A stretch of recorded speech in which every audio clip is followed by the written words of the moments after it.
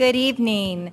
I'm calling this meeting of the Sacramento City Unified School District's Board of Education back to order. Item 4.0, the call back to order, followed by 4.1, the Pledge of Allegiance, which will be led by Superintendent Aguilar. Thank you. Please stand.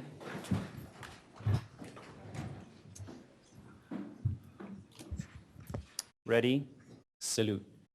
I pledge allegiance to the flag of the United States of America and to the republic for which it stands, one nation, under God, indivisible, with liberty and justice for all.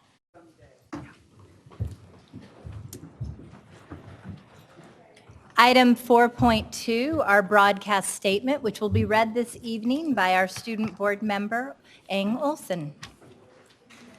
This meeting of the Sacramento City School Board is being recorded in its entirety and will be cablecast on Metro Cable 14, the local government affairs channel on Comcast Consolidated Communications and AT&T Uverse. Today's meeting will air Sunday, August 18th at 9 p.m. and Monday, August 19th at noon, and also webcast at www.sacmetrocable.tv. We welcome members of the audience to address the board. Please complete a speaker form located in the back of the community room and give them to our communications representative, along with any handouts you may have for the board prior to the conclusion of the item's presentation. Please speak into the microphone when addressing the board and state your name for the record. Please limit comments during public comment to items that are not on the agenda. If you do comment on an item that is on the agenda, we will ask that you please defer your comments until your item comes up on the agenda. Please also turn off your cell phones or place them on silent or vibrate. Thank you, Student Board Member Eng Olson. Item number 4.3, our Stellar Student Recognition. This evening's Stellar Student will be recognized by Vice President Wu. We have the Emotional Quotient Ambassadors from John F. Kennedy High School, Shakira Jeffries, a 2019 graduate, and Princess Ong, an incoming junior. I'll try to make it through. Shakira Jeffries graduated from Kennedy High School in June 2019 after spending 4 years as a proud Kennedy Cougar. While at Kennedy, she participated in Link Crew and softball and was selected to be one of the school's 12 EQ ambassadors during her senior year. She'll be leaving for Mills College next week, where she will continue her education so that she can be a nurse practitioner later on in her life. She attributes her many successes and accomplishments to the most important people in her life: her mother, her grandmother, and her baby niece. Her greatest inspiration and motivator has been her mother, because her mother has taught her that working hard is worthwhile. Shakira believes that one of her greatest strengths is her ability to lead. As an EQ ambassador, Shakira used her leadership skills to serve the Kennedy community. When asked why she was so committed to the EQ ambassador program, she stated, "I felt like I could improve school culture and climate by bringing people together in a positive way, and that's what I did." Princess Ong will be starting her senior year this fall at John F. Kennedy High School. During her 3 years at Kennedy, she has participated in swimming, water polo, student government, basketball, and the EQ ambassador program. She looks forward to finishing high school and pursuing her education in medicine so she can be an oncologist. Seeing her mother go through the hardships associated with cancer and going to doctor's appointments with her mother has inspired her to help others who have been diagnosed with cancer. Her greatest role models and people who have inspired her are her mother, her father, Assistant Principal Budaraga, and her fellow EQ ambassadors. She believes that what motivated her to serve as an EQ ambassador was her own awareness of her lack of maturity and mistakes she made as a freshman in high school. She approached her EQ work as an opportunity to teach others how to acquire skills necessary to be productive community members and good human beings. She wants to help others be kind, empathetic, and understanding. Please join me in congratulating them, and you two have the microphone.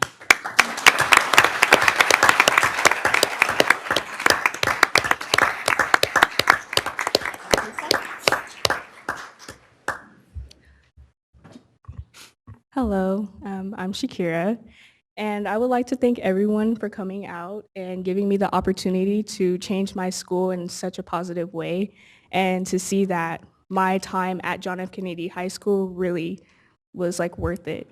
And I was glad that I really had the time to make change. Wonderful. Hi, thank you for the award, and I would like to thank you, everybody in here, and especially our assistant principal, Ms. Petrago, for giving us this opportunity, for helping others, for being able to help others in our school with their mental health, especially. And yeah, it's been a great 3 years at John F. Kennedy High School. Thank you. Congratulations. If you'll stay there for a moment, Vice President Wu is going to bring down your certificates of recognition and take a photo with you. Thank you.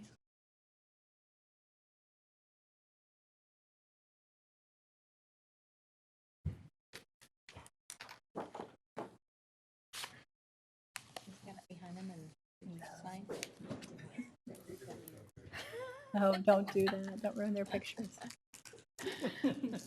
Congratulations.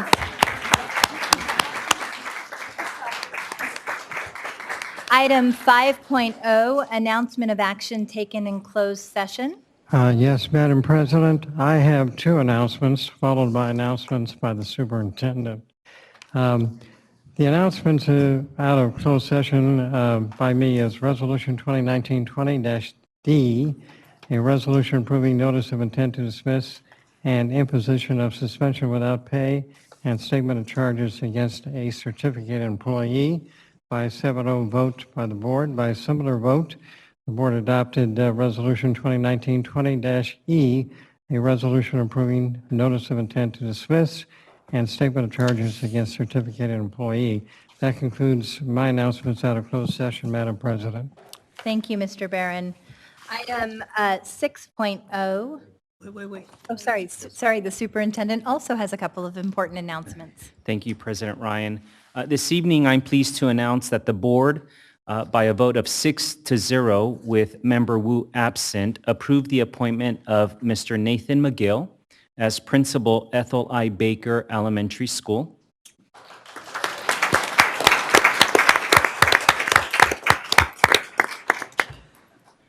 I'm also pleased to announce this evening that the board, by a vote of 6-0 with board member Wu absent, approved the appointment of Ms. Michelle Blanton as principal at Leah Tata Floyd Elementary School.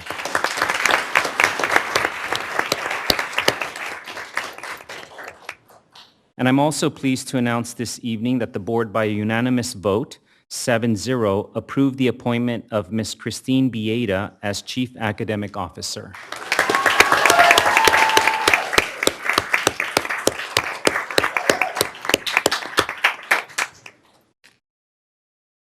Thank you, Superintendent. We know that Ms. Bieda has a huge pair of shoes to fill after Iris's departure. Iris, we are so grateful for your commitment and service, and we're looking forward to having Christine Bieda occupy that seat next. 6.0, agenda adoption. Do we have a motion? So moved. Do we have a second? Student preferential vote. Aye. All those in favor? Aye. The motion carries. Item 7.0, public comment on non-agendized items. Madam President, if I may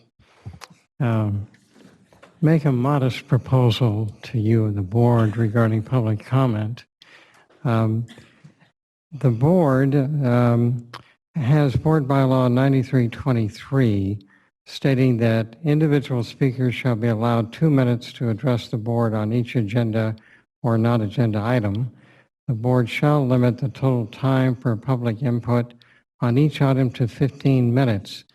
The only exception would be with board consent to lessen or slightly enlarge the presentation. At the last board meeting, there were some technical problems, but the board does not have the ability to silence a microphone from the podium. From a technological point of view, it does not have that ability to do so. So my modest proposal for your consideration, and in keeping with Board Bylaw 9323, is that the individuals who wish to address the board have their 2 minutes, and if the board desires, and the board wants to proceed accordingly, would have a 1 minute grace period for a total of 3 minutes, if allowed by you as the board president. But the parameters, unless there's consent from the entire board, is that it's a 2 minute presentation by your bylaw. You could allow, if you want, a 1 minute grace period for a total of 3, depending on the item, and that the total should be 15 minutes by your bylaw, but with the consent of the board, could be enlarged or diminished. If a speaker exceeds the 2 minutes plus a 1 minute grace period, I would suggest, but that again is a board issue that you can reflect on and decide whether or not you want to proceed, is that staff does have the ability to silence the microphone at the podium. You could permit the staff to silence the microphone after 2 minutes plus a grace period of 1 minute. But again, that's within your discretion as a board on proceeding for public comment. So that's the modest proposal I would make so that you can comply with Board Bylaw 9323. Sorry it took me so long. Thank you, Mr. Barron. So for consistency and procedural purposes, I want to again reiterate, you are saying, consistent with what we have done before, each public commenter would have 2 minutes. We will wrap them up at 2 minutes should they continue beyond that if the board agrees at a certain time limit, and this point would be 1 minute over tech, and tech is actually the individuals with the ability to cut the mic, would be able to do that moving forward. Do we have a motion from the board for recognition of that agreement from a procedural standpoint and for consistency purposes moving forward? Yeah. We have a motion from Member Morowski. Do we have a second? Second. All those in favor? Aye. Aye. Any opposed? The motion carries. Thank you. Public comment 7.0. We have public comment on 9 non-agendized items. Again, we have 2 minutes per public commenter on each non-agendized item. Thank you. I'll cut you up in order. Monica McRow, followed by Trudy Moore, Art Taylor, Cecile Nunley, Benita Ayala, Chris Pooley, Kara Seinhorst, and Nikki Malevsky.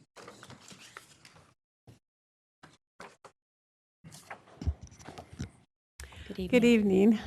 Good evening. I'm Monica McRow. I'm the homeless coordinator for the district, and I coordinate the McKinney-Vento homeless services for our homeless students, and I also coordinate donations throughout the year for our neediest students, including homeless. And this all happens through Parker Family Resource Center, which is part of the Student Support and Health Services Department. I'm here tonight to acknowledge some of our donors who stepped forward to help our students start the year off right. And the first group that I want to acknowledge is the Franchise Tax Board. And I know some of you were at the event this week. I don't know what happened to the little video, but some of you were at the event this week. It was a lot of fun. I enjoyed it. The Franchise Tax Board, their employees had a donation drive. They donated mini backpacks and school supplies. And they've also expressed an interest in continuing a partnership with our district. The other group I want to mention is the General Douglas MacArthur Lodge, oh, there it is, 853, and the SITCAP Foundation. This is a donor group that provides donations every year to Parker Family Resource Center. And this year they did that again. And they donated backpacks and supplies and hygiene products, and they focus on the middle and high school students, which have very special needs. And they've been very generous with our program as well. The other group that I want to mention is the Volunteers of America, and they do the Operation Backpack every year. And they've been an annual donor of our program. And in fact, we just picked up their donation today. And they provided about 5 pallets worth of supplies and backpacks for our students so that they could start the year off fresh. And then the last group that I want to acknowledge is the Sacramento County Office of Ed. And they very generously donated 2 large boxes of brand new backpacks for our students. Thank you. So that's it. You're- Okay, thank you you can very please much. wrap up. Thank Okay. you. Ms. Nunley?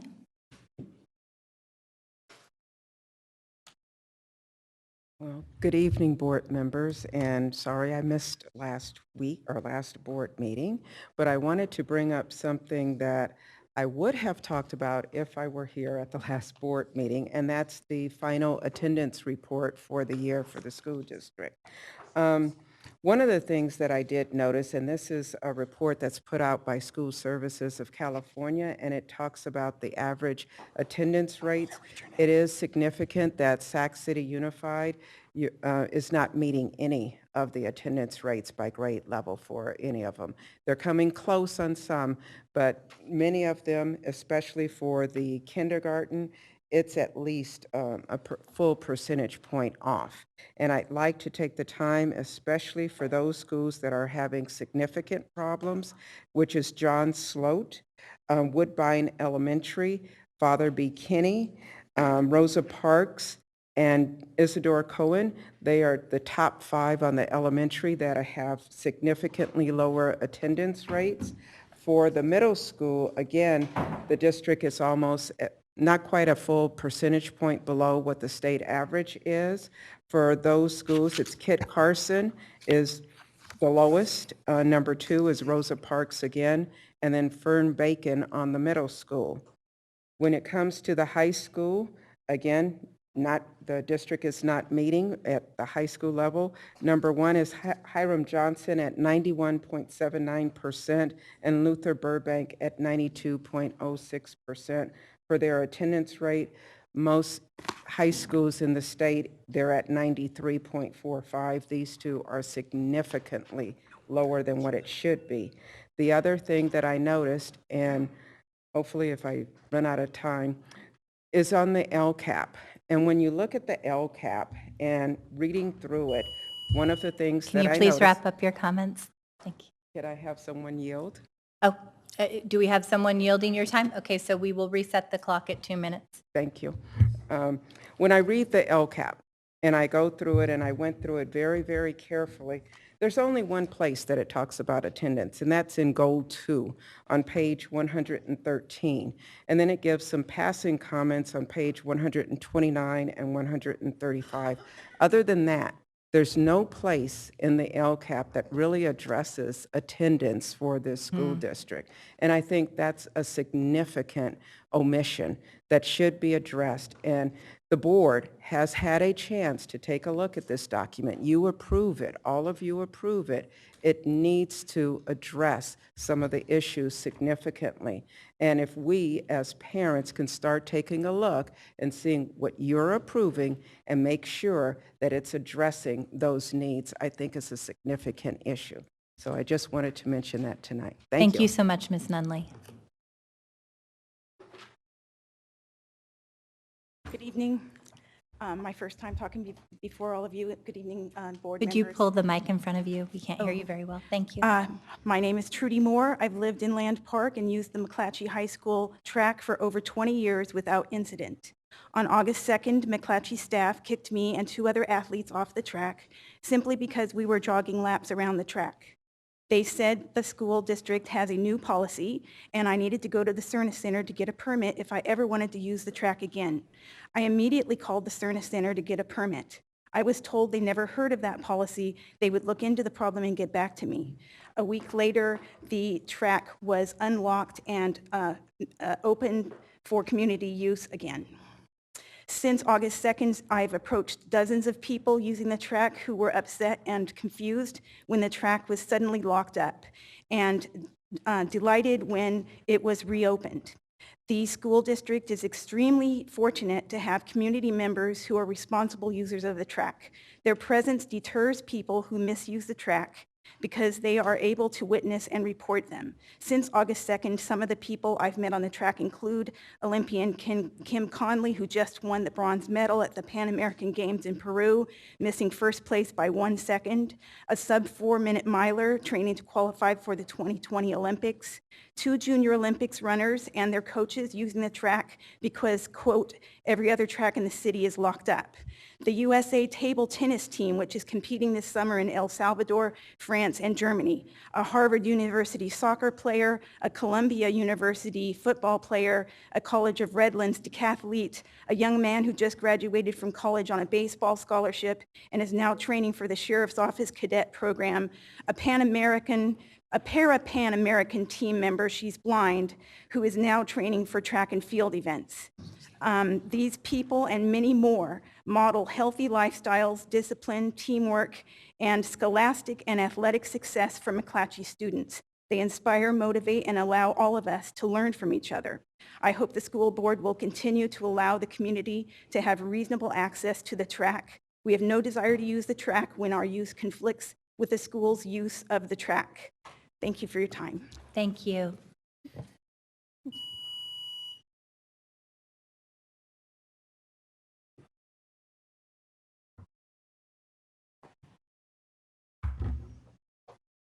Good evening, school board. My name is Art Taylor. I've been a Land Park resident since 1983.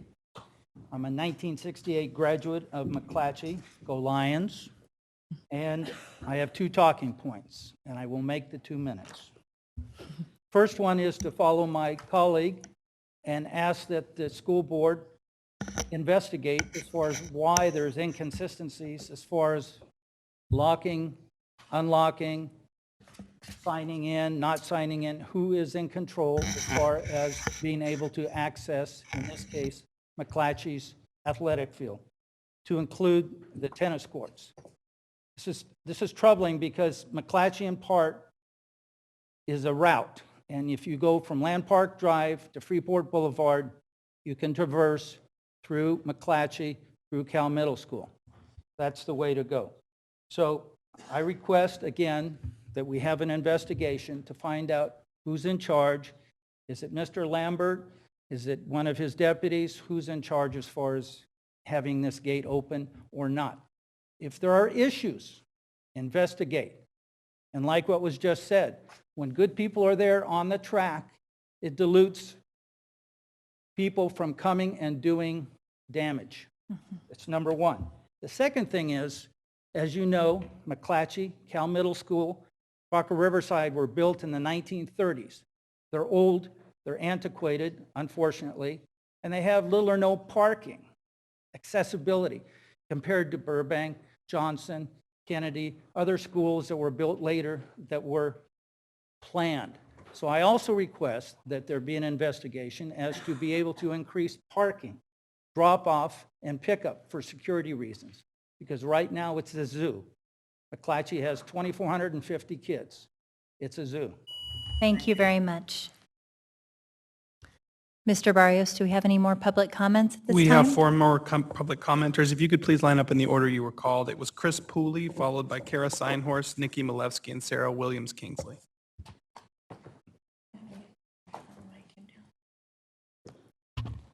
Thank you, board. My name is Chris Pauley. I've been teaching 20 years in the district, 16 at my current school, which is Luther Burbank High School.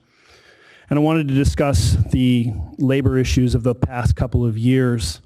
At the beginning of the labor issues, it was simply a question of whether or not it was the administration and the board not being able to do their job, or whether they were just doing stuff that we disagreed with and we thought was wrong, or whether they were doing something that was ethically wrong on purpose. And the answer, it seemed, might have been the first when in early March the FCMAT wrote to the superintendent and said that he did not have confidence that the district administration, quote, could, or they don't have the capacity or willingness to produce accurate data. So you would think that maybe it was just they didn't know.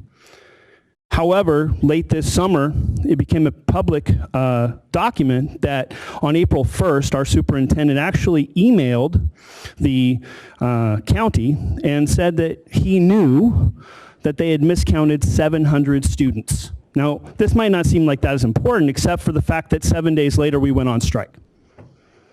Now a new word seems to be coming up, and that is spite.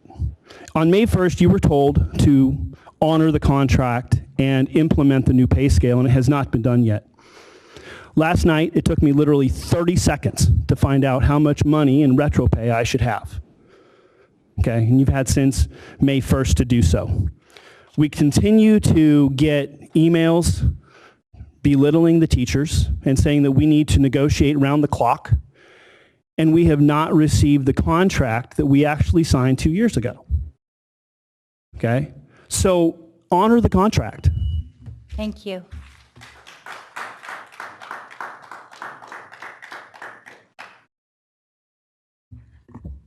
Good evening. I'm Kara Seinhorst.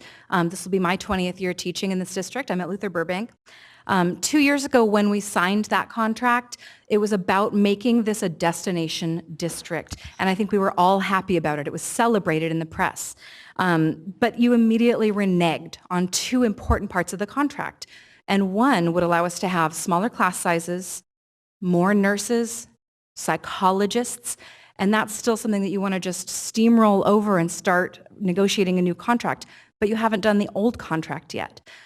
Furthermore, the salary schedule took arbitration to get you to put it in place. I understand that we will have it in place when we come back to school in the fall, and I'm glad for that. But we won't have our retro pay, and that's money that we already worked for and that is owed to us. And like Mr. Pauly, I figured it out with a pencil. It took me a minute. I guess he's a little better at math than I am. But I don't know why it's being withheld unless it is truly an attempt to just punish us or put pressure on us. Like I said, I've worked here 20 years, and I don't think I've ever felt more disrespected. Furthermore, I'm glad that you have 96% of the vacancies filled, but that still leaves 4% unfilled, and I think that's more than 100 teachers, which could be something like 2,000 or more kids without a teacher on day one. So I hope that we can get that resolved, please. Thank you. Thank you.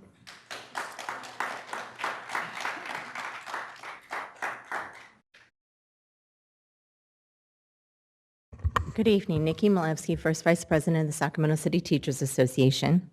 Last week, we made a proposal to the district to work around the clock to resolve a number of issues that could clear the path towards a more productive relationship. We want to reiterate our proposal. In a recent communication from the superintendent, he offered several dates that decision makers in the district, and we hope that includes the superintendent and board president Ryan, are available for negotiations. We will propose meeting on August 22nd for the purposes of addressing our most immediate issues. Number 1, retro pay. Number 2, expedited arbitration regarding the health plan implementation. 3, filling all the job vacancies so their students have credentialed teachers the first day of school. 4, rescinding the horrible cuts to child development. 5, rescinding the cuts to classified staff. And 6, addressing the more than 30 unfair labor practice charges that led to the strike on April 11th. Our discussion may be a little less contentious, considering that the district budget now includes the 730 students that were missing last spring, but also an additional $6.4 million for special education. Furthermore, we note that the new budget includes an extra $4.1 million for additional staff based on revised enrollment projections. We can't emphasize how important it is for the district to use accurate enrollment numbers so that our schools are staffed appropriately. Like many, including FIGMAT, we have been frustrated by the wildly inaccurate projections that the district has produced. In addition, we appreciate that the school board voting to support the much-needed Schools and Community First ballot initiative. CTA, along with other major supporters of this historic initiative, have decided to revise the initiative and will be recirculating petitions to secure its place on the ballot. Joint work on this initiative in this area is something that we hope the district leaders will work with us to accomplish this mutual goal. Finally, in the aftermath of the ICE raids in Mississippi, we are pleased to announce that we'll be working with Luis Cespedes and Cruz Renuso Bar Association to develop professional learning modules for SETA educators and how educators can best provide supports for our students and their families in this environment. We will also Thank be you, working member. together with them to develop and facilitate you. the implementation. We can argue about this another time. SCTA has 15 minutes on every board meeting to give our report. Implementation of restorative practices culture here in our district, something that we first proposed in the district in 2016. As you know, we jointly developed a restorative practice proposal with the Black Parallel School Board that began with implicit bias training for all certificated staff, but the district rejected that proposal. Even after the contract settled, we continued to propose the implementation of a bottom-up restorative practices initiative. Almost 1 year ago today, SCTA President David Fisher and Carl Pinkston of the Black Parallel School Board wrote a joint letter to your Superintendent Aguilar requesting the opportunity to meet and discuss moving forward with our restorative practices proposal. Thank you, Ms. Milevsky. Beginning with implicit bias training for all I staff. have reviewed the provision that you were talking about. It's for the first board meeting of every month, the organizational report. This is public comment on non-agendized items. It is Please for wrap all up. board meetings that we would have 15 minutes. So This is public comment on non-agendized items. This is not organizational reports. we would love to hear.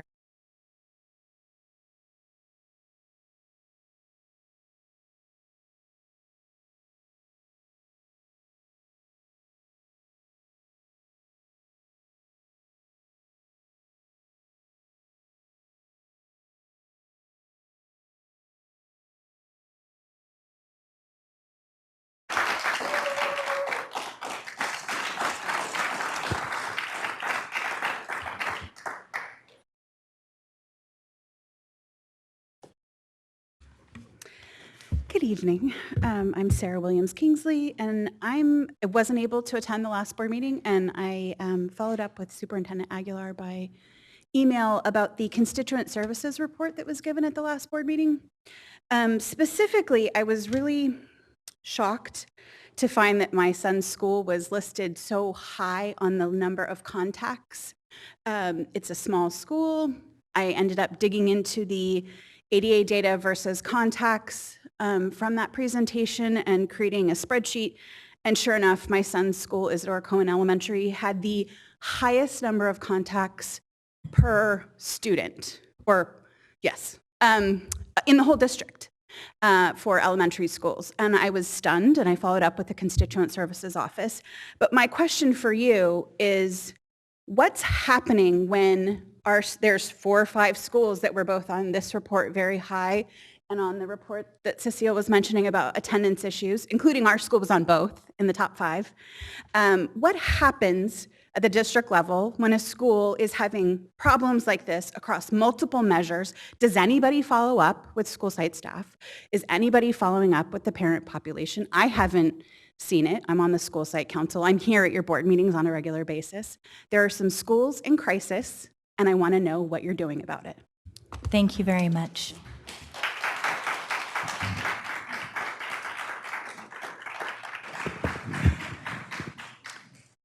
Do we have any other public comments? No further comments. Thank you, Mr. Barrios. Item 8.0, Board Workshop, Strategic Plan, and Other Initiatives. Item 8.1, our Summer Strategic Partnerships. This evening, we'll have 2 items, the Labor Management Institute and the Public Education Leadership Project.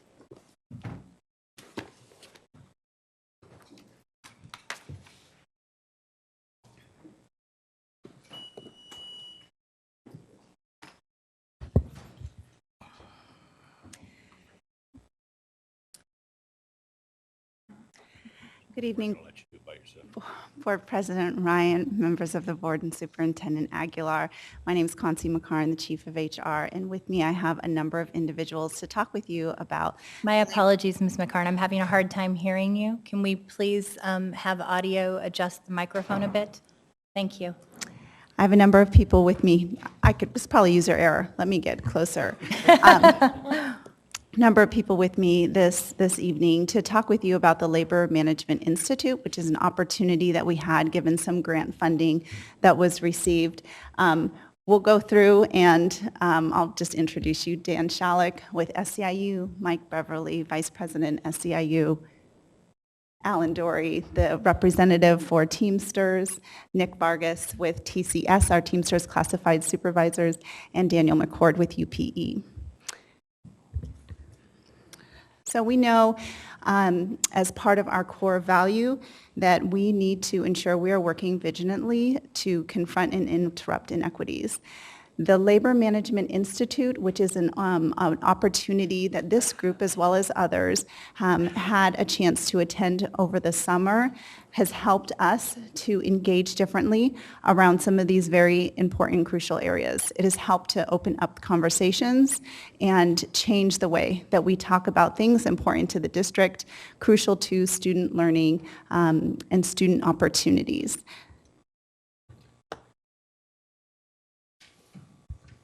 Thank you. Good evening. We up here as members of LMC who meet regularly, we truly believe that LMC can foundationally change the way decision-making is made in our district between labor and management. We believe in collaboration, which goes right along with California LMI's their primary initiative, some of their things. They were organized in 2015. It is to make labor management collaboration and just a vital part of our public schools. To date, they've had over 140 different school systems and districts participate, including some of our neighbors, San Juan, Twin Rivers, Folsom, Cordova. San Juan, as a matter of fact, is listed on their website as one of the models. They have 3 case studies, and San Juan happens to be one of them. One of the things that they offer is just a list of resources, one of them being a 2017 study out of Cornell and Rutgers, which goes right along with what our district is hoping to do. That this work, meaning the work of collaboration, can make lasting impact on public education's ability to ensure that all students in the state, including those in our district, have a strong foundation, and as well as that the outcomes are equitable for all of our students. These are some of the partners that are part of the LMI. It includes 2 of the largest, if not the largest, teachers associations in the state. It includes CSEA, the Department of Education for the state, AXA, CSBA, and others, just to show the importance of the various partners. They recognize the importance of the work that this organization can do. Thank you. Good evening, President Ryan, members of the board, Superintendent Aguilar. I felt compelled to speak this evening on behalf of the LMC and our experience at the LMI Institute Conference due to that we are not unique in our issues that we face today and our challenges. Other districts have faced them. Other districts are facing them now that we collaborated with when we were at the conference, and we were witness to best practices that the districts have implemented and that they have had success in implementing with all their labor partners. Basically, our labor partners are able to have a voice and to establish a closer relationship with administration. And that's what the sole purpose of the conference was to do, was to bring labor and management together and have a conversation and share concerns and implement ways that we can improve on district policy and our everyday business. So I was grateful to have experienced that. I think a lot of good came from it, and I think going forward, we still have a lot of work to do, but we have the people that are willing to do that. And all partners were represented here in this snapshot. Teamsters, TCS, UPE, SEIU, and if I'm missing anybody? No, you got everyone. Oh, I'm sorry. And then having said that and having collaborated with other labor partners, we very much would like to have our SCTA be on board and come and talk, come and hear, come in and have their input on how we could move this district forward. I think it's vital that all labor partners be here, not just us, because we can't do it alone. And so, having said that, I think, like I said, we have work to do going forward, and we have all the right people in place to make that happen. And I appreciate your time tonight. Thank you. Thank you. Alan? Alan Dory, business agent with Teamsters 150. So on this slide here and thing, I mean, this is really showing the what, you know, what we're doing and how the process works. When you look at some of those things, and I'm not going to read each of them, but securing accountability, I mean, there's this training that we get while we were down there at LMI. We got to listen to what other districts are doing for a solution. So, my gosh, we don't have to necessarily rebuild, you know, the car or reinvent the wheel. And it makes a big, big difference to see other people going through the same struggles or different struggles or similar ones and realizing that there's a solution. In fact, other districts have gone through a lot of really bad problems like the ones we're facing with our economics, and they found ways to come out on the other end healthy. And that had a lot to do with their labor and management working together. Looking at this here, I mean, on this thing, securing accountability, we talked to the district as labor unions about things that we know the communication wasn't there for before, like we replace windows on a building they're going to tear down a week or two later, or a month later, or a roof. Just total waste.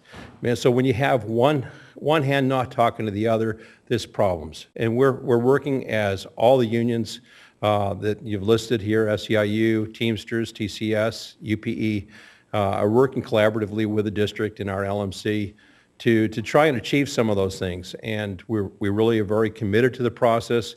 I came down to this last LMI in San Diego. I came back from my dad's funeral a day early, flew back to do it because that's where my commitment is. There's a lot of kids in this district that need our commitment behind it. I heard one of the teachers' union officials, the teachers saying that they wanted to sit there and see restoration of some of the classified layoffs. So I'm appreciative that they care about some of our positions too, as we care about all the positions, whether it's teachers or Teamsters or principals. It all comes together. It's not like there's a rowboat with just one oar in the water on one side, because we're going to go in circles. I'm going to invite the teachers to join LMC again. If they don't want to meet with the district, the bargaining units meet first. They can meet with strictly us, and then if they get their feet in the water and they feel safe, maybe they can get a little bit more mold and join the rest. But at least I hope they have conversations with the other unions so we can all work together. We're all in the same boat. We can't say, gee, your side of the boat has a hole in it, your feet are getting wet, but ours are fine. It doesn't work that way. So that's my comments on it. This LMC and the LMI works well. Thank you. Thank you so much, Alan. Good evening, everyone. I'm Dan Shalek. Thanks for having us here. And we want to say, SEIU would like to say thank you for helping facilitate and find the grant money to allow us to come. As you know, as labor partners, it's pretty normal that we don't always agree with each other, and even amongst ourselves, and that's normal, and we expect that to be part of the process. But we found it very productive to be in an environment where we got to sit down together and talk about bigger topic issues, and that's what the LMI really allowed us to do. We certainly felt like we were able to grow in respect and understanding for each other and the other labor partners, so we want to say thank you for that opportunity. We liken the district to a family, and families fight, but I think it's important to come back to the dinner table on Sunday, and this was an opportunity for us to get together and talk. I'd like to see that happen more, and in the spirit of that, I want you to know that we are trying to work together to create a picnic. It's an event in the future for all district staff and all their families, regardless of any opinions, so that we can show that we're in this together. Thank you. Thank you very much, Dan.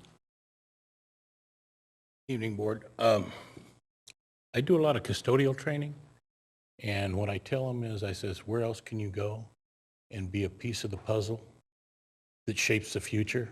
and that's what we all do. And I thank you for the opportunity for us getting together.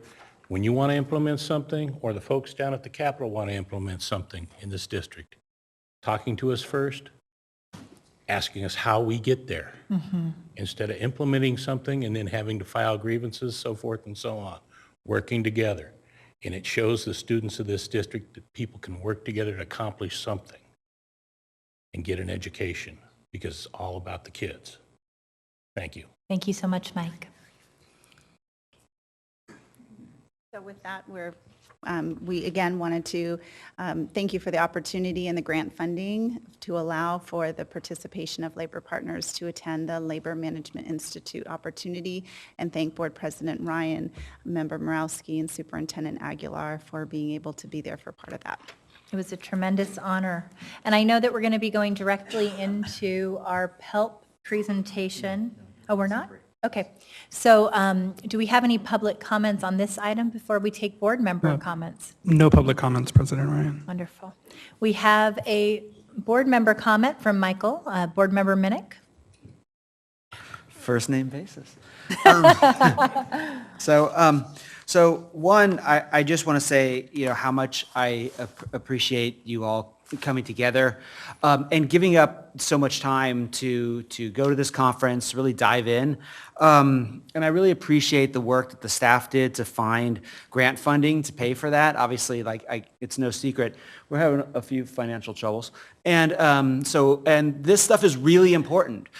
So important that I would almost say it would be worth paying for, even during financial struggles. But luckily we didn't have to because funding was found for that. And that's not easy to fund this kind of professional development. So I appreciate that. And it was nice when I heard, Mike, you said, ultimately, this is just all about the kids, and we're all part of this puzzle that is, focused toward student achievement. And I think that's true, and I think sometimes we lose sight of it as we're, maybe some of us who are more, a little bit less connected to the classroom, not always realizing just how important each of those pieces are, and to be a fine-tuned, well-oiled machine. Sorry, that wasn't as good as their analogies. I also really appreciate the analogies. I did want to ask, and maybe this might be a question for Ms. McCarn, how common is something like what we've seen today? Obviously, you went down to the Labor Management Institute. You saw other groups that are doing similar kind of comings together of labor groups with district staff. How common is that? Because I know for someone that's been, in and around this district for 16 years, this is new and exciting, but I'm curious, is this happening other places? Is it more common than not, or are we, a rarity that we're getting to do this? Good question. The Labor Management Institute offers a variety of professional development opportunities and really focused, as we've said, on helping labor and management engage in conversation in meaningful ways. And one of the things we saw when we went down there really over those 2 days were about 400 participants, with many districts having representatives from bargaining units. We were fortunate to be a district highlighted for having not only bargaining partners and staff, but also school board members and our superintendent in attendance as well. And one of the things we really, as a group, talked about that was of value is hearing specifically from those other districts who are further along in the process, as well as those that are similarly where we are. Looking at, as one of the next steps with LMI support, we're hoping to do some regional convenings to work with, you heard there, San Juan was highlighted as a district who's engaging in this work and really having significant impacts and things like that. Thank you. Member Morawski. Thank you, President Ryan, and thank you, Ms. McCarn, for the presentation, and all of the labor partners for the presentation and for just being part of this really important work. I had the honor of attending the Labor Management Institute in San Diego with all of you and more. And given the defining challenge in our district really seems to be around the ability to work collaboratively towards shared goals. I think this is the most consequential and inspiring learning that I have done so far in my time on the board. And one of the most compelling things I got out of it that I wanted to share is that having a collaborative relationship doesn't mean that anybody's giving something up or getting weaker by collaborating, not like giving in. On the contrary, a lot of folks talked about how collaborative relationships strengthen both the district and the labor union partners because it allows them to understand each other better, to be more effective in their respective roles. So from the union side, I heard, we get better access to administrative staff. We're able to inform initiatives proactively before they get implemented. And the district staff is then able to make decisions in a way that benefit our members and that are more effective. Things have better buy-in from the very get-go. And the way it works is just that having built a relationship by understanding the true needs and constraints of all the parties, and it just makes sense to do business that way. So I know there's some folks who think collaboration is a dirty word, honestly, like that, you have to sell yourself out or something if labor is collaborating with management. And, what I saw down in San Diego convinced me that is totally wrong-headed, and it's just not a way to do work in a school district because we're so interconnected and we're all working on behalf of students. And so you're at the same table when you're working in a collaborative relationship. And it's not a question of eliminating challenges because challenges will be there regardless. The question is, when challenge arises, what infrastructure is in place to resolve those challenges? Do we declare war and insist there's only one way to move forward? Or do we do the hard work of trying to understand each other and figure out a way forward together? So if you recognize that you're partners and not adversaries and work in a shared space of understanding, you're not, seeking to undermine each other or destroy another party's credibility because that drags us all down. And it destroys morale across the entire district, and everyone can feel that. So I just wanted to share one concrete example, if I may, from an individual I met down there who is from CSEA, represents the classified employees at his site, and they use learnings from LMI to develop a collaborative communication structure that includes monthly meetings with district staff. So they have a shared Google document or something like that, and anyone can add an agenda item, among the union leadership and the administration. And then they meet on all the issues. They address issues. They talk about rumors that they've heard. They follow up on things. And because they have that basis of trust and the infrastructure in place for that ongoing relationship building, they have a way to work through problems. So when you don't have that infrastructure, that's when the communication breaks down and mistrust breeds more mistrust. And it's a cycle of dysfunction, basically. We don't have to do business that way in this district. I hope we don't. And not just because it's nice, but because all the districts that have significantly improved student achievement have used more or less this approach. So I look forward to, for when we can all come together and build an infrastructure that works to have that shared understanding. And I'm very grateful to have been part of this work and look forward to continuing. Thank you so much, Member Morawski. That was beautifully said. I have to say that having an opportunity to participate in the Labor Management Institute, I was so incredibly inspired. I was inspired because Mike said very early on that having spent decades in this district, he's been through more than 20 superintendents, and he will not retire until he has stability and continuity of leadership. We talked a lot about this idea that we will not agree all the time, and really part of the Labor Management Consortium is laying the foundation for principled discussion and debate so that we build and continue a relationship through disagreement. One of the things that I loved in Superintendent of Public Instruction Tony Thurman's invitation to leaders across the state to participate in the Labor Management Institute was he talked about it as being one of the only paths forward. And much of what we learned in the days that we were there was not just best practices from other districts across the state, but this idea that in a post-Janus world, unions became stronger when they built relationships with management that were rooted in shared intention and purpose that was connected to student achievement. That in fact, stronger labor collaboration led to stronger student achievement. And I think one of the most inspiring things that I heard consistently from our partners who are here presenting tonight is that we are all on the same team. And that if we assume good intention and continue to do the difficult work of labor collaboration, we can in fact chart a course forward that will ensure not only continuity of leadership, but that leaders emerge at every level through every rank of our labor partners for the years to come. One of the things that you said that I thought is something that will sit with me for many years is that hurt people hurt people.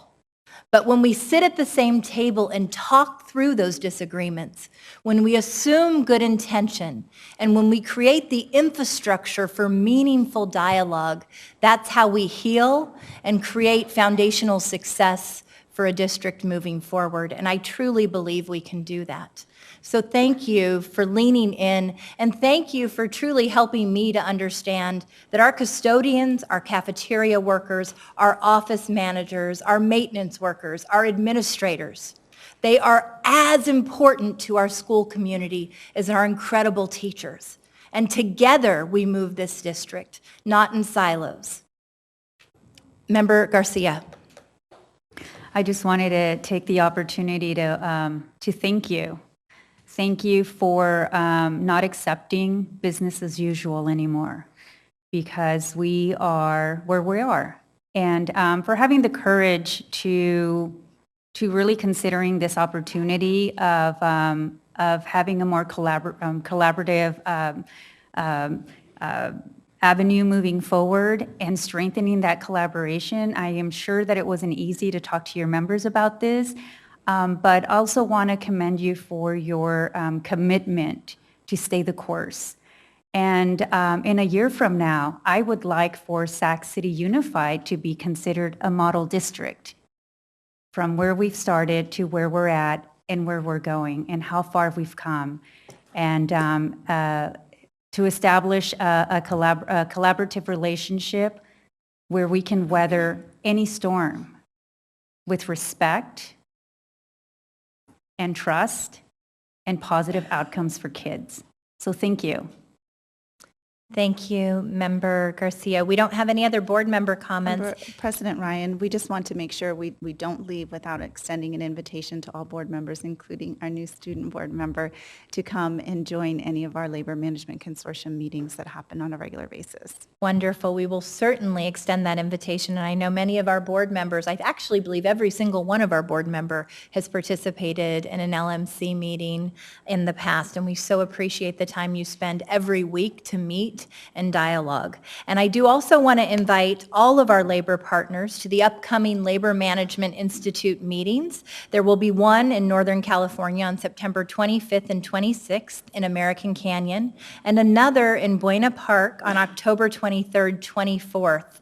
We would love to ensure that the Teamsters, TCS, UPE, SEIU, and SCTA are there together in moving this dialogue forward.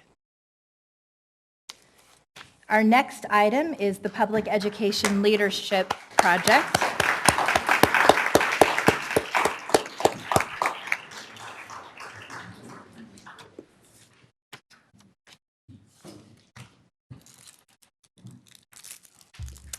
Wonderful.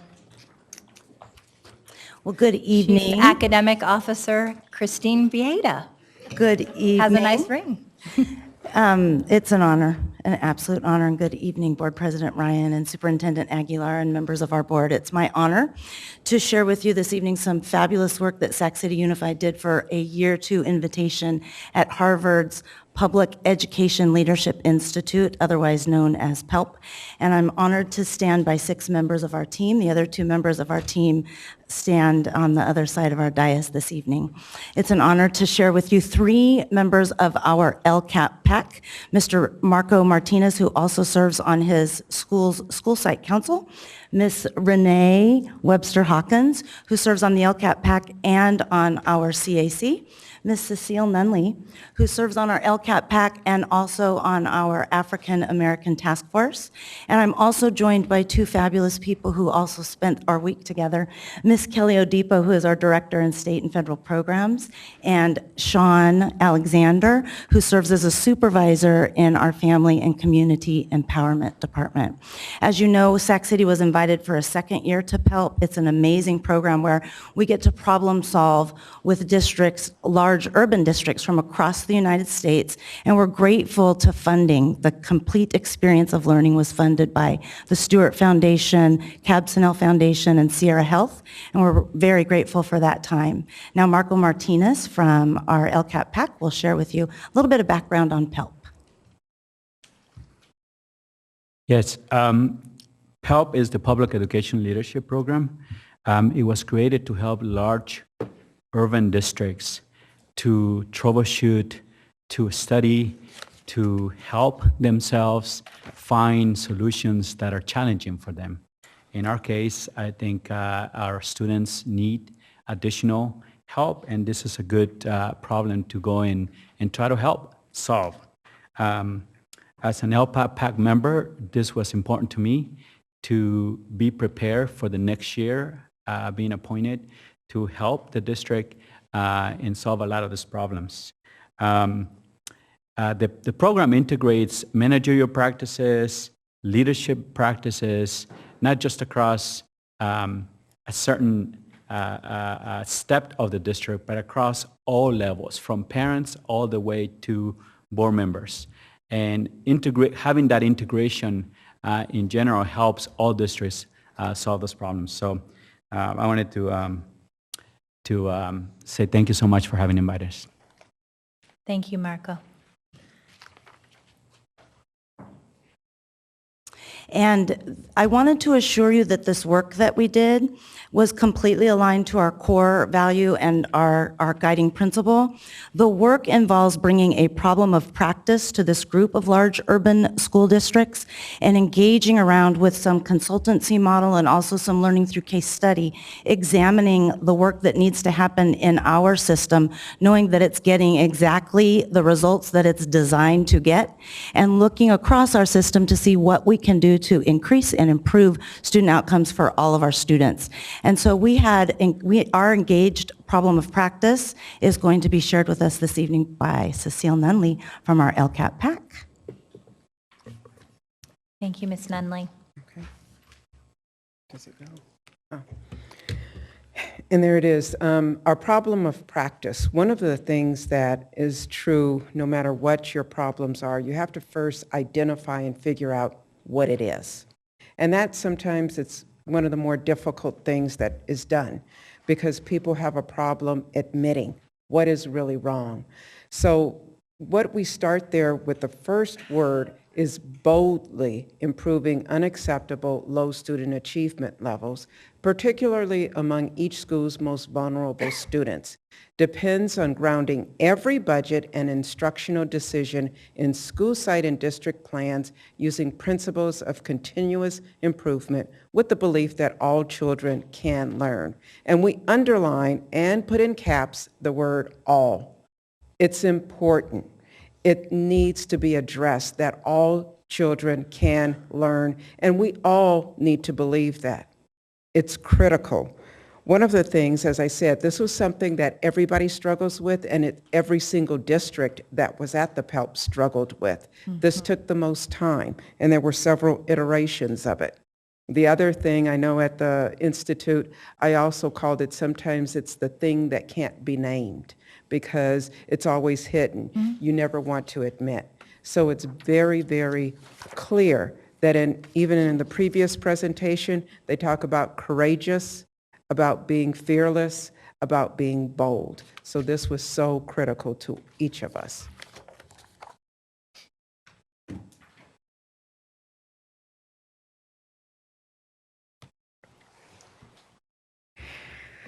So we boldly delved into what we believed to be the root cause of this problem of practice. And our process was guided by the ABLE facilitation by a doctoral candidate associated with the Harvard Graduate School of Education. And what this amazing team identified is that despite many efforts for many years by this board, the cabinet, and the entire faculty throughout the district, these efforts have failed because of the lack of a uniting mission and system of accountability to our most important stakeholders. Specifically, we identified the fact that the demand for student achievement originates in every single family who resides within the district boundaries, including those who have children in the district and those who vote for you. Indeed, the community voices making themselves heard recently through the African American Achievement Task Force, the DLAC, the LCAP PAC, the CAC, the Student Advisory Council, and the Student Site Councils, all of these voices originate in a family space, and they are looking squarely at this boardroom for improved student outcomes. In turn, this board is looking to the district's educational leaders for improved academic and social emotional outcomes for our students, and the success of those efforts is to be measured squarely and only by student success. The PELP team concluded that because this district lacks a rigorous governance structure expressly based on this accountability, which we've called a mission of family room to boardroom to classroom to student success, we have a culture of accepting or maybe feeling disempowered to change the status quo of unacceptably low student outcomes that disproportionately impacts our students of color, our economically disadvantaged students, and our students with disabilities. And additionally, without this intentional focus on student success and sense of accountability to the community, we have inherited a culture where success has been traditionally measured more by accomplishing transactional tasks, and also oftentimes where individuals refrain from disrupting the status quo or being a change agent for fear of being targeted. So what we seek to establish through the proposed strategy and action plan that you'll hear about is a new governance structure that supports and expects courageous leadership at every level in support of this new mission, and that challenges each and every adult in this system to be stewards of every student's success and for being personally responsible for ensuring that the politics remain external to the good work of believing that all students can learn and that all students have an equitable opportunity to achieve their highest potential. Mm-hmm. Very powerful.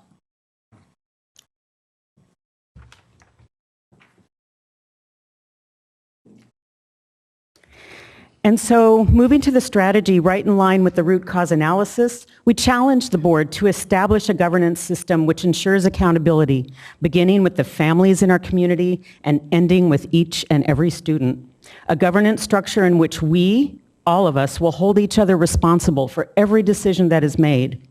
Embedded in this governance structure will be an express and intentional alignment of every program and budget decision with our local control accountability plans and annual service plans, of every district-wide plan in tight alignment with data-driven school site plans, and of every instructional decision impacting a student based on what that student needs to succeed.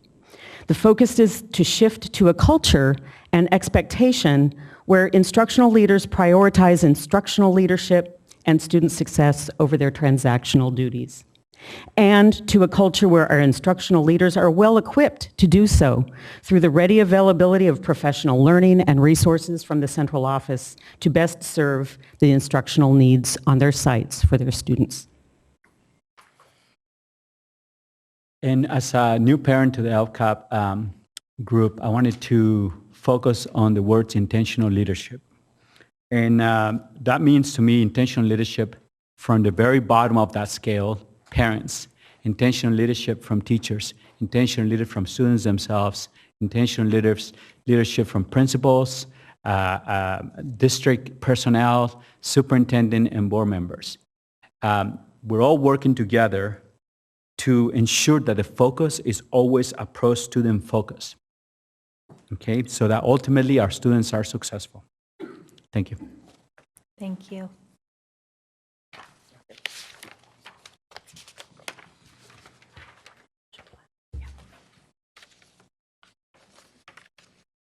So on the action plan, there were several items, and of course, the first one was governance training with the board, which I believe the board has already started some of this.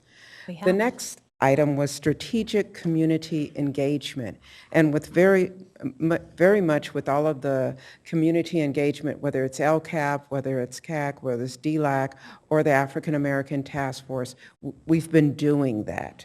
The other item, however, that we really want to focus on is a board report card, because we want to be sure that we're holding everyone accountable, including all of you as the electeds. One of the things, and I would like to possibly present that here, is many times, even though most of you are elected by area, when it comes to voting on the board or budget, or when it comes to voting on the LCAP, you guys have to vote as a team, and you vote on the whole thing, not just the budget for your little area. It's the entire thing. So we feel very strongly the board needs to be focused together on student achievement. And then, of course, board direction to align the budget and the program plans for student achievement, for student improvement. Oops, sorry. Okay. So one of the outcomes of this work is better school site plans, and it translates into more improved outcomes for students. Last year, we worked in our SIPSA work team, which consisted of district office staff, principals, and instructional assistant superintendents. So one of the things that this team was charged with was developing the cycle of continuous improvement tool for, thank you, for principals to use to develop their first goal in their school site plans. Another part of this team was to provide principals with an opportunity to actually present their work in goal 1 of their SIPSAs, to get feedback from different departments as well as their colleagues. So what came out of this SIPSA work team is an integrated approach. So now we are integrating not only our school site plans, but our budget along with our LCAP process. Born out of this team also was an understanding that we needed to have more integrated and coordinated supports for principals to develop their school site plans in order to increase academic achievement for their students.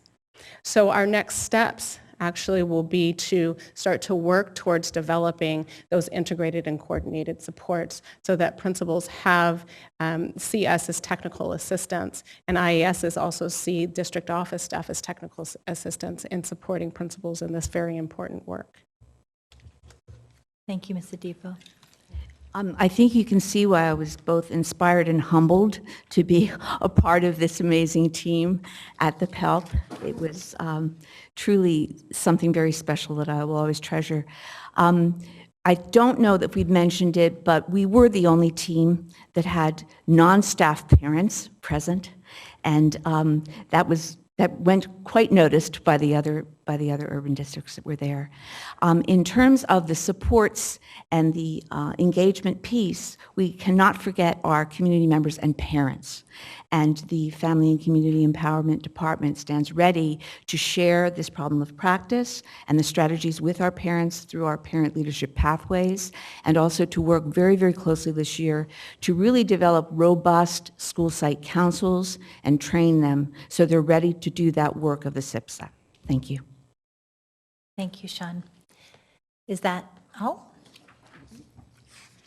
Okay. So in closing, I'd like to echo what Ms. Alexander commented on, that out of the 12 districts that attended the PELP this summer, which represent 5% of the student body in the nation, we were the only team that had parents, even though many other teams spoke about community engagement being part of their problem of practice. So I'm incredibly honored to have been invited. The leadership of this district was notable throughout the districts, and it was very remarked on and remarkable that this team chose to include our parent community. So thank you for authentically engaging with us, and we look forward to moving forward in this work together with the district. Thank you so much, Ms. Webster Hawkins. We do have a public comment on this item? Yes, we have one public comment from Kenya Martinez. Thank you, Ms. Martinez. Good evening, members of the board. I'm just going to reiterate something that I've said over and over again, and that is about parent involvement. This is key to making sure that you have people who stand behind the decisions being made for the children in our district. I just want to reiterate as well the fact that this district has to be inviting to parents, especially on school site councils, and anywhere that in the African American Task Force, the CAC, the LCAP PAC, and in order for that to happen, you have to repair some of the relationships that happened here within the district with some of our parents. So I just want you to keep that in mind as you roll out this new agenda that's going to happen. And that's it. Thank you. Thank you so much, Ms. Martinez. I appreciate that. So do we have one more public comment? Okay, thank you. We are taking no more late additions. That's all my But we want to let you come up. I actually am going to follow up on what Kenya just said, that I mentioned that when the school site council or the SIPSA task force came to you in the spring, that I was disappointed that there were no parents that served on it. And in this presentation, I adore the people that participated in this work, and I'm really proud of them and to work with them in other capacities. But I want to see a plan on your website for how you plan to train school site council members. The website is your public-facing portal for us as parents. The SIPSAs are buried. When I go to my school site council or my school's page on your website, the SIPSA that's listed under those documents is 4 years old. And that is for every single school in this district. There's one page that has all the updated SIPSAs, but you can't find them by searching it. Thank you. It's ridiculous. I read 4 of the SIPSAs just for fun last week after the CBO panel where we talked about SIPSAs. And they need work, and we need better parent engagement to teach us how to do better work. It's not just principals who write them. They're supposed to be a community document, and if parents don't know how to read them and can't write them, we are out of the process. Thank you. I so appreciate your comments, because I have to say, I mean, it was discussed earlier that there was an extremely unusual composition of this public education leadership program team. In fact, the only urban school district that was grant funded to do this professional development opportunity, but also that chose to bring parents. And it was not an easy conversation. I mean, the days were 7 o'clock in the morning off until 11:30 at night doing deep analysis, reading, debate. And one of the things that came out of it was a challenge that we could not tackle a problem statement rooted in aligning the budget with the SIPSA and the LCAP without getting to the underlying causes for much of the mistrust and inability to effectuate the change we want to see for students, particularly our most vulnerable students. Cecile, Renee, Marcos challenged us to go deeper, and with that emerged this idea that real parent empowerment comes with a strategy that is from the living room to the boardroom to the classroom. And that means ensuring that our community is empowered to work with the board so that the board is making decisions not based on what's politically expedient, but what's best for students in the long term with student achievement, and that they're translating that direction to the superintendent so that we are working with our teachers and our school site staff to ensure that that happens. But it can only happen with parent empowerment and involvement at every level, in particular at the school site level, and using the vehicles that we have available to us. And I know that you as parents are very committed to that work. I will just finally say, and then I know we have comments from Member Minnick and Member Morawski. We unpacked a culture in Sac City where quite often our board has been not a continuity of leadership that has allowed for the courage and long-range vision that centers students in everything we do. That quite often board members are here for a few years and moving on to the Board of Supervisors, the council, to whatever. And with that, it makes it easy to not address systemic change, to not look at the overhaul for parent empowerment and student empowerment to change conditions in a system that has been inequitable by design for decades. And what you said is part of this is the buck stops here. We have an opportunity to change. And at all levels, we as parents are more empowered and will hold you accountable to seeing that long-term systemic vision through and centering each and every decision in student achievement. And I'm so grateful for the courage of that commitment that you brought forward in this work. Member Minnick. Thank you. And first, once again, I got to say thanks to the staff for finding grant funds to support this, because again, this is groundbreaking stuff. And clearly by having parents and community members there, we were like especially groundbreaking in this. And we couldn't have done that if we couldn't afford to get you there. So I really appreciate that. I'm really excited about the work that's coming out. I'm not, I thought I was done receiving report cards, so I'm not so excited about that part. But I just, the fact that we have not only, great staff and administration to work on this, but also that we have community members who are just willing to give of themselves so much time and emotion, and to feel empowered enough to be honest and put us on blast when you need to. I mean, that root cause, a board superintendent governance structure focused on student achievement does not exist. Like, I read that and it felt a little bit like a sucker punch to the gut, but it was good to hear, because that's the thing that we need to hear to motivate us. That we need to make sure that we're focused on student achievement first, foremost, only, and to have you like kind of put that together kind of very eloquently and say, like, this is the cause, that's leading to our problem of student achievement, I think is powerful. And I really like the way it's articulated around a mission-based governance structure. I think that a lot of times, not just boards, but administrative, bodies of any sort, get into this mode of just kind of just taking care of the nuts and bolts. And it's easy to lose sight of that. And so our structure needs to reflect that. And so I really appreciate that you eloquently put that out there and kind of threw it in our faces. And I think we need that. So I appreciate it. Thanks for all your help. Thank you, Board Member Minnick. Board Member Morawski.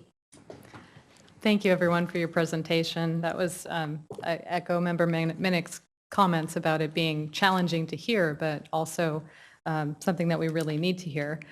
Just a couple comments. I'm really excited about the excitement for better SIPSAs, better school site council training. I think that is a massive opportunity for us to increase engagement and really make sure everything we're talking about here is trickling down to the school sites. And we're also incorporating from the bottom up what we need to need to hear from the community. So if you're going to do a report card, hold us accountable to student achievement, bring it on, because I think we're ready for that. And I welcome that very much. I just had one more comment about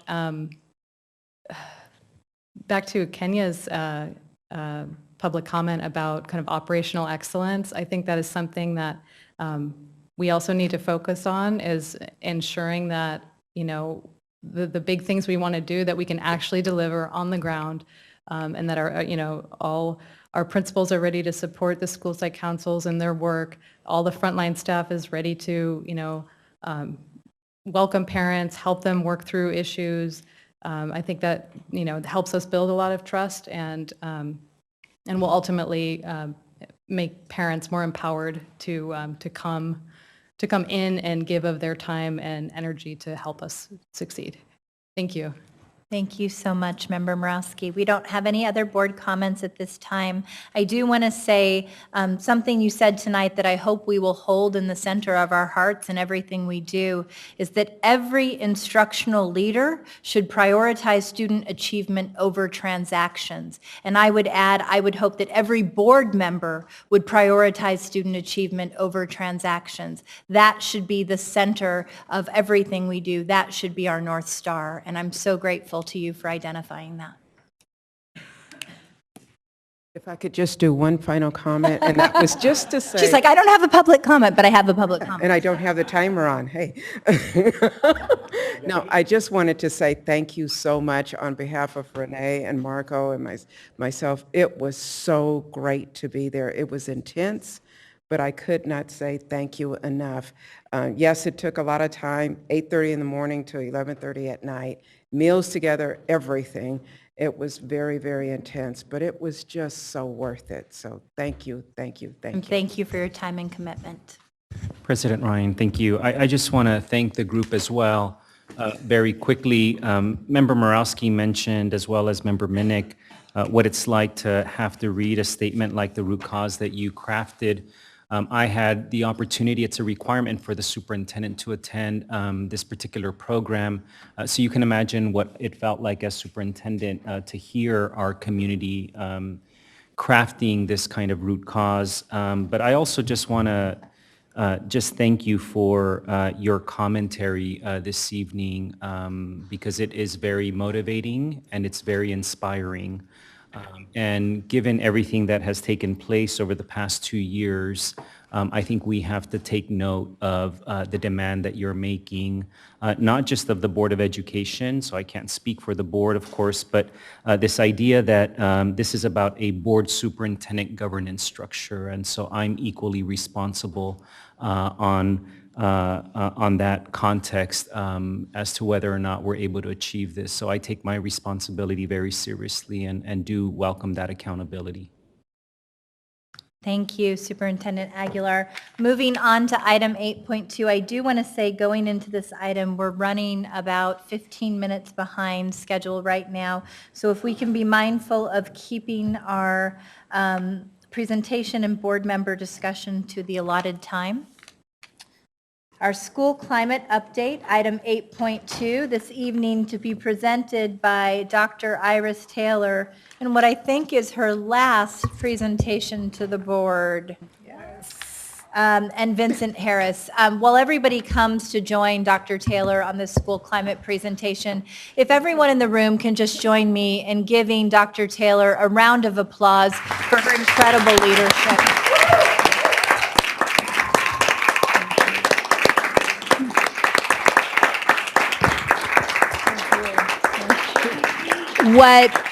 What few people know is that Dr. Taylor spent a year with her husband working in Tennessee and staying here to continue this very difficult work because she believed so deeply in the mission. And we are forever indebted to you for the work that you have done. Thank you. Thank you. So good evening, Board President Ryan, Superintendent Aguilar, and members of the board. I am your outgoing Chief Academic Officer, and I can't think of a better way to spend my last board meeting rather than being with this team of district staff, this cross-functional team of district staff, as well as site-based leaders to share with you what we promised as part 2 of our school climate overview. I just want to congratulate the incoming CAO, Christine Beata, and just we're excited about where the work is and excited to see her leadership as this work is carried forward, as well as the leadership of this team behind me. So tonight, we're going to share with you part 2 of our school climate overview. And at our last board meeting, we shared with you an overview of just what we framed as our current reality. And in that current reality, we shared with you data in terms of suspension and climate. We also shared with you that our family room, our community, has spoken about the conditions and the status of our student achievement, our suspension, and our chronic absenteeism. So tonight's presentation will focus on the initiatives and the practices that are underway in the system to address the inequities that we see. And these practices are, of course, grounded in our core values and our guiding principles, and are being constructed and designed in a way to address systemic inequities around suspension and chronic absenteeism. So starting off the presentation will be Kari Hansen-Smith and Ed Eldridge, who will share with you how we are framing this within a multi-tiered system of supports and how this is being defined by California, but more importantly, within Sac City. In California, a multi-tiered system of support is an integrated, comprehensive framework that focuses on Common Core state standards, core instruction, differentiated learning, student-centered learning, individualized student needs, and the alignment of systems necessary for all students' academic, behavioral, and social success. MTSS offers the structure to create needed systematic change through intentional design and redesign of services and supports that quickly identify and match the needs of all students. In Sacramento, this multi-tiered system of support encompasses those aspects of student experience that result in lifelong learner outcomes. A system within our structure designed to support all students in graduating with the greatest number of choices from the widest array of opportunities. Our work in the development of Sac City's MTSS is to build a bridge between our current conditions and a yet-to-be fully realized system-wide structure that meets the needs of all learners across our whole system, whole schools, and for the whole child. The circular graphic offers us a working framework with which we can organize some of our thinking around MTSS. The outcomes from tiered support systems are brought about by the effective and intentional intersection of data, systems, and practice. Data provide decision-making supports. Which students are in need? What interventions are needed? How are students responding to interventions? Systems provide staff supports. How are students identified for interventions? How, when, and who monitors the student response to intervention? How is fidelity assessed? Practices provide student supports. Are interventions evidence-based? How can students access resources, including those beyond our school walls? The development of MTSS in Sac City is reliant upon our will to generate change. We've highlighted just some of the work that lies before us in this effort. Continued engagement with all of our community partner groups, developing defined tiers of support, implementing research-based practices, garnering administrative buy-in, and importantly, addressing both the opt-in culture that exists alongside reframing adult wants so that they focus first on student needs. Thank you, Kari. So last year, our district began the process of developing various work teams. And the idea behind these work teams was to bring coherence to the work, as we're all aware of the capital suspension report. And so what you see here is we're bringing coherence to our LCAP steering committee. We have chronic absenteeism, school climate, academic intervention, and special education. The ideal is that these work teams should all work together to more tightly align our emerging MTSS opportunities. Now, you cannot implement MTSS without having a data system that supports that. And so what you see here is our attempt at bringing more coherence to our data reporting tools. And so we're starting with the California dashboard, and then we are also using the Performance and Targeted Action Index to help us be mindful of the goals from the dashboard, also our district goals. And then we have our attendance and behavior reports and also our early intervention system, early identification and intervention system. And we're going to show a little bit about that in a few slides. So we talked about the Performance and Targeted Action Index, and we've seen that before. I thought it'd be a good idea to kind of walk through how we're using that in concert with one of our new additions, our draft ABC reports, to really get at the heart of our discipline. So you see here, I just kind of showed, it's kind of small there on the screen, it showed the 3.3% suspension rate, draft suspension rate for students in elementary school. What we're doing as well now is saying, okay, we know that 3% of our students are being suspended, but let's look at where are the behavior incidents happening in grades K-6. So why wait for suspensions to occur when we start looking at behavior that will also include suspension? And so this is an example of how we are using the PATI and the ABC reports working together to get ahead of the metric. Now, the early identification and intervention system is at the heart of the system that our practitioners, our student support professionals, our counselors, and our site leaders are using to really provide services to our students on that one-to-one basis. And as you can tell, it's a tiered approach because, again, we are moving more toward a multi-tiered system of support and how we address our student needs. The thing about the early identification intervention system, as well as the PATI, as well as our ABC reports, is that they are based on data being input into the system being available.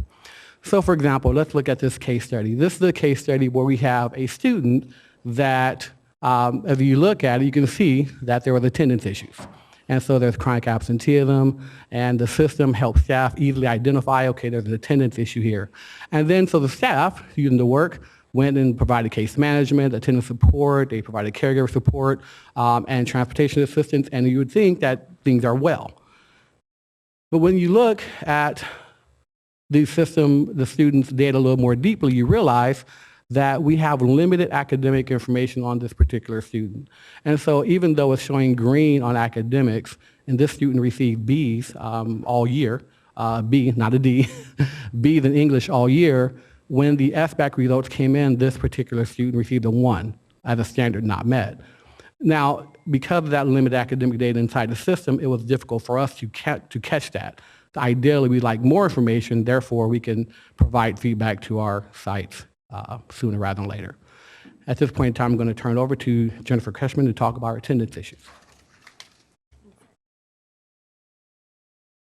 Hi. So in 2017, the district was awarded the LCSSP, or Prop 47 grant from CDE to address chronic absenteeism. It was a collaborative effort between 3 departments: attendance and enrollment, student support services, and youth development. The grant is comprised of 3 main components. First is our Be Here marketing campaign, and that's our youth-led campaign to educate and raise awareness at schools within the community. That's also our beautiful banner behind you on the left.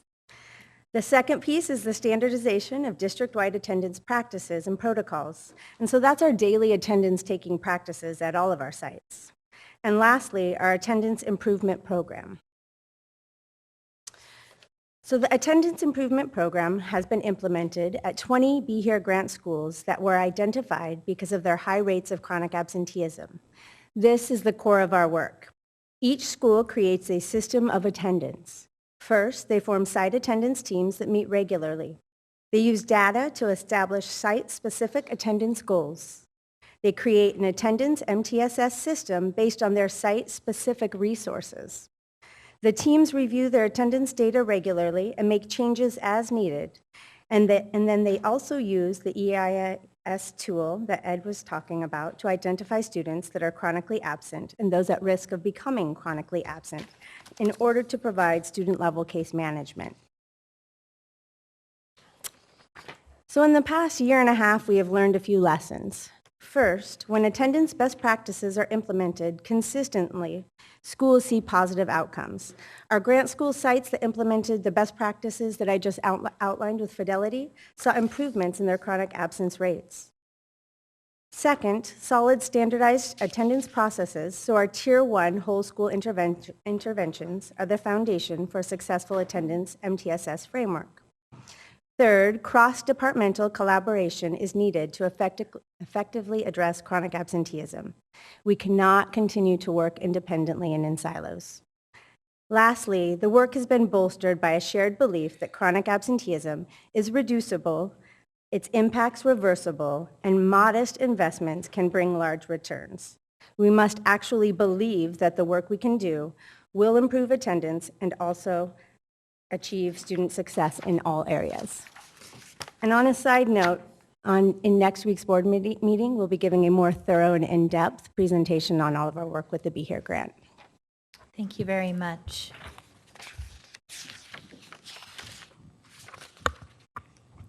Good evening.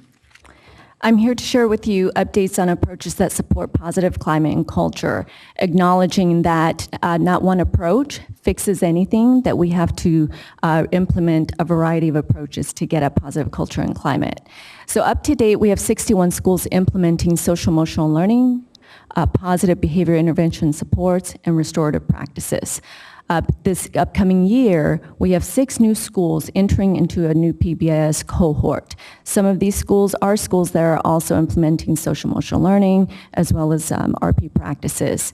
The schools were decided through a process of looking at data, in particular climate culture data, as well as collaborating with the IASs.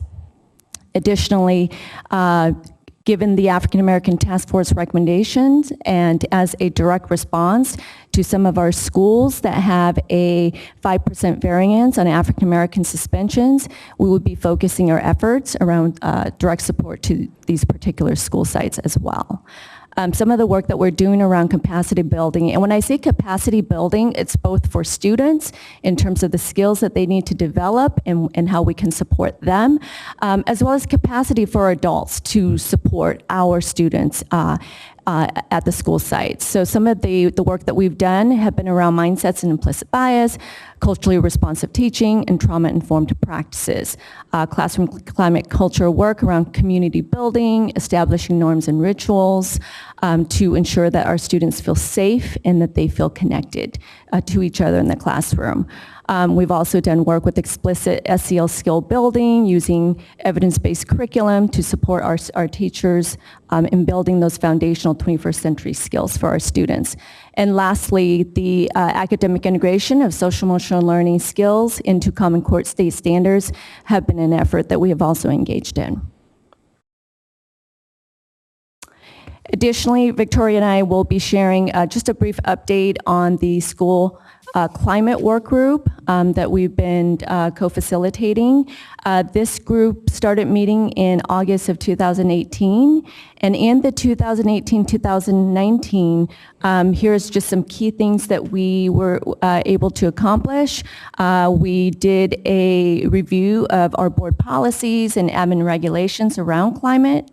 For Sac City, we looked at a variety of promising practices, specifically the San Francisco Unified School District Discipline Matrix, which is very restorative in nature, as well as a variety of practices, as well as schools, model schools, that are highlighted in the fixed school discipline documents. We also conducted a district-wide needs and strengths assessment with all of our administrators across the district to look at and to see where the gaps are, where we are misaligned in our practices. We also created PATAI indicators for climate as well as for suspensions. We did some revision in the district parent handbook to better align with the MTSS supports in terms of Tier 1, Tier 2, and Tier 3, and where resources are available across the district. And lastly, we drafted a discipline matrix to align with a more restorative approach that will be vetted with our stakeholders. And Victoria will share this year's goals. Okay, and Ms. Flores, if I can ask you to wrap up very quickly because we're behind time. Thank you. Very briefly, you can see our goals outlined here. Our biggest goal is to really engage all of the stakeholders in our community, from our principals and staff to our parents. So this is a set of ideas that Maicy and I have, but we're also very open to listening and learning, but also making sure we're taking action, not just talking about the problem, but actually trying things out. And with that, I'll turn it over to Mary Hardin Young.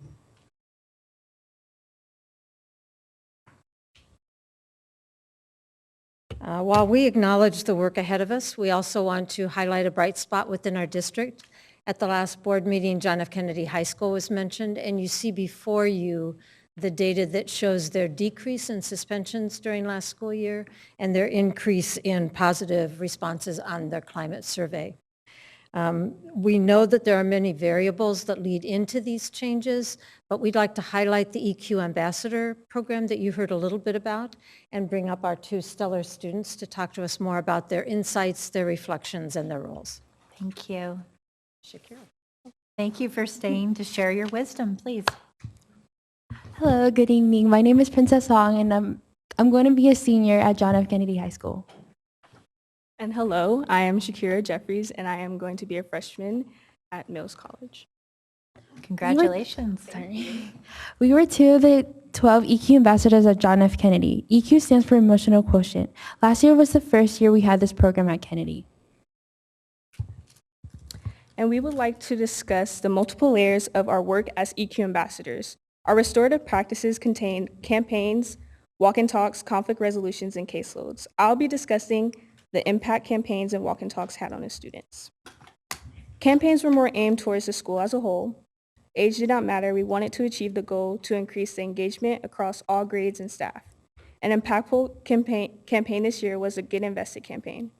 The task was to show various ways of participation and how students contribute to being a Kennedy Cougar. For the first year of EQ, or Social Emotional Learning, we modeled our campaigns by our Cougar Canon. We had 4 campaigns, 1 for each quarter. The campaigns were Get Invested, Have a Purpose, Seek Understanding, and Be Thoughtful. We had a theme to go for the whole year, which is Make a Legacy. Having a theme for the overall year causes the ideas for activities could come to mind quicker. Another impactful activity was our Feelings Jam. These circles were to have various grades and classes, and they caused students to express themselves in a non-judgmental way. This activity had a huge impact that we had requests to do more throughout the year and the experience held great value when learning more about my peers. And I hope the Feeling Jams continue on as an activity of JFK. And another layer of impact was our walk and talks. Each period we have 2 EQ ambassadors. The ambassadors are required to wear their badge all period and every day of the week. If there is a need for a walk and talk, then one EQ ambassador will bring a clipboard with triplicate forms and pull the student out of class for 10 to 15 minutes.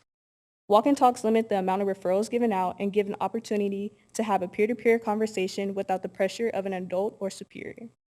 We would do our restorative practices to have the student repair a relationship with a teacher, a student, or any staff on campus. Once the 10 minutes is up, we give the student their copy, then the teacher will get one, and administration will have a form of documentation too. Thank you very much. The next level of EQ work are conflict resolutions, where students who had altercations avoid being suspended, or a student who have been suspended for fighting as a part of their re-entry to school. Join 2 EQ ambassadors to find and discuss the root of the problem, restore relationships, and recognize and value accountability and responsibility. During most of these sessions, the root of the problem came from rumors and social media interactions, which were understandable for high school students. In most cases, students had eye-opening moments where they both understood where they went wrong and understood that physical fighting was not the right answer. In some cases, they just had to understand that they had 2 or 3 years left of high school and that they had to maturely make the decision of coexisting with each other. Personally, conflict resolutions hit hard for me because I found myself in a humbling situation listening to these students make mistakes like I did and do, making sure that they know it's okay to make mistakes as long as you grow from them, and also giving them life lessons that they didn't just need for high school, but honestly throughout life. Caseloads were another task for EQ ambassadors. Among the 12 of us, we were each assigned 2 to 4 students who were in need of extra guidance academically, behavior-wise, or both, to closely have an eye on them to get them to a better place in the long run. We would build a personal relationship by checking on them regularly and truly doing our best to support them. We would review their grades by sometimes sending them weekly grade checks and ask them about their behavior and push them to going to classes to getting their attendance straight. In some cases, when they had personal problems, they would come by and meet up with their mentor and just talk out their feelings, get advice, a response, and a comfort from their mentor. Thank you so much. We so appreciate your presentations and the EQ work that you're doing at John F. Kennedy. With that, do we have any public comments on this item? Yes, President Ryan, we have 2 public comments. If you could come up when you hear your name called, please. Carl Pinkston, followed by Sarah Williams Kingsley, followed by Liz Guillen and Cecile Nunley.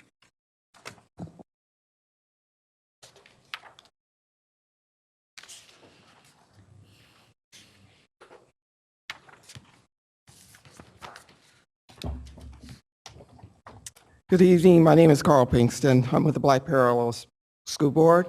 First, I want to commend staff for providing an annual report on school climate. And secondly, I am very concerned, however, about the validity and fidelity of the district suspension report.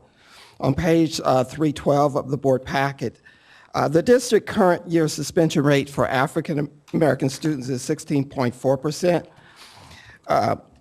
And for Hiram-Johnson, well, that's the overall, but for Hiram-Johnson, it's 24.56, which is very high. Kit Carson had 26.32. Moreover, Kit Carson had an increase in African-American suspension rate of 21.4.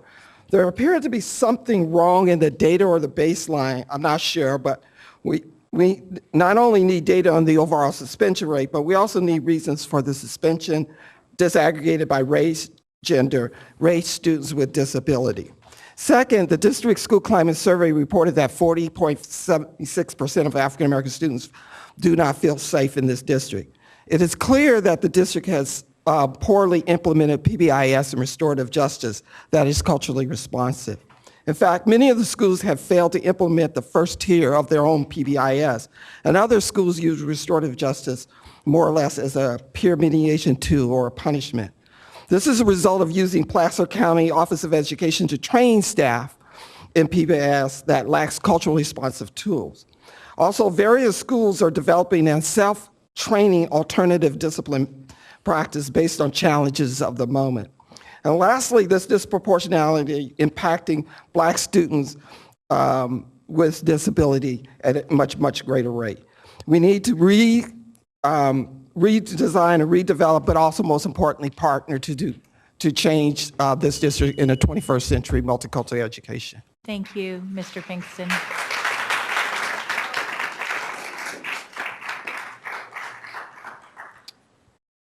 Hello, Ms. Kingsley. Back. Sarah Williams Kingsley, thank you again. I am frustrated that the presentation to the board and to the public here doesn't reflect some of the more dispiriting and challenging material that was in the board packet. I read it over the weekend and was aghast. The student group who reported feeling least safe on our school campuses are grades 3 through 6. What are we doing about that? They're small children. What is creating this culture where they don't feel safe going to school? There are 61 schools that have SEL programs. Who are they? And where are the 9 that don't? Where's that data? I want to be able to dig into this report as a parent and a community member and figure out where the problems are, what we can identify as the trends, and I can't find this report as a public document. And I'm really concerned that a site survey had to be done to figure out what our school sites were doing. That means that staff didn't know. And the same thing happened with special education. They had to do a site survey to figure out what was happening on the ground. Why? In 2 very challenging areas of managing our school district, does the school district not know what's happening at your school sites? Where else don't they know what's happening? How are we as parents supposed to trust that our children are safe and being taken care of and are being educated properly if you as a district can't tell us what's happening on the individual school sites? I want answers. Thank you, Ms. Kingsley.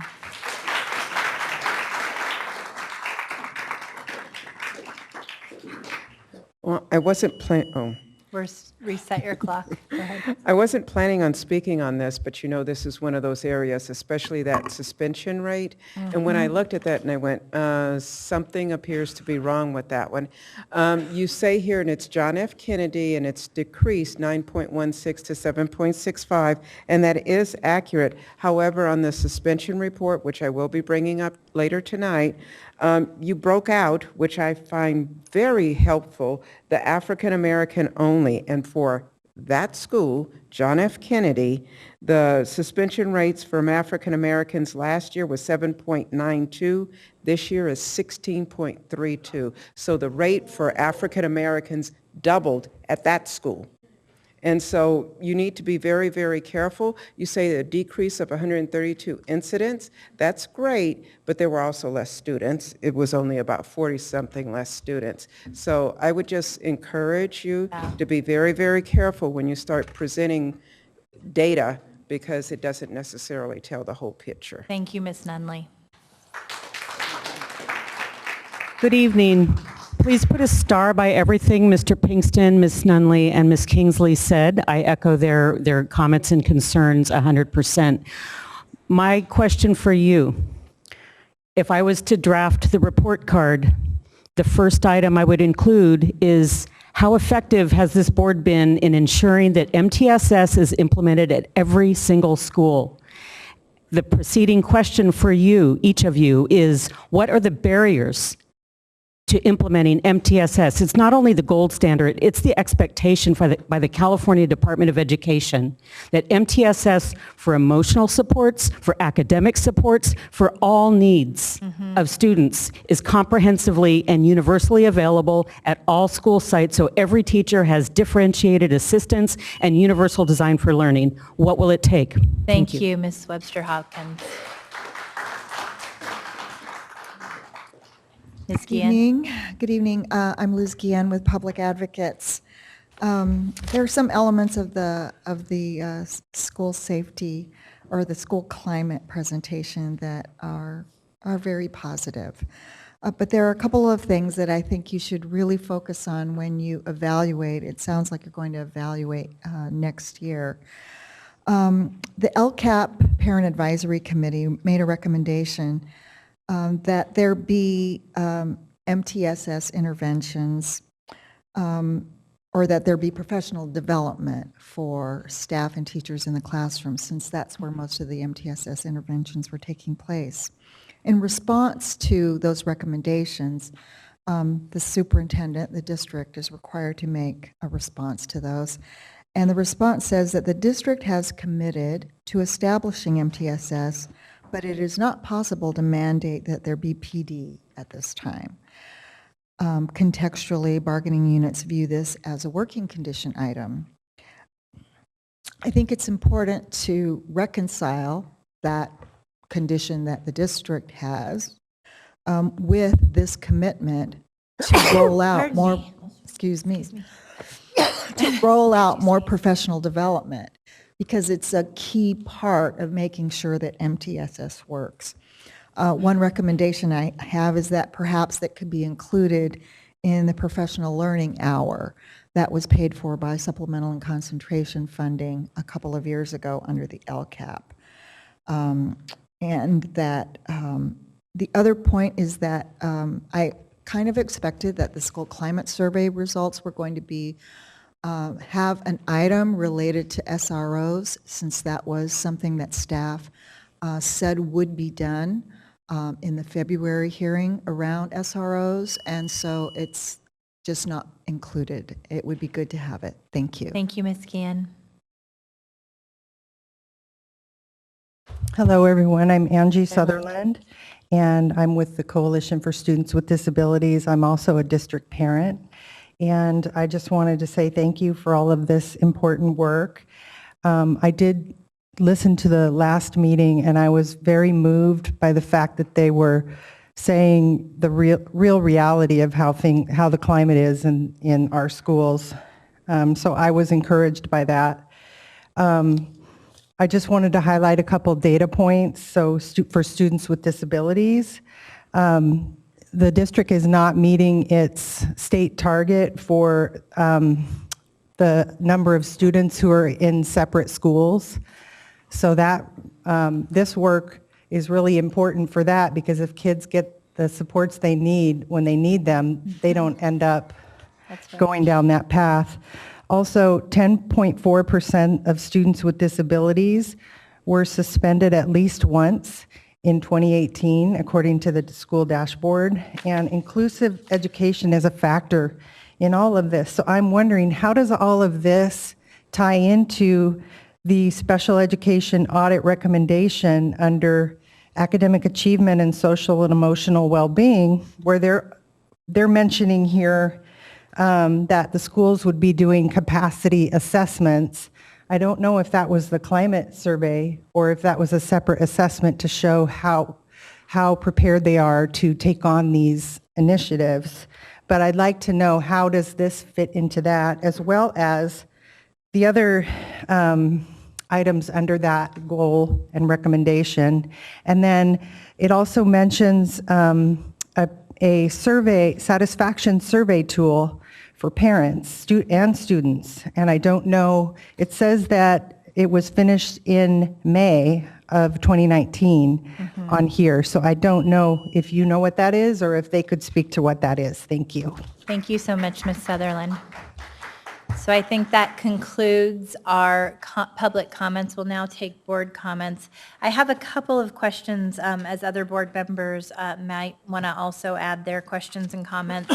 I am very concerned with the full board packet and the inclusion of the data around the capital of suspensions and the disproportionate rates of suspensions for Black boys, as well as the disproportionate impact of school discipline on students of color. I very much appreciate the statements that were made by Renee Webster Hawkins about trying to ensure we're instituting the appropriate multi-tiered systems of support. But I would like to ask, we know that there was legislation a few years ago to essentially outlaw willful defiance, K-3. When we hear that our students are feeling less welcomed beyond those grades, I wonder if we're seeing disproportionate suspension as a result of the fact that that legislation was not carried into the upper grades. And we do know that there is current legislation that's moving right now that would create a moratorium on school suspensions on the grounds of willful defiance, which is a civil rights issue in my opinion, and a catch-all that would do K-8 and then a moratorium beyond that to high school through at least 2025. And so I would love to hear right now, when you're noticing that in classrooms in certain school sites, there are referrals being made where students are essentially losing class time, being kicked out of the classroom under this catch-all. What are we doing to ensure that we are working with the educator to question why these practices are occurring? Because I know that one or two of these instances can really traumatize a student for the rest of their lives. I'll take an initial pass. So what we shared in terms of the ABC reporting, I don't know if you remember that slide, that allows us to get a picture of where the suspensions are and why. And that's like an initial step for us to try to boil down into what types of infractions are more pervasive in our school sites. But accompanying that report, though, is a set of questions that the staff are engaged in to answer things like, why is this occurring? What can we do to address it? And then engage in more of an inquiry around that particular approach. I don't know if you want to address the K-3 suspension reasons. Sure. So in terms of K-3 suspension, what we've seen, and I guess I should say as well, what we share with you is draft data, and that's why we put it on there, just because we have to make sure that this is 2018-19 data. Obviously, the official data will come out from CalPADS, and so what we've been working on internally with our data partners is to make sure that we can try and replicate it as much as possible. Once the official data comes out, then we'll have the ability to tie it all together, but we have to wait till that come out. To answer your question specifically, K-3 suspensions are typically being issued for students for fighting and physical of that nature, but for 412, we are noticing that most of the suspensions are happening for disruption and defiance. One of the reasons that we are preparing these ABC reports because we want to get ahead of the suspension when it's happening. And so what you have here is a very brief snapshot of the behavior report. The full behavior report is about 19 pages, and it gets at behavior. It gets at, to your question, what are the triggers for the behavior? What are we noticing in terms of the behaviors? And then also, how are we as adults replying to the behavior that we're seeing? And so, to Dr. Taylor's question, really the three questions that aren't there because there's to landscape is really a what, so what, now what type framework. What are you seeing? What are the trends happening in terms of across the grade levels or across the student groups? Why do we think it's happening? That's the so what. And then the now what are we going to do about it and investigate it? Again, these are brand new reports being rolled out this year in earnest, and so we should be coming back to you more information on that, but I hope that answered your question somewhat. So one follow-up on that, and then one other question, and then we have comments from Board Member Pritchett. Would we need to, through a legal and collective bargaining agreement standpoint, wait for state legislative mandate to do away with willful defiance as an allowable reason for suspension in those upper grades, particularly when we're hearing that that is the number one catch-all for students and that there is huge disproportionality?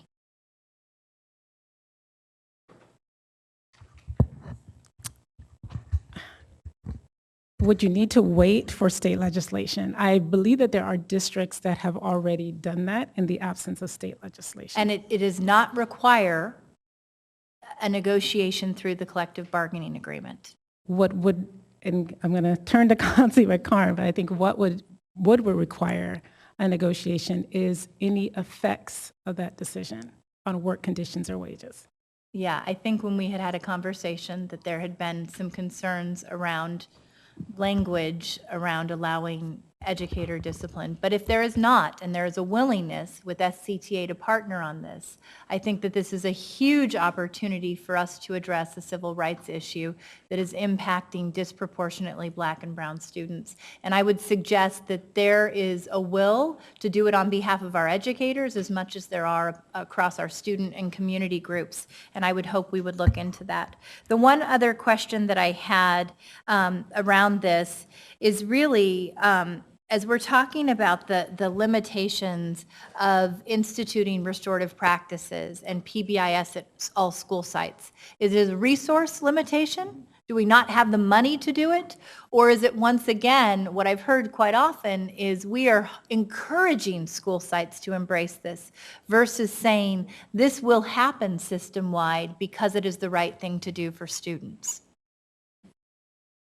So historically, as a district, we have exactly what you said. We have encouraged sites to do it based on interest, based on willingness.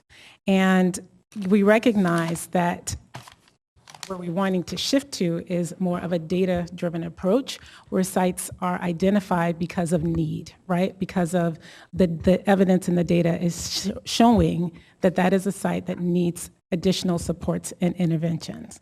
And that would include providing support through professional learning to help teachers acquire the skills, knowledge, capacity to provide the supports that students then need.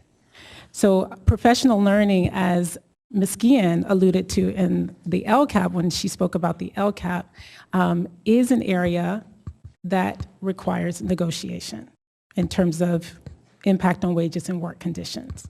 And so in order to be able to do the training, there would have to be mutually agreed upon conditions, and this would be negotiated. Yes. Okay, thank you. We have a question from Board Member Pritchett. Thank you, President Ryan. I just have two questions. First off, I don't recall that the board saw the data from the survey, school climate survey that went out, or the questions that went out. Did we get a board communication on that? The questions that were on the survey that went out, I don't believe the board saw that, did we? On the school climate? Yes.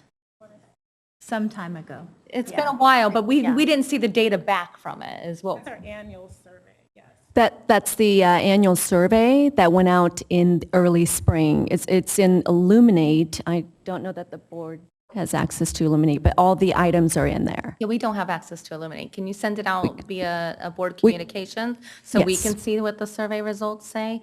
And then can you tell me why the question of the SRO was not on the survey? Do we have an answer So for that? historically, we've done the survey in collaboration. Okay, sorry, I'll Vince. take that one. Historically, the survey is an annual document, and Yeah. so actually we prep it in December before it's issued. Uh-huh. So in the conversation about the SRO, the first opportunity we'd have would be this next school year to incorporate that question. 'Cause Can the we survey's- ensure that that question is on the survey? That way we can get an understanding from all of our parents in all of our areas? Okay, and then also maybe you tell me, we talk a lot about professional learning and we all know how important that is, but can you tell us a dollar amount of what it is for one day of professional learning throughout our district? I think at our last calculation, 1.4 million? 1.4 million for a day of mandated professional learning. For just teachers? For teachers. For just teachers, okay. I think that's really important for our community to know the dollar amount that's connected to that, because I think we all agree that there needs to be more professional learning, but that's a lot of money. Thank you. Excuse me, Board Member Pritchett, I did want to add to the response, and certainly take your advisement. Just know that the survey historically has been something that we've discussed with our labor partners as well, so that's another process step that we'll have to do to ensure changing it. Okay, I'd be more than happy to be part of the planning process. Thank you very much. Thank you all for your time in presenting. Oh, right on time. There we go. So we're moving on. This was only an informational item. Moving on to item 8.3, approve the plan to reimagine school safety, presented this evening by Lisa Allen and Nathaniel Browning.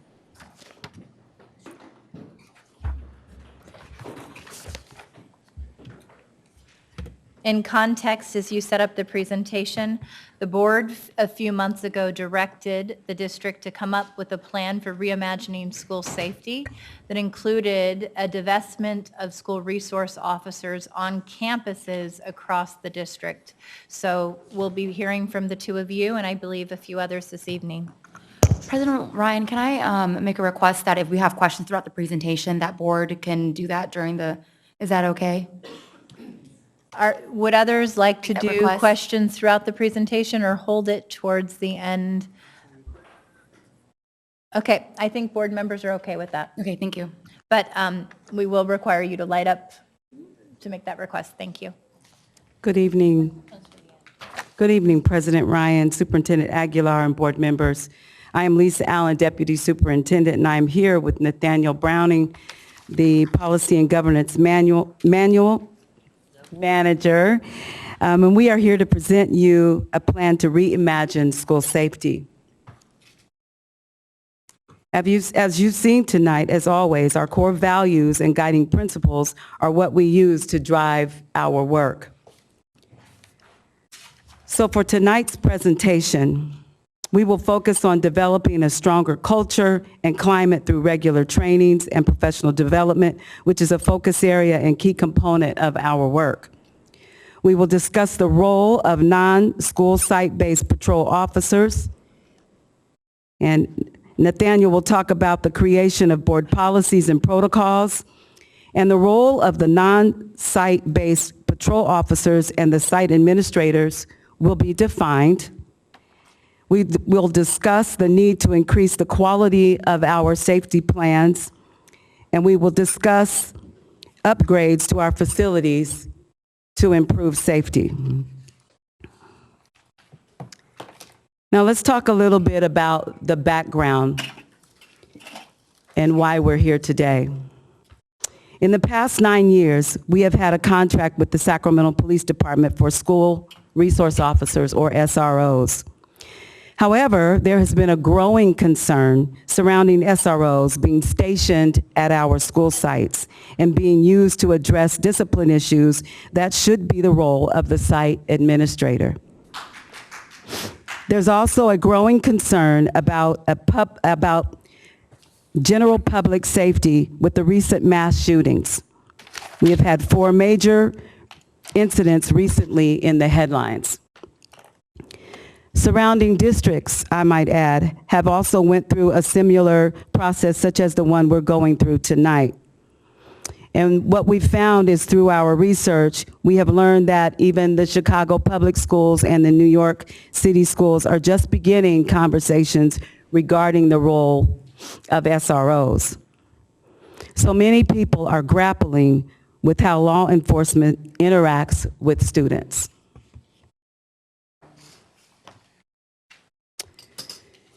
So what you see here is, I would like you to take a look at this, because we realize that this is a difficult conversation to have, not only here locally, but nationwide.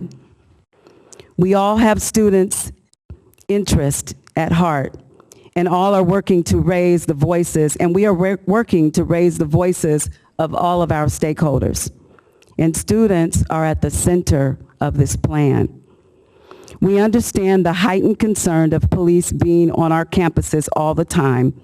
However, we also realize the need for a fast response time when assistance is needed. We are also trying to respect and balance the voices of the board, committees, task force groups, community, site administrators, and other district staff, and the Sacramento Police Department.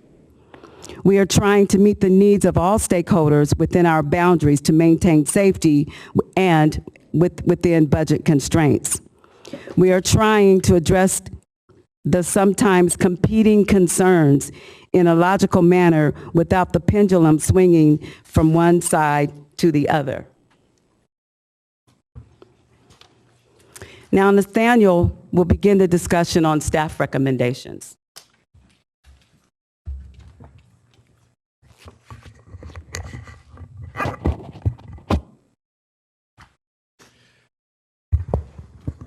Good evening.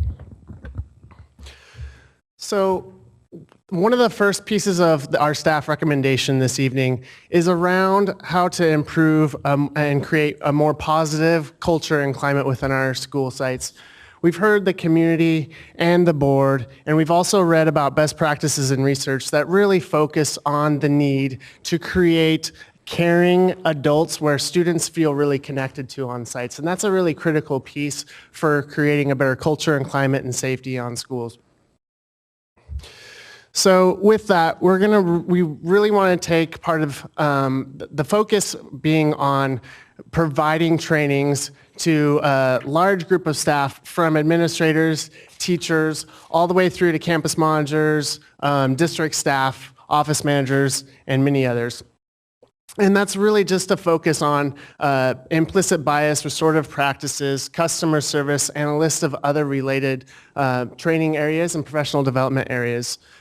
So that is not just, we're not talking about standalone one-day trainings. We understand that that does not work. So for example, office managers meet quarterly. So within that quarterly framework, providing ongoing trainings to build upon previous trainings in a continuum of learning. Also wanting to highlight the campus monitors.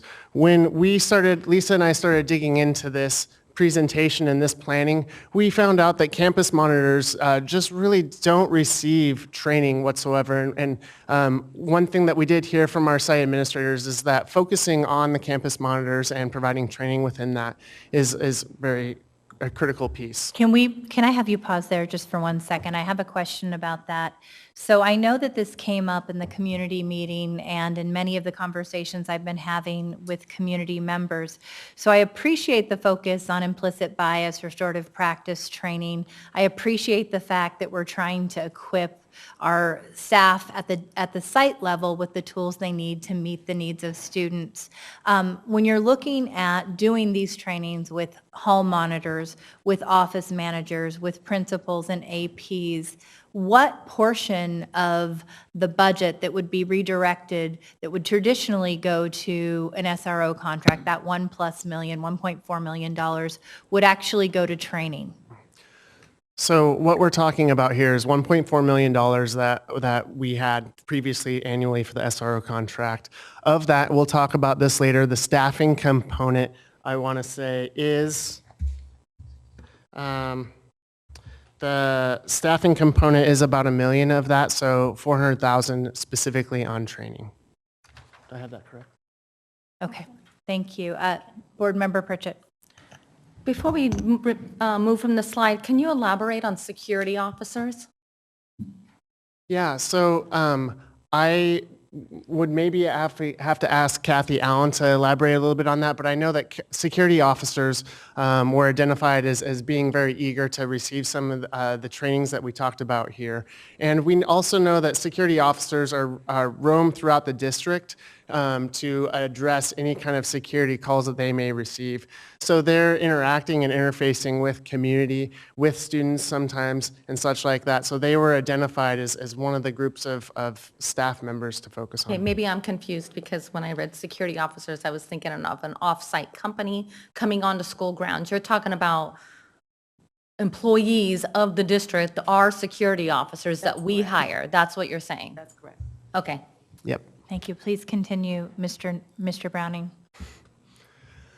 So another element with building in a stronger culture and climate in this plan is really focusing on and going after additional mental health supports and funding.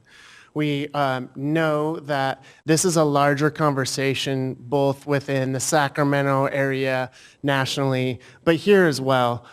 We did attend a community forum hosted by community groups, and that was a large topic as well. And that is an ongoing conversation here at the district. So there are a couple grant proposals out within that, and we're very hopeful and going to continue seeking those opportunities. And those grant proposals with the county specifically focus on mental health workers and trauma-informed practice training district-wide. That is correct, President Ryan. Thank you. Also, you just heard the last presentation and the focus on MTSS and other efforts.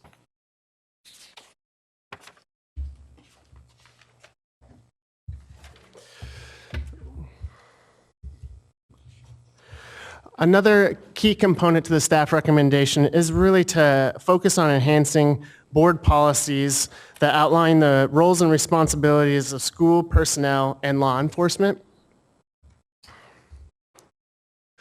So the policy committee, which is comprised of 3 board members on the dais, really started digging into a sample policy language offered by the ACLU around police interaction with students.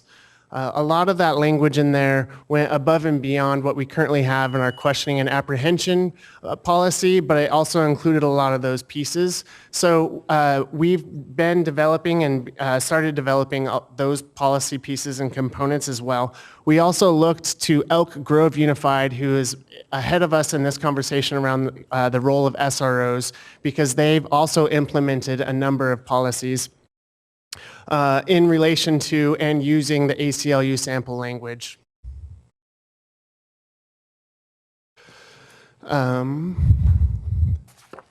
So a key component of that is specifically outlining the roles of site administrators and law enforcement, and when site administrators should call upon law enforcement to come to sites.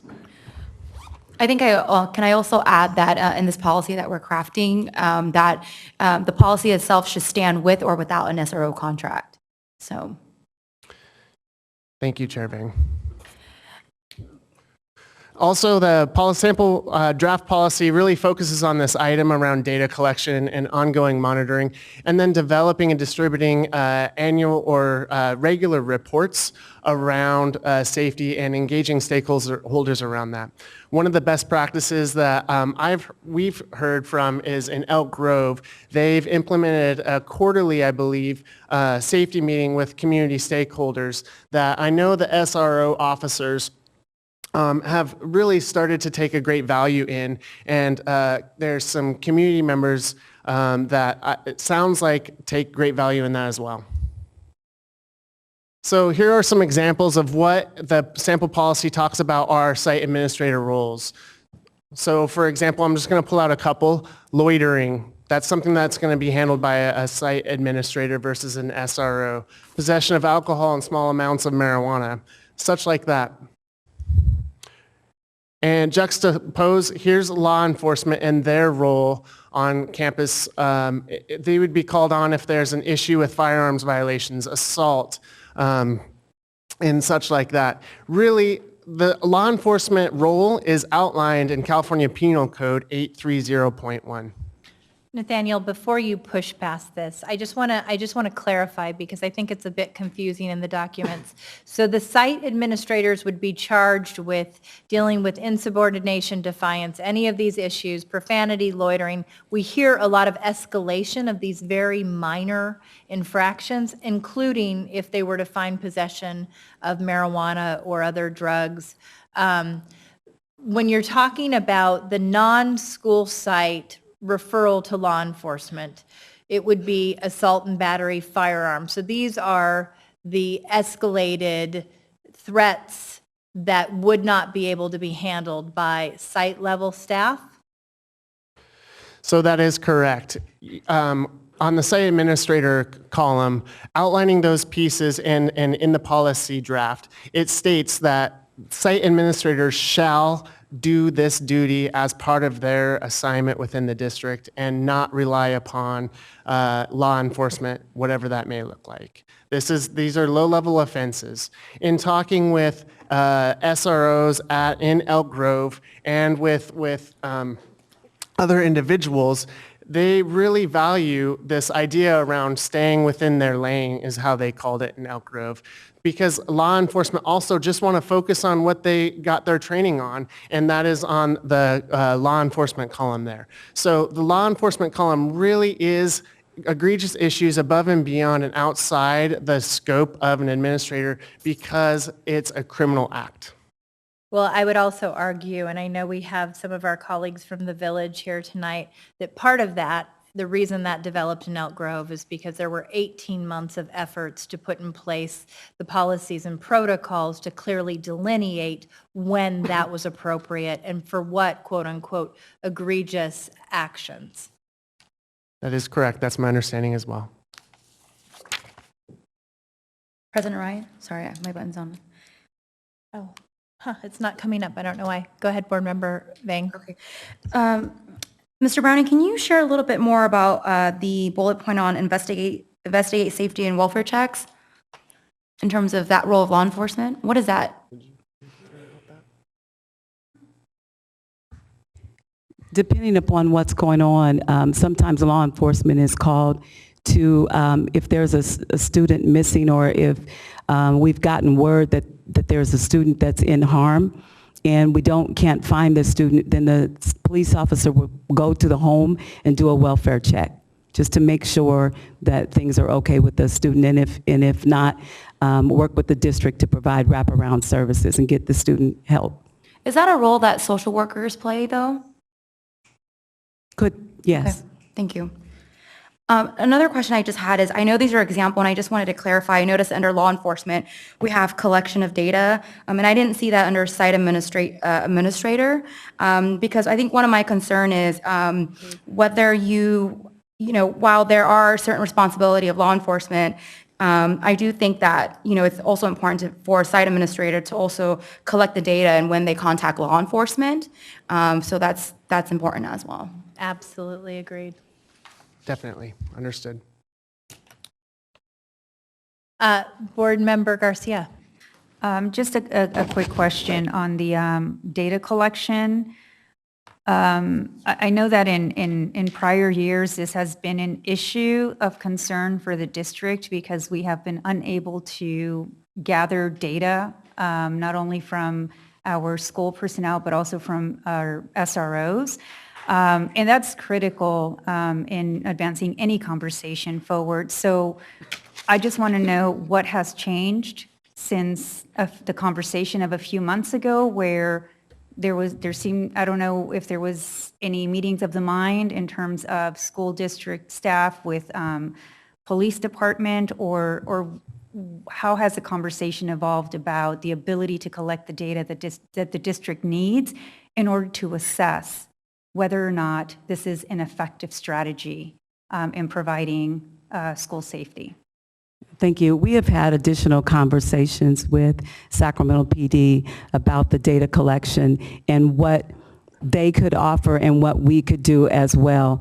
And that's why this is up there. They have agreed to provide additional data, like who made the citation, if there was an arrest, demographics data, who the administrator was, who referred the student. So there's a lot of data that they can that have agreed to give to us, as well as data we can collect as well.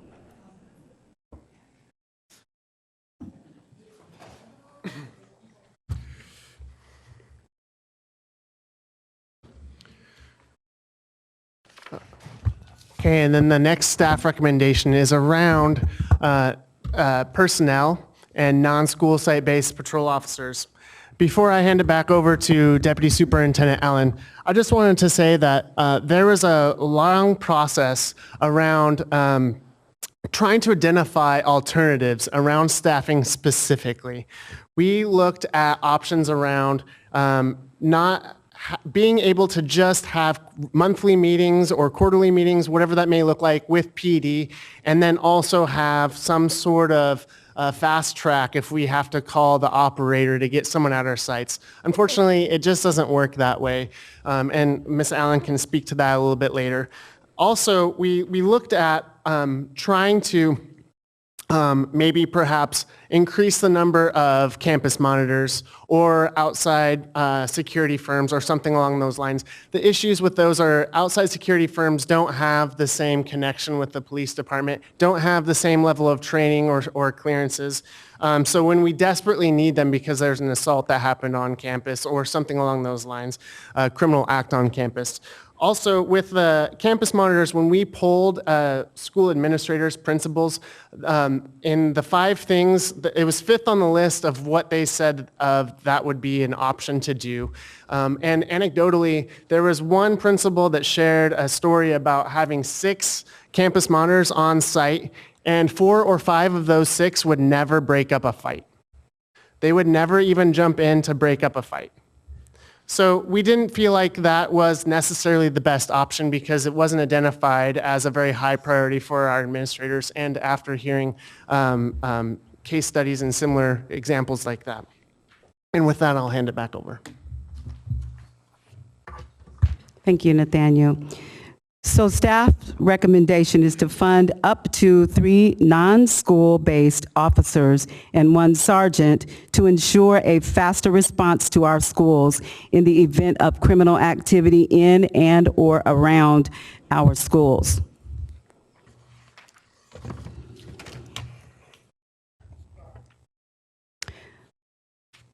The non-school site-based officers will not be stationed at a school site. They will patrol the district in geographical zones and assist sites with their safety plans. Research shows when police officers are engaged in the implementation of the site plan, the result is a much more robust plan overall. Their primary role would be to address the issues Nathaniel spoke of in the previous slide. The Penal Code 830.1. Now, if you look at this map, if we have up to 3 non-school site-based officers, What we did was use data based on the number of calls from January through May 2019 to determine the patrol areas. Blue would be is the east zone. The brown middle part encompasses the downtown areas, and the yellow is the pocket and south of Florin areas. And if you look at under the call zones, in the parentheses are the number of calls within each zone. So if you ask, some people say, well, what type of calls were these?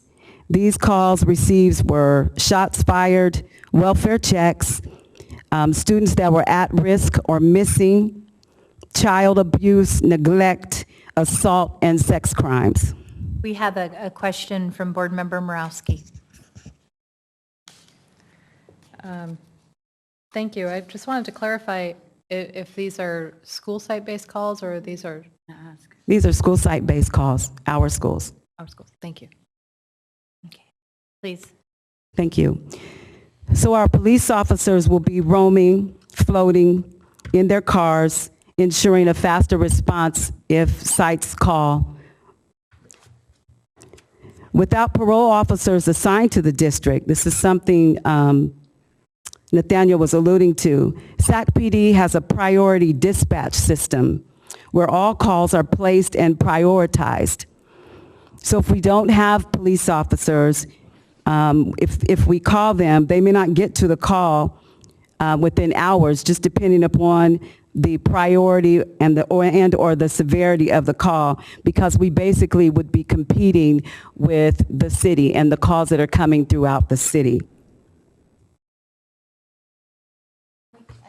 Okay, Board Member Pritchett, and then I think there's a question from Board Member Vang, or did you Member Morowski asked my question. Okay, got it. I So have a Board Member question about Pritchett. Thank you. I have a question about the number of calls. Do we have any data on the number of arrests of these calls and also data on the incidents that had been prevented because of the call?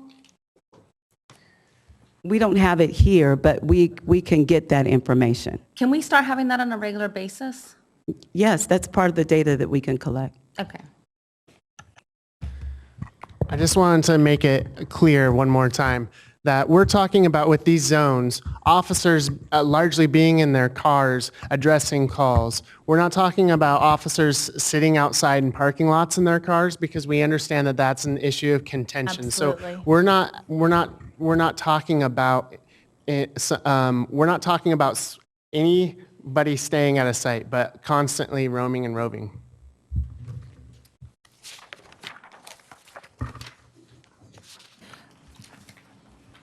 We're also proposing as sergeant, not only because it is a requirement of SACPD, but this would be a primary liaison between the district and SACPD. So this sergeant, so many of the responsibilities of the sergeant would be the following, and you can see there. They would train and coach and counsel the school site-based patrol officers, work closely with district personnel and the director of school safety that I will talk about in a few minutes, and be the point person to coordinate emergency responders as needed, and be the person to help with the data collection of the non-school site-based patrol officers and the events that are happening at sites. And they would also attend the meetings that Nathaniel spoke, that we'll speak of when in regards to school safety.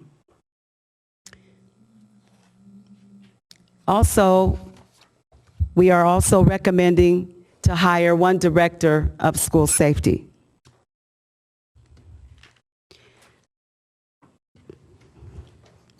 This position is a critical position would be a critical position in our district. This person would be the primary liaison between the district, the sergeant, and other first responders. They would also be pivotal in internal investigations, as well as the data tracking, managing our data system, and developing, training, and implementing the comprehensive school safe plan at each school site.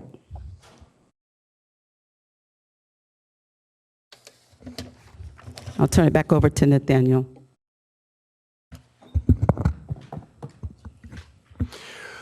So another key component of this recommendation this evening is to really focus on the quality of our safety planning and drills. So we have read much about best practices around the need for emergency preparedness planning and drills. And what everyone says in the research is that really focusing on the policies, process, and procedures, and then developing a muscle memory for staff are very critical.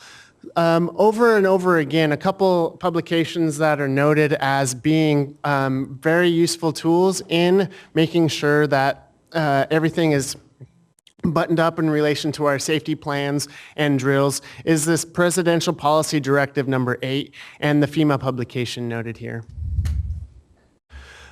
Like I said, best practices show that there's needing to have regular and ongoing training is one of the most critical components because the first and best line of defense is a well-trained and highly alert staff. I do want to note that understanding that there could be implicit bias if we're training staff to identify any potential safety threats, that there's a human element to that. So really focusing and doubling down on that implicit bias training, again, that we previously spoke about, goes hand in glove with this. And lastly, we want to talk about facilities upgrades. So there is, we have $10 million already set aside from grant funding, from bond funding to install what are called Columbine-style locks in all of our classroom doors throughout the campus. What a Columbine-style lock is a lock that you cannot open from the outside unless you have a key, no matter what. You cannot unlock it and access it from the outside. It's always locked. And what I mean by installing Columbine-style locks on every single classroom door in the campus, if there's a room that holds 5 or more students in it, it will have a Columbine-style lock put on the door. Not just a door, but all doors into that classroom. So for example, I know that there's some school sites that have classrooms where there's a main entrance and then there's a side entrance, and sometimes that side entrance actually goes into a broom closet which has another door entrance. So it has an extremely soft entrance there. So what we're saying is in that instance, both of the doors on the perimeter of that classroom would have Columbine-style locks. Can I ask a question?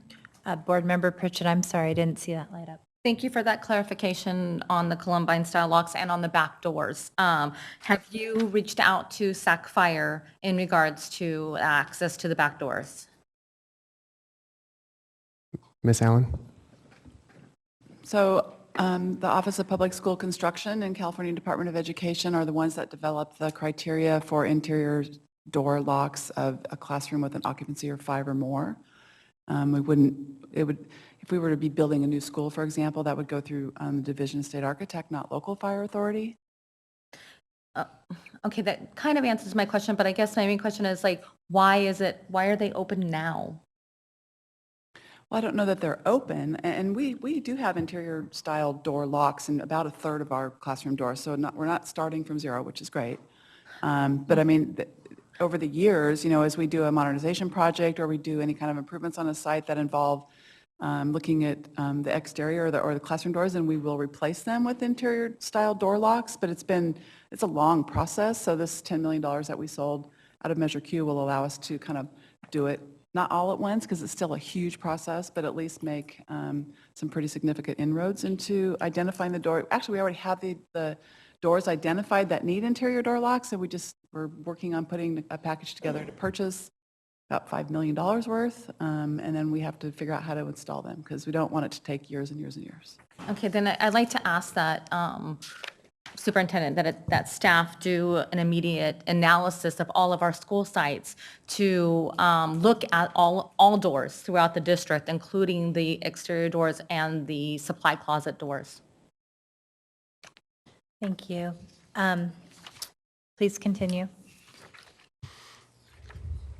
So real quick, there are also other alternatives that are free that we can focus on in order to increase safety in school sites and school buildings, such as just where you place the bookshelf, for example, in a classroom, up right against the main entrance door, so it blocks visibility. So if a predator or someone were to look in the classroom, it blocks the view of students and such like that. But additionally, this is another larger conversation that may be had in the future around another future bond. Thank you. So with that, we have next steps after this evening. If the board approves this plan this evening, we're going to really focus on outlining what the training components look like and the timeline and structure along those lines, and would be willing to share with the board. Definitely want to get some stakeholder feedback on that. We know we have a very engaged community within this conversation and have been present.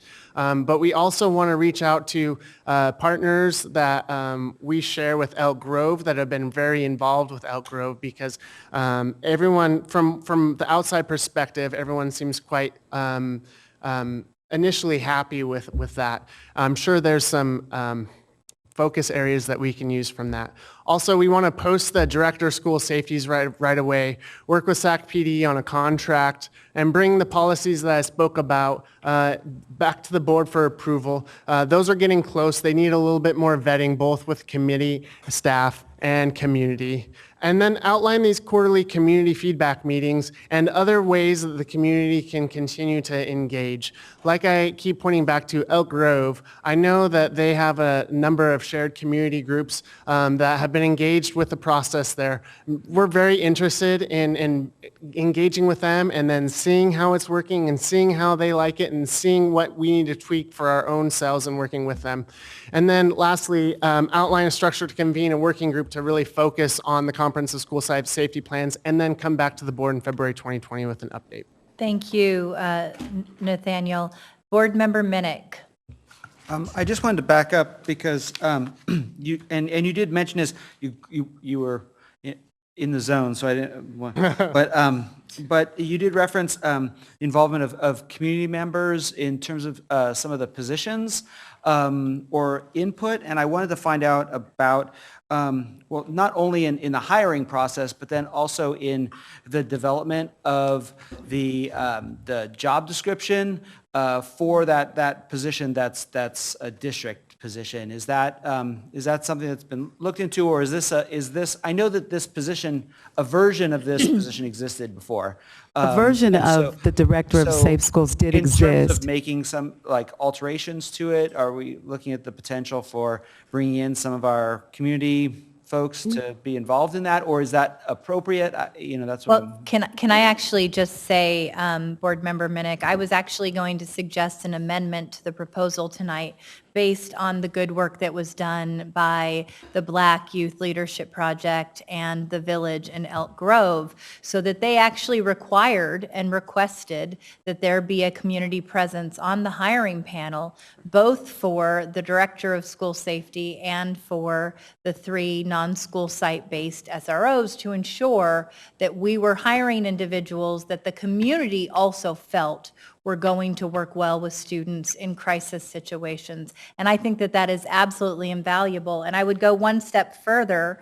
There was an excellent recommendation that came out of the community meeting that the Black Parallel School Board and SAC Act did that talked about, could we actually include a student on that panel? And I think that that would be incredibly powerful. I think given the time and energy that Brown Issues and others have spent, it makes sense. And I would like to ask for that amendment to the proposal as well. Well, and then back to that piece of the actual job description development, is that something that could be looked at as a vetting process of that, or? No, I do think it is something that we can do, because we do want to relook at the position. And so, yes, I think we can do that. And yes, President Ryan, we can include community members and a student on the panel for the Director of Safe Schools. Now, for the police officers, I'm not sure about that. And the process that they go through. So we do have Officer Hines here that can perhaps answer that question. Thank you. President Ryan, Superintendent Aguilar, members of the board. So we have return rates for the SROs that have been in your schools. They're all back and they're all in new jobs now, but they, per their union rights, they would have return rates. But we certainly, for new hiring, would be absolutely open to a community member and a student to sit on the panel. It completely makes sense. So you would be committed for new hires to have a student panel member and community members, and the district is saying they would be committed to ensuring that we have community presence and a student member on the director of school safety. Sure. Great. President Ryan, I have a question. Yes, Member Pritchett. Can I just also ask, I think that we can all agree that we have a very diverse district in Sacramento City, and that I request that all communities be involved in the so-called committee.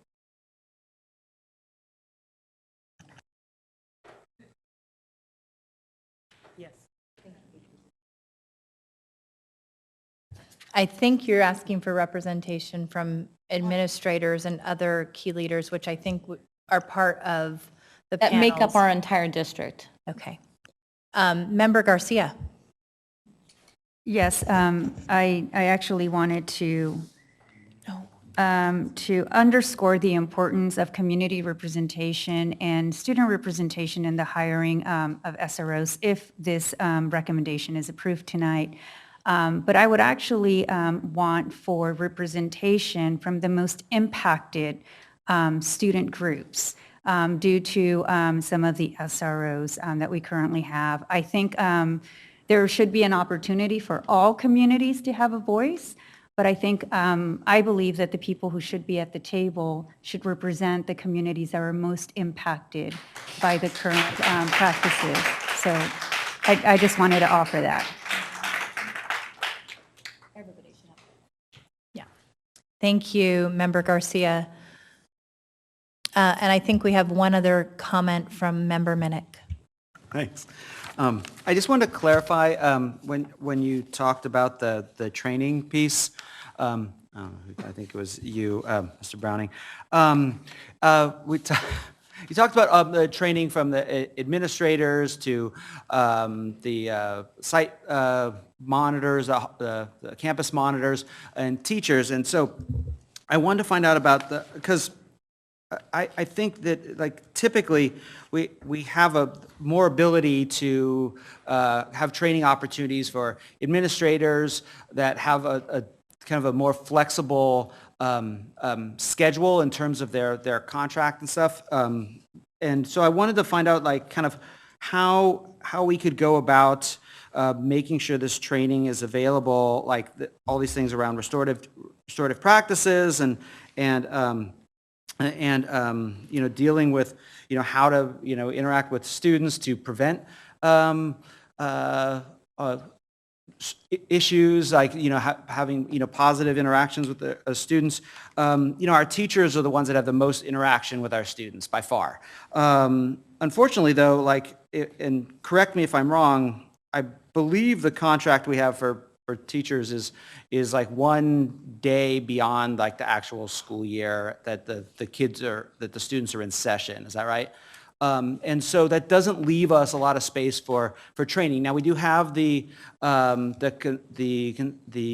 collaboration time that happens at most schools on Thursdays, but we don't have a lot of time available. And I feel like this is a group of our community that we need to make sure receive the professional development around this, so that issues are dealt with in the classroom before they get beyond the classroom to the administrators, to law enforcement, or whatever. And so I wanted to see if there's been some discussion about that. I feel like in a perfect world, we would have a contract with our teachers that was 5-6 days longer than the school year of our students, so we can intertwine throughout the year a bunch of ongoing professional development.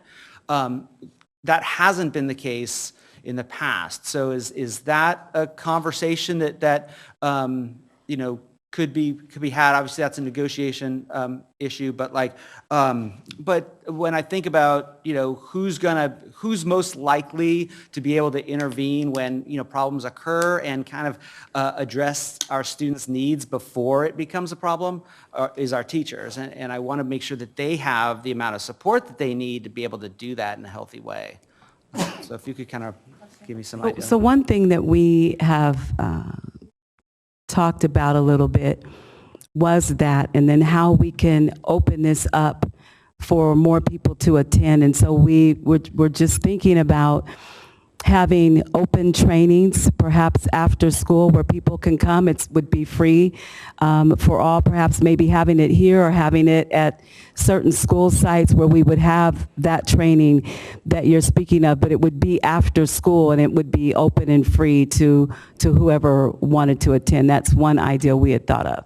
I guess that's great. And I think creating the opportunity for people to have it is the first step. I think, unfortunately, sometimes, in any job, the folks that need it the most are not going to be the ones who self-select to come. And I want to make sure that we provide that support and that training as needed, ongoing. And I know we heard earlier from the other presentation, it's like $1.5 million for one day of training. So I get that that's somewhat cost preventative.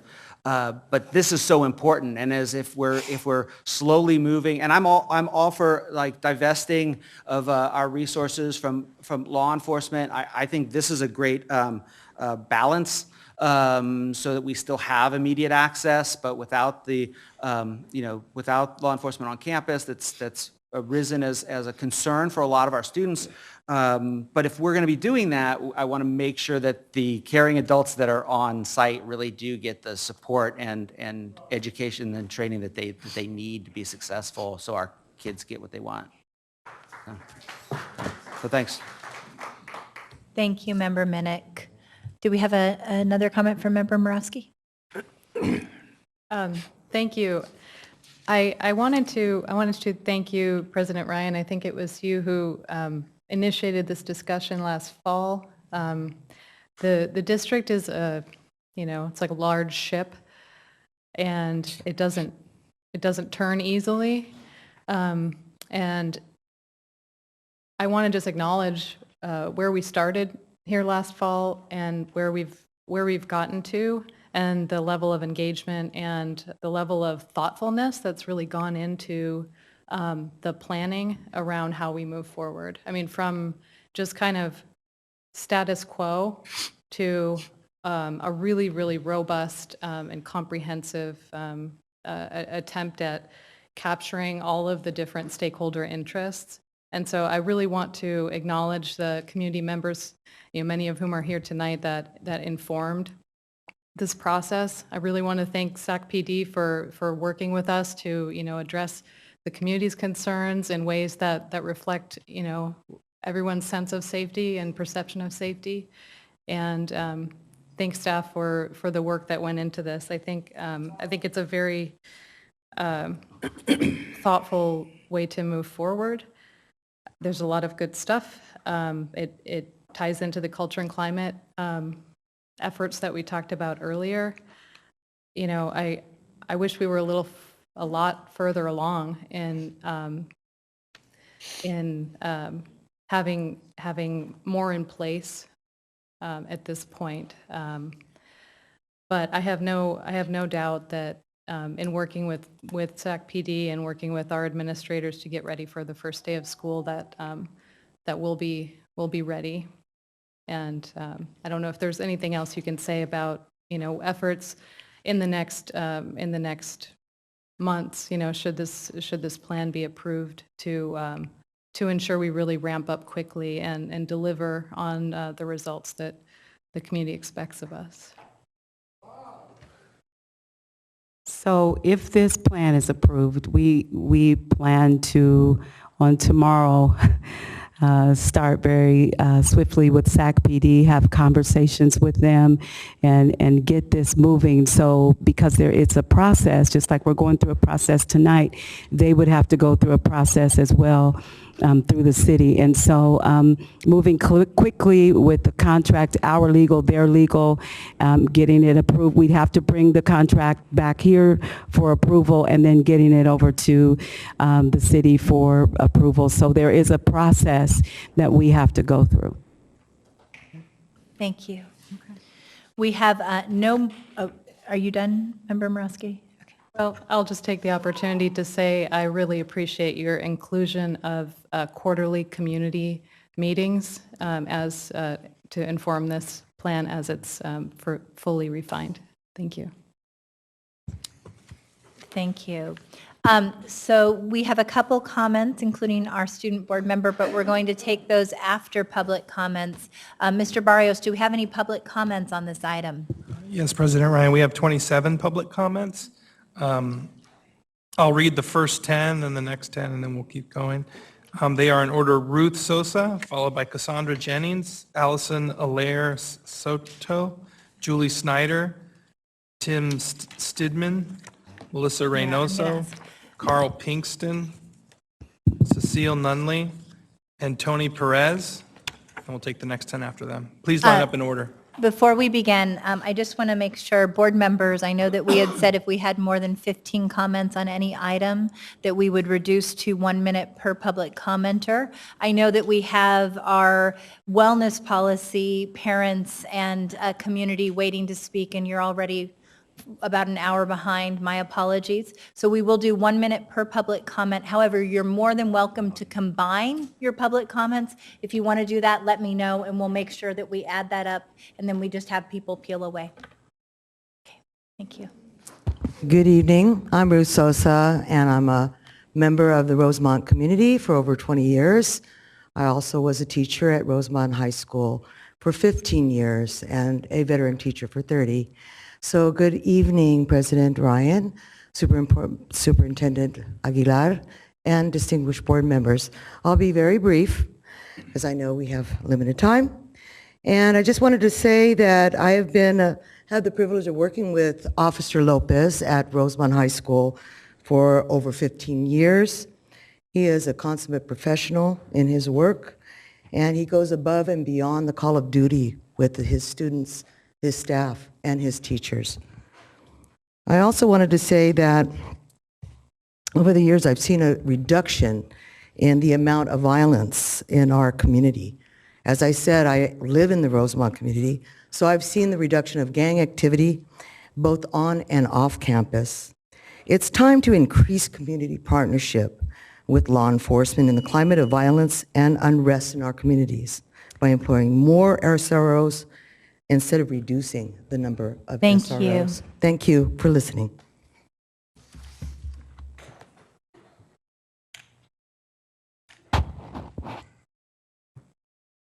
Good evening, Chair Ryan and members of the board. Cassandra Jennings, President and CEO of the Greater Sacramento Urban League. And over the past year, I've been serving on the African American Achievement Task Force. I just want to say I think you're moving in the right direction. We certainly were concerned about the suspension rate and the climate. I will say that I'm hopeful that the training is essential, and that please look for in the future for more savings so that we can allocate for training. I think it's real important, you heard before, is who's doing the training. And so I hope that you're sensitive to that and that the police also get the training. We want to make sure that the community is included in all the decisions that you make, and certainly we'll be there to really make sure that the effect of this not only provides safety, but doesn't impact any negatively any particular community. So thank you for this step forward. Thank you, Ms. Jennings. Good evening, President Ryan and Superintendent Aguilar. I'm Allison Allaire Saito, and I teach AP World History at Rosemont High School. I'm on our campus climate and safety committee, and I also had a gun go off in my classroom at Sacramento Charter High School several years ago. Our SOR Officer Lopez, is an important part of our Rosemont family. His presence helps students and teachers feel safe, secure, and protected. I feel safe seeing his patrol car in the parking lot on my way in every day. Officer Lopez spends time building relationships with our kids. Officer Lopez knows what is going on and acts to prevent violence. I noticed that you have security officers here tonight and every week at the board meetings. Our kids deserve that same sense of safety. If you take away SROs, what or who will you replace them with to ensure school safety? Thank you.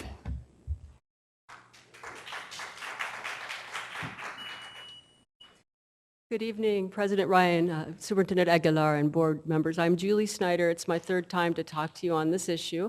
I am also a teacher at Rosemont High School, and I want to talk about building relationships. We've had an SRO dedicated to our school for quite a number of years, and his success has been achieved through building relationships with students and staff.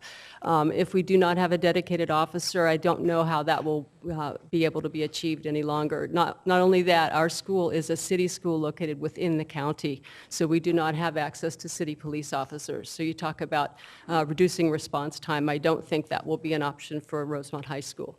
So thank you very much. Thank you.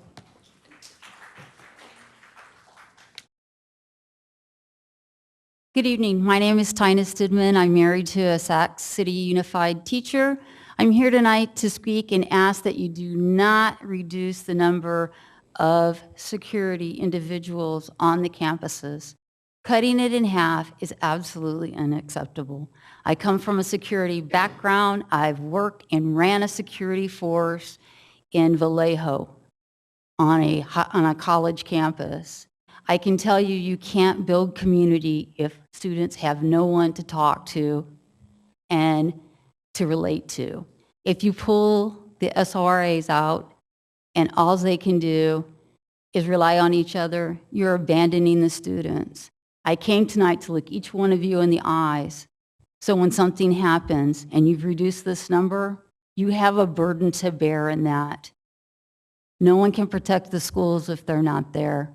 I urge you to carefully think about that, because that will be on your head. Thank you.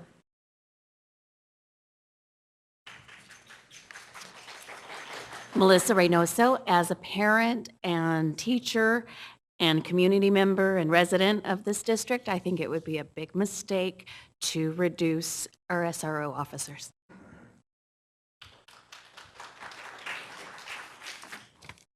Good evening. My name is Carl Pinkston. I'm with the Black Parallel School Board. In the backdrop of Sacramento history of the killing of Stephon Clark, I think we really need to take a moment about what has happened, the decision that this board has made. So back in February 21st, the board basically agreed to continue the contract until June 30th, but with a proviso that it asked the community to partner in the process. That did not quite happen since February. And therefore, the Black Parallel School Board is opposed to having SRO on campus because historically, staff has transferred disciplinary responsibilities to law enforcement. Therefore, we request that the board remove any reference to include new contracts for SROs in the district proposal. Second, we strongly recommend that the district flood the campus with campus monitors to support school staff on the first day. And lastly, the district needs to build trust by allowing the process to go through the board policy committee. Did he say?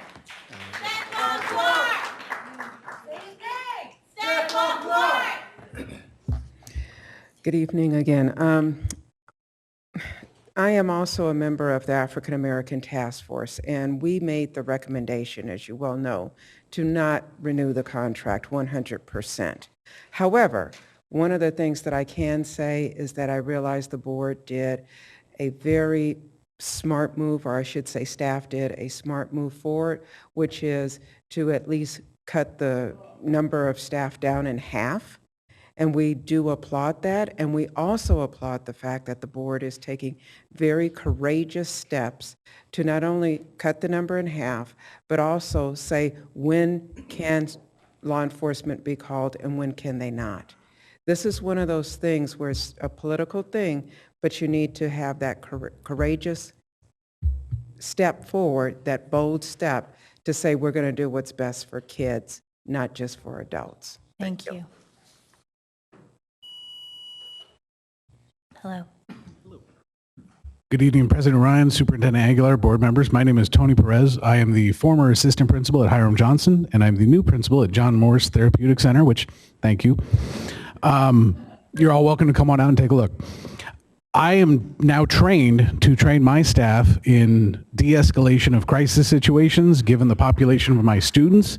However, even with that training, even with the fact that they've been doing this for years, the thought of losing SROs is going to keep me up at night. For the mental health aspect, for the ability to have their assistance in a 5150 situation, minutes are important. If I have to wait on a regular dispatch call, I can't control that situation. That's out of my scope. I'm going to do the very best I can. So please, the SRO presence, the communication, the coordination of resources is paramount. For the safety of my students, for the safety of all of our students, please approve this proposal. Thank you. Okay, we have 20 more comments, and the next 10 are Lorene Pryor. Please line up in order when you hear your name called. Allegra Taylor, Laura Vu, Angel Garcia, Angie Sutherland, Liz Guillen, Danielle Prince, Barbie Beard, Liliana Mendoza, and Gabriel Pineda. And you'll be combining your comment with the individual who left? Correct. Okay. So there will be 2 minutes for you and then one for Allegra. Do you want to do 3 together? we'll do 3. Okay. We'll be fine. So I wanted to just clarify a couple of things. So when you say that we've been involved in this situation or in the communications with Elk Grove, I need everybody to understand that they weren't easy conversations. They weren't conversations where they told us what they were going to do and we said, okay. That's not the conversations that we had. What we did was we made it a point to show up to every board meeting and request a presence on any selection panel going forward. And then we would count the number of days until they gave us that information. We requested to know who trained the SROs, what they were trained in, name of classes, how many restorative practices classes, if they even attended any. We wanted to know exactly how many contacts they've had with our students. And a lot of those students happen to be black male students. And I don't see any black males here in the audience. And that's troubling for me, especially in this district where you guys are #1 in suspension and expulsion. My problem is a lot of times we say, well, it's the officers. No, it's the administrators and it's your staff because they're calling the officers onto the campus. So we need to talk about what are we training our staff to do? What are we expecting them to do? When are they calling them? This is not their personal customer service hotline. These are children with actual feelings. So we have to figure out a happy medium. Like I told Elk Grove, I will tell you, Allegra and I are ready to come and sit on your selection panel. Allegra and I are ready to come and sit on your working group because we believe we have a vested interest when we go to court with kids because they get citations on these campuses. We have a vested interest to make sure that stops, and that's by any means necessary. Your MOU should dictate what you want to see happen, not what the police department wants to see happen, what the community's input in what should be happening for those students. So we have to be clear about the trajectory in which we're trying to go, and we're not going to wait until people are comfortable enough to have the conversation about racism. We have to be bold enough to sit up and stand up and say, you know what, it's enough. And by now, we're going to just insert ourselves and we're going to make it happen for our own kids. Thank you, Lorene. Because one of the things that's really complex here is everyone is quick to talk about what's happening with black and brown. We need to make it very clear, yes, black and brown are affected by these decisions that you guys are making, but black children are still at the top of the list, more than doubling from last year. So we're saying, what are you guys doing? Nothing. And we want to make sure that something gets done. You guys got a good start with these 3 SROs, but my question is, how are 3 SROs going to cover that whole area in this whole district and all of those schools? And when those 3 SROs are already called out somewhere else, what are we going to get? Sac PD? Sac Sheriff? And what are statistics of them and how they treat our kids? This is a good start. but we want to help you get to the end. Okay. And I think we can do that. Thank you, Allegra.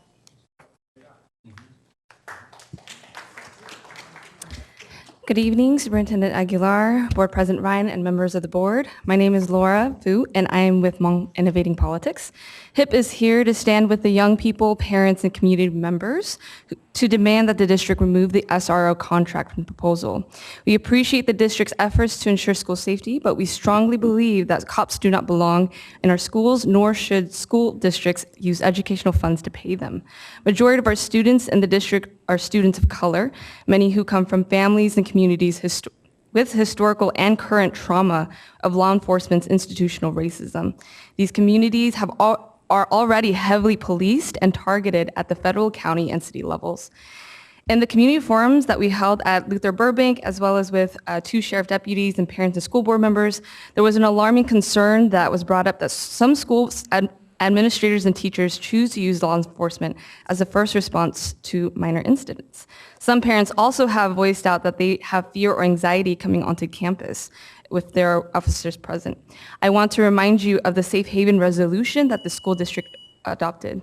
It is a commitment to protecting students and families from law enforcement immigration ratings that aim to separate families. Thank you very much.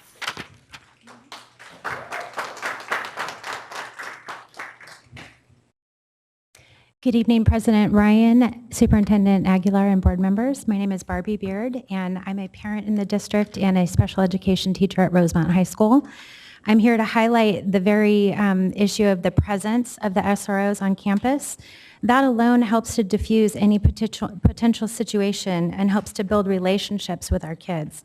It further breaks down stigmas and barriers with law enforcement. I feel much safer and supported with Officer Pete Lopez at our site. I also noticed the security vehicles out front when I walked in, and that gave me an impression of safety. I want to provide that for our students as well on campus. I feel that it's more than just response time, it's relationship building with increased trust. Perception is everything for our students. I'm in favor of an assigned officer to a school site to build rapport, not limited to rotations throughout the district. Thank you very much. Thank you. Hi, Angel. Hi, good evening, Board President, Superintendent, and board members. I am Angel Garcia. I am representing Coalition for Students with Disabilities. I'm a mother of 4 brown children in the district, one of who has various disabilities, including mental health needs. I do not want SROs on our campus. Police officers do not belong in our campus. When you talk about getting the community voice, the communities most affected by police are brown and black people, and I'm really afraid for my boys to go to a school that there's a police on campus. I also don't believe that we should be extending the contract to hire 4 more police officers. We don't have the money. At the community meeting that I went to, we were talking about social workers and campus monitors. What happened to that? $400,000 is not going to pay for a bunch of professional development for folks who need this, who interact with our students daily. And lastly, I just want to say police need to work on the community relations before they have access to our brown and black babies. Say his name, Stephen Clark. Thank you. Hi, I'm Angie Sutherland. I'm also with Coalition for Students with Disability. And I want to know, where is all of the data? I remember a few months ago hearing Officer Hines say she was told not to bring the data. Now, why is that? That is totally inappropriate that we are even considering having SROs on the campus when we have not seen that. And I don't know if you have seen that, but it seemed like they just show a little bit here and there, just enough. And you asked for data and they said, oh, we don't have that with us. I don't get it. 1 million of the money used for staffing, for police and safety staff, that doesn't leave anything for training and development. The train-the-trainer model is not going to work for this. We need mental health practitioners. We need people that can actually help the students with their issues, not arrest the students for breaking rules. Thank you. Thank you. My name is Liliana Mendoza, and I'm a counselor in training at Sacramento City College. I am furious to hear that we're still trying to police our students, our brown and black children, who really, what they need is mental health. We're trying to reimagine a safety plan, reimagine what schools would be like with more counselors, with more people who are able to actually equip and meet them where they need. We do not need any more policing. And I'm gonna leave this at this. I barely met some of these young folks from Brown Issues, and one of the questions that came to mind, what is your feeling with the SROs? And the first thing they said is fear, that they do not feel comfortable with them. They do not feel safe to them. So if you're not gonna listen to me, if you're not gonna listen to the other adult, listen to the actual students who I just met and told me they do not feel safe with SROs. Do not police our schools. Do not tell them to roam around. That's not what we need. We need mental health practitioners to be on site, because that little square that was on that presentation, that's the students. And so if you start with the students and their mental health, things will change. Thank you.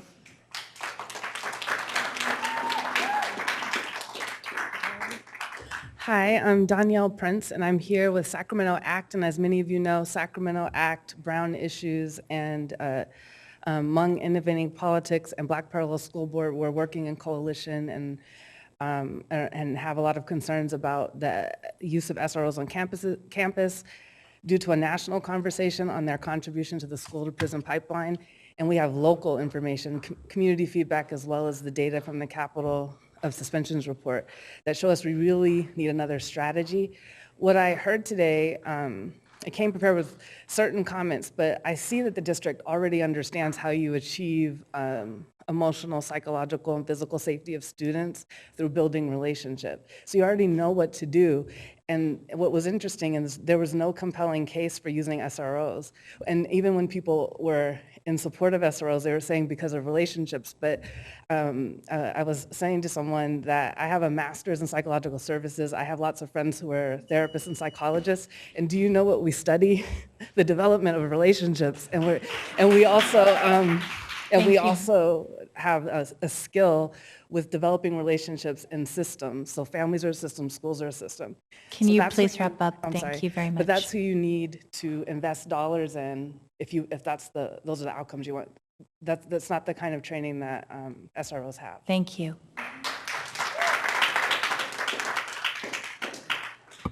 Good evening. Liz Guillen with Public Advocates.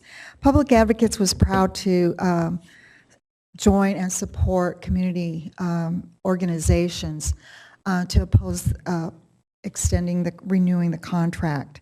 I applaud the fact that the presentation tonight had some really positive elements to it, and that you're moving in the right direction.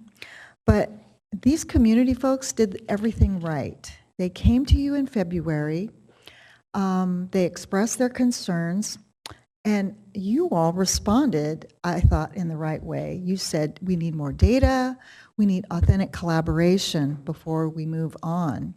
So I was really surprised that the agenda item suggests that you're going to adopt something tonight.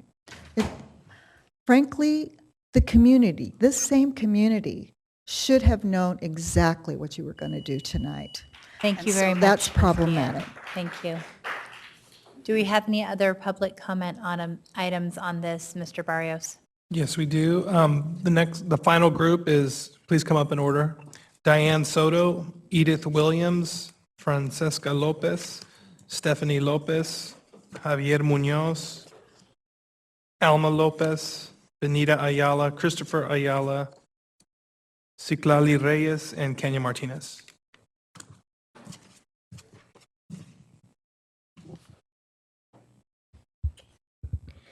Good evening. My name is Diana Soto. I just graduated from Luther Burbank High School. This fall, I will be the first in my family to attend college.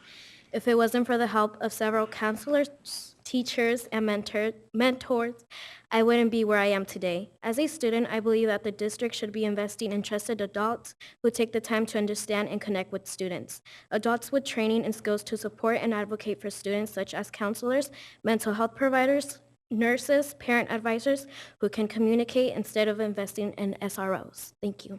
Thank you.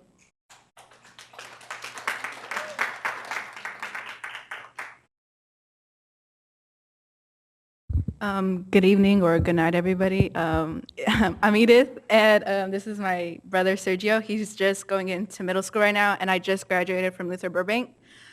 So my question is, why are we still talking about SROs when the contract didn't get renewed? Why are we talking about them still? And I gave you guys data for my senior project about the SROs, and you guys, I feel like you guys just let them go, because why are we still talking about it? As a student, I'm wondering, why are we talking about it? And my brother, when he first came in here, he was like, why is there officers around?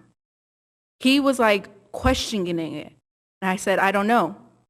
So it makes me worried, because this is my brother going into middle school. And growing up in the community, you know what? We need more counselors. We just lost one of our favorite hall monitors from Luther Burbank. Rest easy, Miss Vicky. And Mr. Campos, he's like one of the best. And then we lost our parent advisor, Alma Lopez, a few years back. We need more of those people who care about us, not people who just look at us like we're nothing now. Thank you.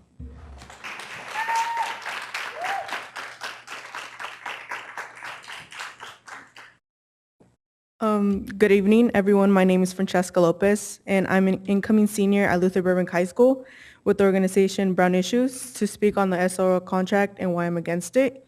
Before I begin, I have one question. Why is it that people relate safety with cops?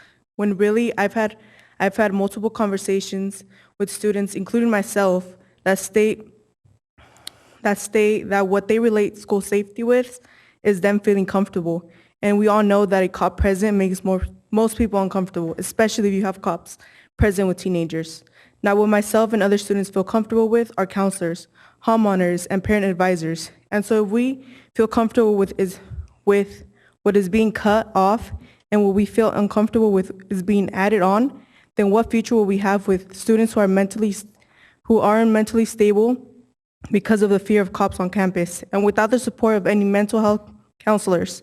I'm here today not only for myself, but for my little sister and for my little brother and everyone else who couldn't make it, so they have the opportunity to have a better education with the support of people that actually help and not just replace mental stability with trauma. We want counselors, not cops. Thank you.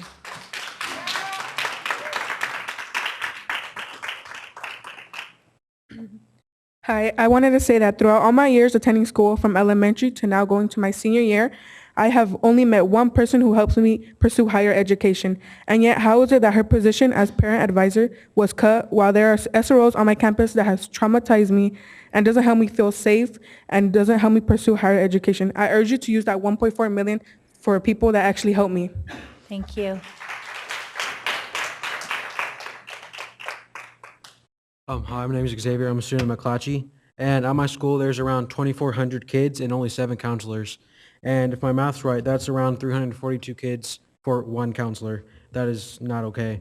We need more counselors so each student can be on track for college, because I know there's multiple students that have got the wrong classes where they're off track to graduate, and it takes them months and leaves them behind in classes because it took them too long to get on track. And we also need more social workers there for students to have a better climate and build a better community within the schools. Thank you.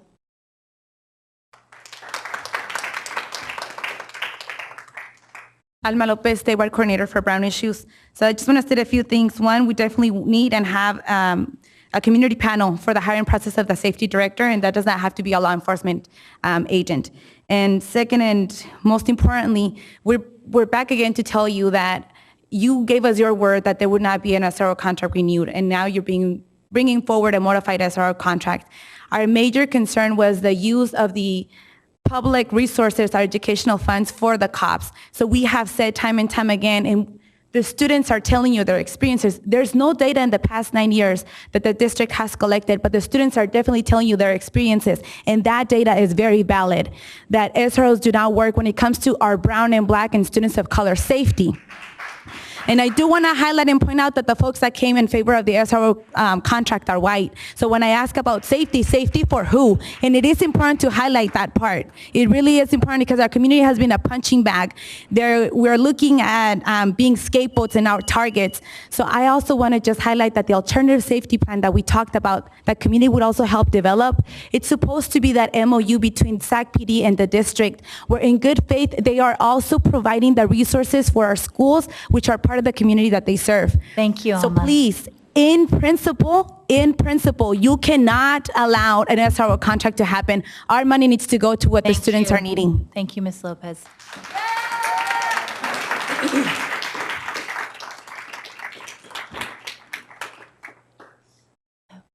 Hello, I didn't actually think of talking today, but I actually am, I live in Rosemont. I volunteer in Rosemont and around the community. And I do support these students, and I believe I emailed all of you guys. I think I only heard from, sorry, Professor, I still call you Professor, back, and I am against the SROs. I am talking to them and talking to others in the community, and also remember my own experience from when SROs were introduced to my school, which was a very small school in a small town, the effect it had on our brown and black students. So I am strongly against these SROs and totally support the previous agreement, which was ending that contract. Thank you. For having the courage to speak. Oh, sorry. Citlali Reyes. Thank you. And Mr. Barrios, these are our final two comments. Okay. Hi, my name is Kimberly Gudina. I'm a Brown Issues Advisor for Rosa Parks K-8, which is located in South Sacramento. I'm born and raised in South Sacramento. I grew up going to my surrounding schools, Luther Burbank High School, Rosa Parks, and the elementary school nearby. And I grew up with law enforcement officers on my campus. I seen my childhood friends get arrested, and this is really frustrating because I now work with middle school students who are 12 to 14 years old, and I see how this is negatively impacting them. Please do not help in any way possible make kids enter the school to prison pipeline. That is not okay. These are the students that are the most impacted, and you need to listen to us. Right now, you're not listening to us, and that is not okay. The parents that are here to say that we should definitely go for the SRO contract, these are white parents. The students are not even talking here. So you should definitely listen to us and listen to the students, because we are the priority and we're the vision for this California. This is our California. We need to put steps forward in order to make everything okay for us. Thank you.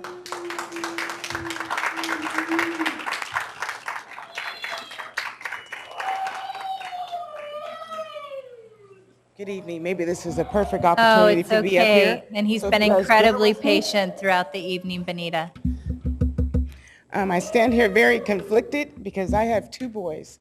One who graduated from McClatchy, and we had a really interesting conversation about this because he said, Mom, when I step out every day, I have a target on my back. Well, my son, as his height, who's 6'9", over 300 and something pounds, he has a target on his back. So for people to say you come and you feel unsafe, everywhere I step out, I am fighting for him. So for me to not say, I'm sorry, you need to, I'm here for Christopher and Kenya, so if we can do 3 minutes, thank you. My struggle is that for me, it doesn't matter if they're on campus or off campus. The situation is that I am comfortable with them being there because I want to create a safe haven for me and him. And by doing that, I have entered into training with the Elk Grove PD. We did 8 weeks, and I pulled Christopher out of school. Why? Because I wanted him to understand a different role. I get as a black woman that there's issues we have, and I step out out of fear, I do. And I agree with these students of what they're saying because my son agrees to that, and he graduated from McClatchy. But I have a gentleman back there that cannot step out of his house and tell an officer, help me to get to my mom. Help me to get to safety. So for me, I want him to learn that a cop will get him to where he needs to go. He will get him to say, if I'm lost and I can if he can communicate to him somehow, and get him to me. So if there's one on campus that is related to know him, and say, hey, if he happened to get off campus for whatever purpose, they can encounter with him. I was working with Nina before she left to get her to work with students that are just like Christopher, who communicate with a device, who are in a wheelchair. If an emergency happened, what's going to happen to these children? You know what I mean? If Christopher was much shorter, I guarantee I probably wouldn't even be up here. And I'm just honest to God truth. But my son, to me, is a poster kid, because you know why? When I speak to officers and then we're in training, you know what the first thing they tell me? I'm going to want to figure out how I'm going to take him down. You know how painful that is? So what is my goal is? My goal is I want to be in front of them. This is how you relate to him. This is how you talk to him. This is how you do this. If he's carrying a strap, it's going to be a communication. Just this week, I was driving to Woodland to speak to an officer, to take him on a tour of the police station, and he's talking to officers and he's encountering them. Why? Because when they encounter and they hear that, I don't want a gun to come out. I don't want him to hit the ground. So you know what? You students, I appreciate all that you're saying. But for my child, I think that having him there was a lesson that he could learn, and I can engage in him. And maybe we can make it towards a more positive manner for other students that they can experience that. Because when I was a child, I knew if I got lost, I would go to a police officer. Mind you, I'm 53 years old, and that was a long time ago. I want my son to have that experience. So I'm glad this is a perfect opportunity. He's screaming and hollering. Thank you. So thank you so much, Benita. And I just want to say,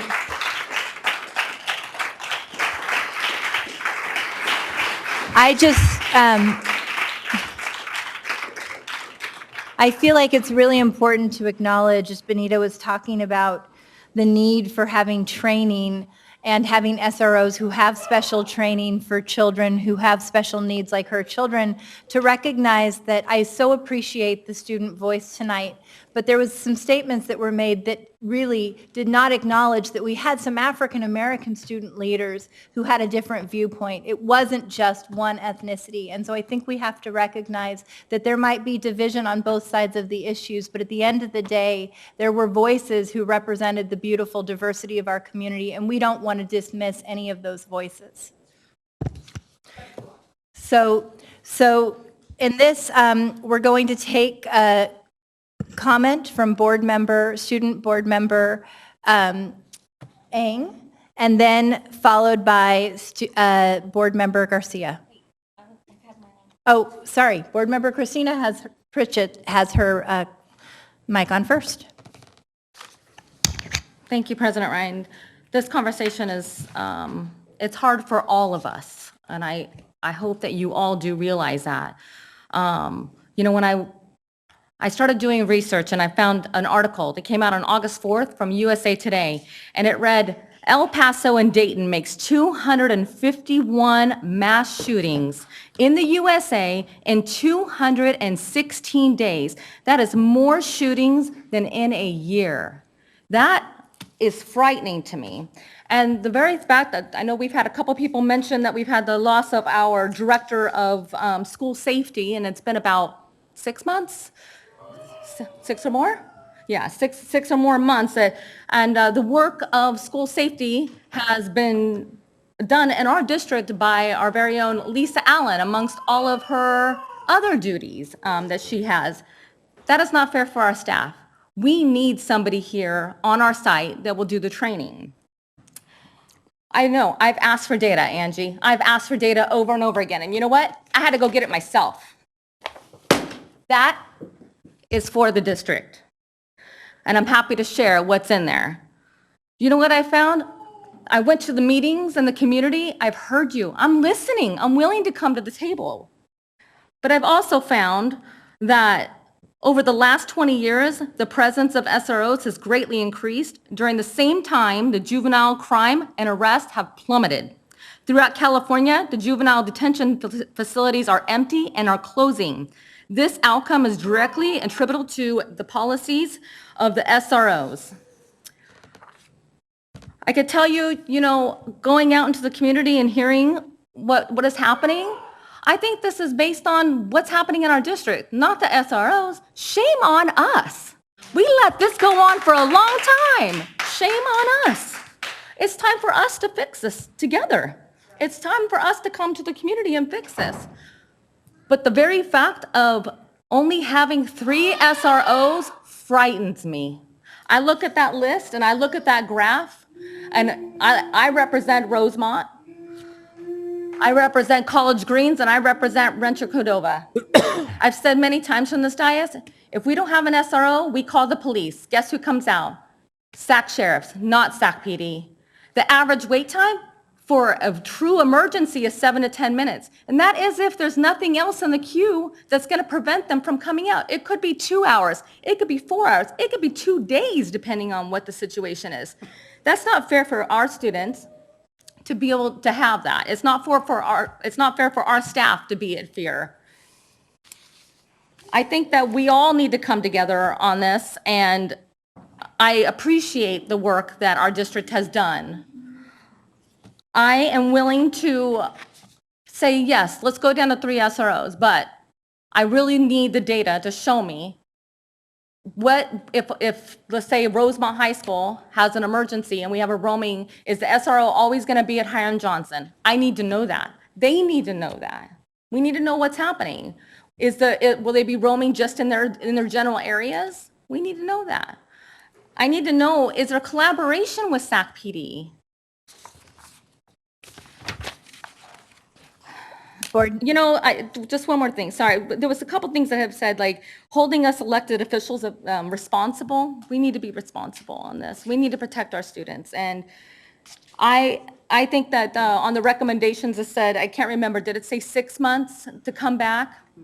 I don't think that's sufficient. I think it needs to be 3 months and then an additional 3 months. And we need to come together as a community and figure out, is this working for us? Do we need more? Do we need less? Let's figure out what the deal is per site. I said earlier, we have a very diverse area. We need to look at all sites together. So with that, I'm going to move to approve the recommendation by staff on item 8.3. We have a comment from Student Board Member Eng Olson. Sorry, I'll try to make this quick. This past summer, I spent time in DC as a high school advocate with the ACLU, specifically in regards to the discussion of the school to prison pipeline, collateral consequences of implicit bias, and zero tolerance policies. And while I do greatly appreciate the security support given by SROs, in talking to a number of my fellow students, I'd like to stress the substantial student wariness on significant law enforcement presence on school campuses.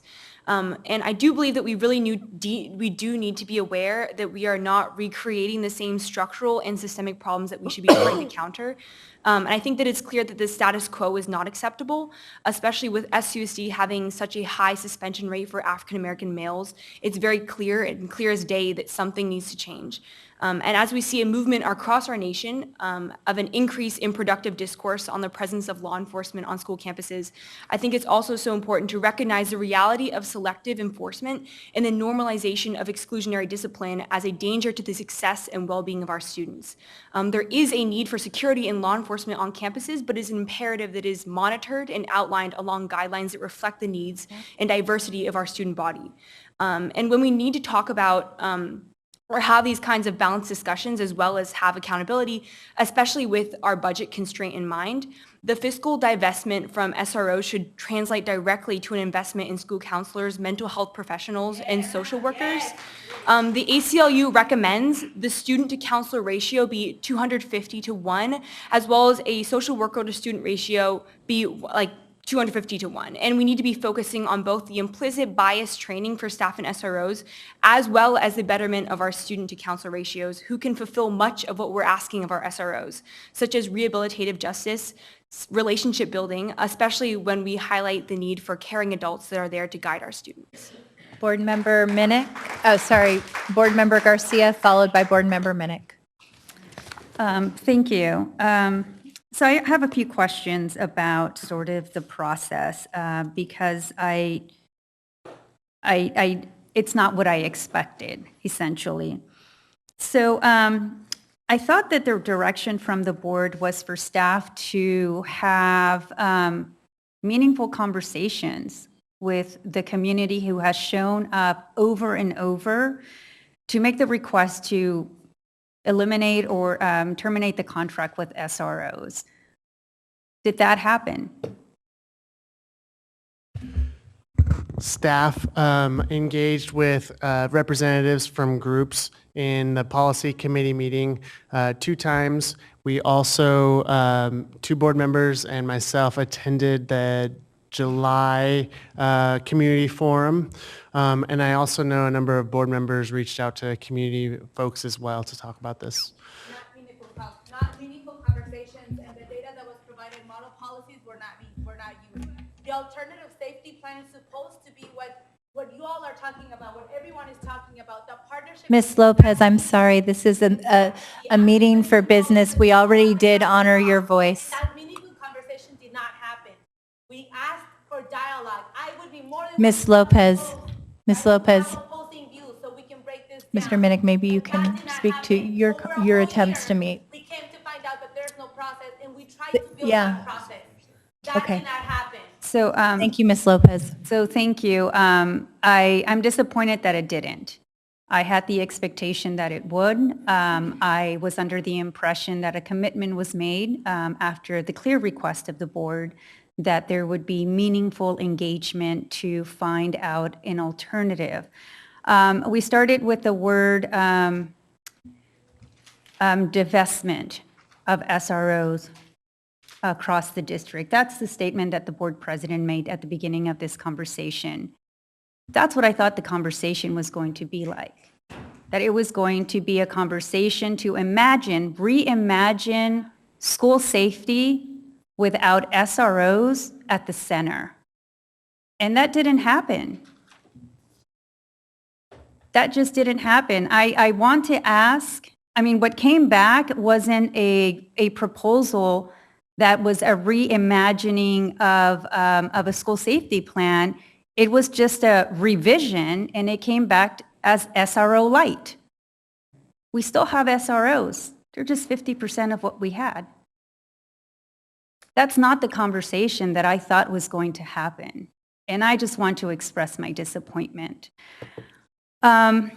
I also think that the plan has some good elements. I don't want to discredit some of the hard work that you've done, the really good conversations that you've had with some of our neighboring partners, and how far ahead they are in this conversation.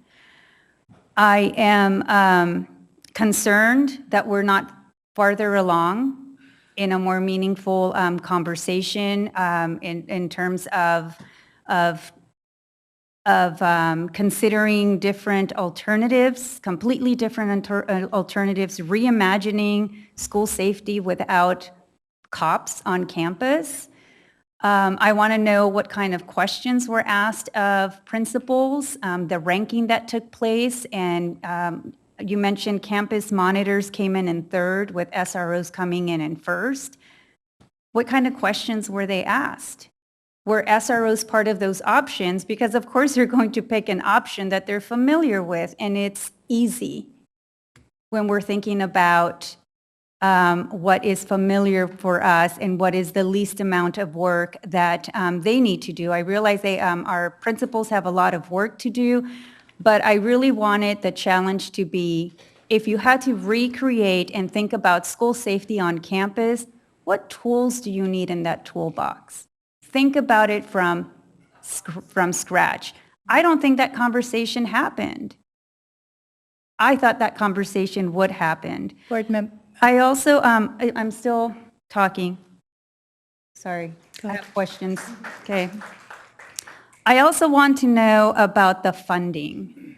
There was $1.4 million contract that expired June 30th for 8 SROs and 1 sergeant, correct? And moving forward, the proposal is to keep 3 SROs and 1 sergeant for about $1 million. And including the director. Okay, so that needs to be clarified. That's an expensive contract. And I want to know, did we consider shifting some of those resources to hire more counselors, more mental health professionals? They're part of school safety. And I would argue they are staff that have a more meaningful impact on students, on student achievement. Our job is not only to provide our students with a safe learning environment, absolutely, and I'm committed to that. But it's also to make sure that they're thriving academically. And right now, we're not doing that. I want to, procedurally, this whole process just doesn't make sense to me. We have a policy that's underway, and that is still evolving. We're adopting a plan that should be based on state board policy, but that's not finished. We're hiring a school safety director, but shouldn't that safety director be tasked with bringing to the board a school safety plan that is comprehensive, that it goes out to the community, that goes out to our school sites, that talks to our community at large, not only our students? That's what I thought would happen. That somebody who has the job and the responsibility to come back with a plan would come back with a more cooked plan. And again, there's some good elements here in terms of training, in terms of moving away from the SRO. But I'm just surprised that we continue to think about a school safety environment with law enforcement at the center of it.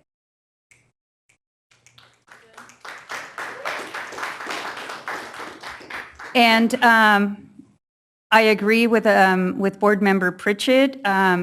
Moving forward, if this proposal is approved, reports to the board need to happen more frequently. We need to have data. We haven't heard an analysis of the data that has been collected over the past 9 years. We haven't heard, I didn't receive any information about what type of survey was provided to principals or school site administrators, what their responses were. We don't know about their responses from students with the school climate survey that goes out every year. What do they feel are important elements for school safety? We've heard from a student group earlier this year, and it's one of their top priorities. It's school safety. I don't recall them mentioning law enforcement being critical to that. So moving forward, again, I just want to highlight that, again, thank you for all your hard work and the good start. But there's so much work to be done that I just don't think this plan, as it is today, is in a fashion that we can approve.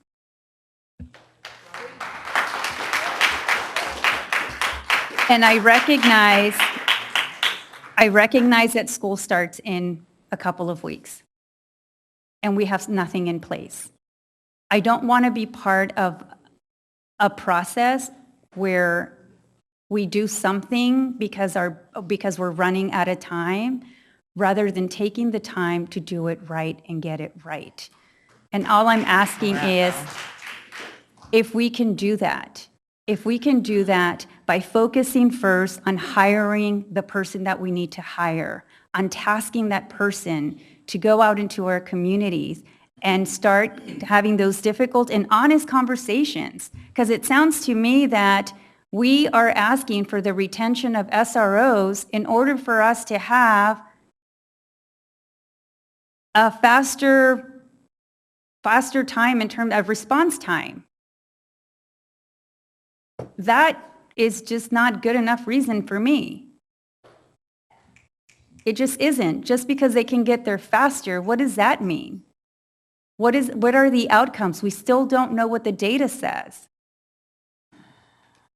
And I have a lot of other thoughts, believe it or not, but I just want to make sure that moving forward, any conversation about any one, at least if it's one law enforcement officer on any campus, or in the district, we need to be clear about the role and the accountability.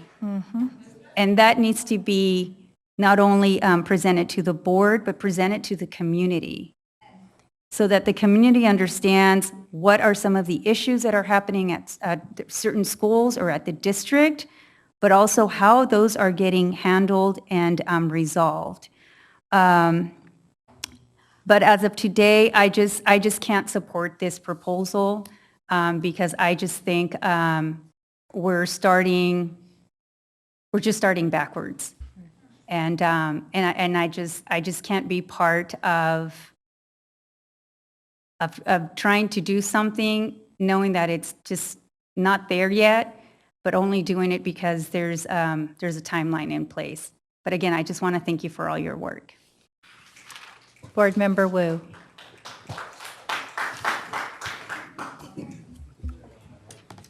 And then you. Yeah.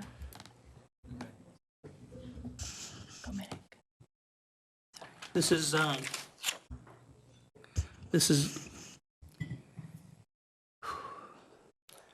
is a plan. It's a plan to hire a security director and 3 officers and a sergeant. School starts in 2 weeks. We have run out of time, and I recognize that this plan is fluid. It starts with 3 officers roaming, not located on any one campus. They're roaming, and there they will stay. So I'm going to second Member Pritchett's motion. Thank you. Board Member Minnick, followed by Board Member Morowski. Thank you. So I just want to address the folks who came out and spoke against, actually, well, in favor of a full divestment of SROs. So if you had asked me a year ago how I felt about this, I might have been fine with keeping SROs on campus. I don't know exactly how I would have felt, a year and a half ago. I had some, you may disagree, but I had what I felt were some meaningful conversations with a lot of the people in this room and a lot of other students that really had an impact on me. Now, I was well aware coming here tonight that people are on kind of opposite ends of the spectrum, how they feel about this, and that everyone was going to leave here tonight unhappy with the result. Because this is something somewhere in the middle. But those conversations I had with Brown Issues, with folks from Black Parallel School Board or SAC Act, and that really changed how I felt, where as we moved forward, I definitely was clear that I was no longer comfortable with the idea of law enforcement officers on campus. And that led to a lot of conversations with staff, with Mr. Browning and others. And what you see here is not, I know that for those of you that wanted no funding to go to SROs, that this is not what you wanted, and I appreciate that. And I think, I would like to see that as an end result eventually too. But for me, the big priority was we need to not have school resource officers stationed on campus that can be used as crutches for administrators that want them to handle disciplinary issues. And we saw the list that they presented, where the kind of reasons why police officers or why our SROs would be called to campus, and they were pretty egregious crimes, right? We're talking about assault, we're talking about bringing a weapon on campus, like handgun on campus. And so, but all that other list that's going to stay in the hands of the school with hopefully the proper training and support that they need to handle that without law enforcement, I thought was important. And so for me, the impact that it had, the conversations with all of you, was that push to make sure that we did not have school resource officers located on campus. And I think that this is a fair compromise as a first step. And then I like Member Pritchett's idea of, a report back in 3 months and then again in 6 months so we can see what's working. This may be the first step to complete divestment and complete disconnection with law enforcement. It may be something else, I don't know. But I also don't think of this as re-upping that SRO contract that we had before. And a couple people said, you promised you weren't going to continue this. Well, it did end. And this is a very different proposal than what we had before with officers on campus. So I will say that I really was impacted, and you may not feel that your voices had an impact on our decision making, but it really did. So just know that, and you can believe me or not, but I'm telling you that it really did have an impact on me. So thanks. Member Morowski. Thank you. Just a couple more thoughts. The plan that we're talking about today is not the detailed implementation plan. As I understand it, a motion to approve it would be guidance to develop the more detailed implementation plan. So it feels preliminary. It is preliminary. I think we are going to have to maintain some flexibility, again, if the plan is approved, figuring out whether that's the right number of SROs, whether they're in the right places, what can they handle? I mean, because this is going to be a learning, this is going to be very different for our school site administrators who have had greater access to, a resource that's been there for them, take that for good or bad, but it's something that is being taken away that they will have to adjust to and take on greater responsibility. So I think, I just like to acknowledge that we're asking a lot of our school site staff.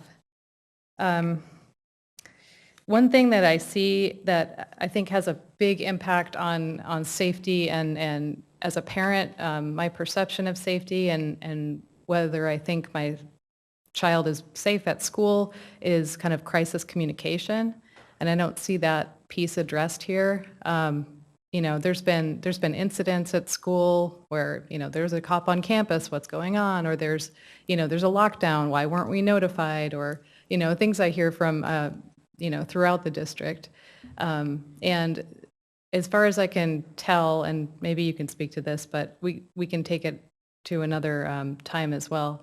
There doesn't seem to be a real systemic coordinated plan for how things get communicated. It seems like a site-by-site thing, and people are often left really surprised that they weren't notified about something. So I would like to see that addressed as part of the safety update. Yeah, and just the final thought is, really bad things can happen at our schools.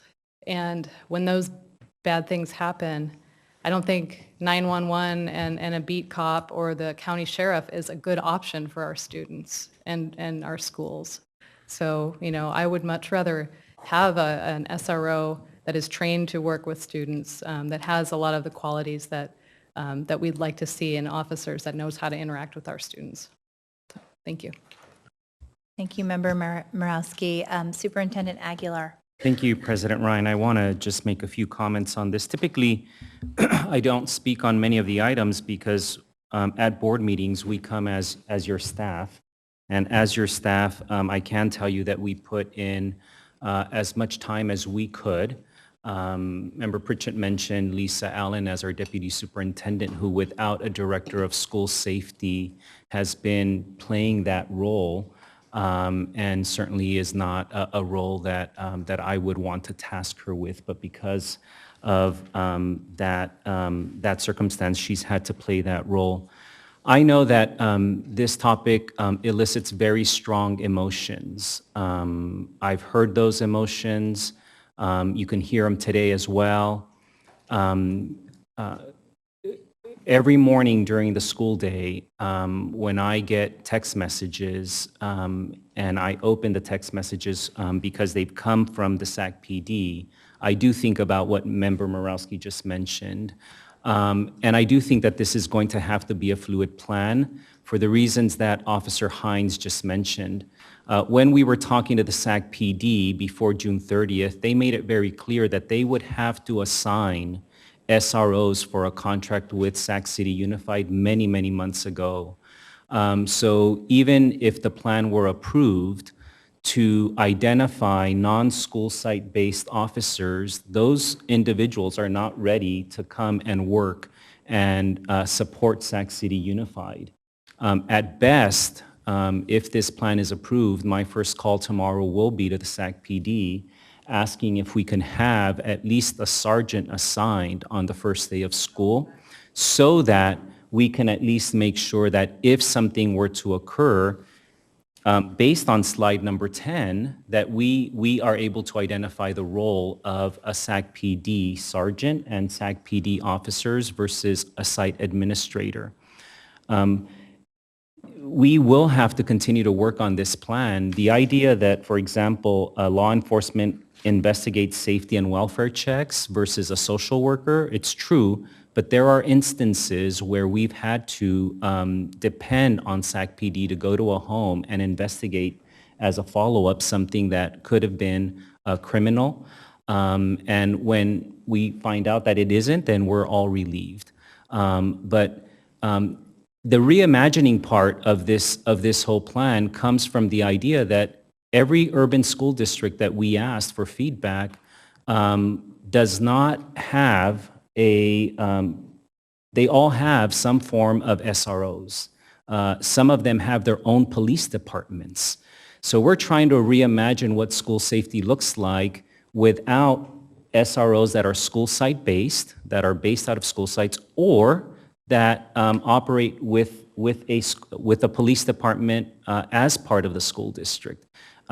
We are probably alone in that, and we're trying to determine what does school safety look like, and our plan is as balanced as it can be, because what we're suggesting is we have to be very specific with the SAC PD department as to when they will come onto campus, under what circumstances they will be allowed to interact with our students. And it is going to have to be very specific and very defined. Otherwise, we will be tasked with the responsibility of making sure that we're interacting with our students and providing the right social and emotional and academic supports to our students. So that reimagining is real because we don't operate our own police department. We used to have school site-based SROs, and everywhere that we've asked for feedback and advice, these are schools that operate their own police departments or have SROs based out of each of their school sites. So that is the reimagining part of this whole venture, and it is going to be a very fluid plan that we're going to have to come back, starting with a status on our Director of School Safety, and a status on whether or not we will be able to find somebody to assign to us on the first day of school as well. Thank you, Superintendent Aguilar. Board Member Garcia, do you have another comment, or was I that? have another question, thank you. So will the contract come before the board, the contract with SAC PD? And have you considered requiring that I see that this plan has support, so this is going to move forward. The hiring of those 3 SROs to be as diverse as our student population? So like Officer Hines said, some of them have return rights, but if there are new positions, then yes, the answer is yes. There is an opportunity to ensure that the SROs represent the diversity of our own student population. If at all possible, if it's a new position, again, there are return rights. Right, For the- I understand that part. And what's the timeline of that contract coming? We haven't started conversations because we needed to bring it to the board for approval first. So the timeline would be as soon as possible. As superintendent said, he's going to make the call tomorrow. Okay. And generally, how long do the contracts, what's the timeline? Are they like 1 year, 2 years, 3 years? It's honest, it's what we make it. It could be a 1-year contract or it could be a 2-year contract. It depends on the will of the board. Okay. I would want for that to be on the shorter end, to continue these conversations, and to have the flexibility to further refine terms of that MOU, depending on what is necessary as this plan continues to evolve, whether it's data points, specificity on the role, and whether fewer SROs are necessary. So I would ask that be taken into consideration. Thank you. Thank you. Just two last comments. I mean, obviously, I asked for a couple critical amendments. I asked for the inclusion of community and student on a hiring panel for the school director position, which I think is very important. I think it potentially gets us a very non-traditional candidate for the director of school safety, so that when we're talking about what does it mean to have contracts with caring adults, even if they're small nonprofit contracts, how do we utilize that given the resource constraints? I also hear what you're saying about rights for seniority, and I know that several of the former SROs were reflective of our community, but several were not. And so I guess my question is there an ability to go back and say, because we are essentially crafting an MOU, these are the guidelines that we expect. I have spent countless hours with both the community forum response from the event that Black Pearl School Board and SAC did, and with the Black Pearl School Board recommendations. And two of them that I think are really critical that should guide the MOU we develop. One is when law enforcement is called onto campus, we have to have documentation and an MOU that includes specific policy guidelines for when law enforcement is called and what to do when they are there. And I think this is an opportunity for us to build upon some of the good work that's been done by our partners, some that who have spoken tonight, to build that out. In the community response from the other event, there were several things. One was a request for a memorandum of understanding with relevant agencies. I hear the very real concern that without that memorandum of understanding, you are at risk of getting, in unincorporated areas or in areas that are served by the sheriff, Scott Jones. And we know there are challenges for our immigrant community, challenges for our Black and brown community at a much higher level. The response rate is secondary to me to that concern. But it says there's also a request, this was from the community meeting that was held by Black Pearl School Board and SAC Act, that there might be a need for law enforcement during big events and football games, et cetera, the issue of how to address off-campus and after-school incidents, et cetera. But this has to be developed once again in the memorandum of understanding with a clear system of procedures and accountability that make it transparent to all when and why these individuals would be called. And so I feel like that's part of the build out. And I don't want it to be lost here because, in the conversations I've had with the ACLU and community partners and the countless hours I've spent over the last few months doing some of just the background work to better understand, this is a removal of all school resource officers from 70 plus campuses across the district, recognizing that discipline and the use of law enforcement when school resource officers are stationed on campus results in disproportionality and, in fact, perpetuates structural racism.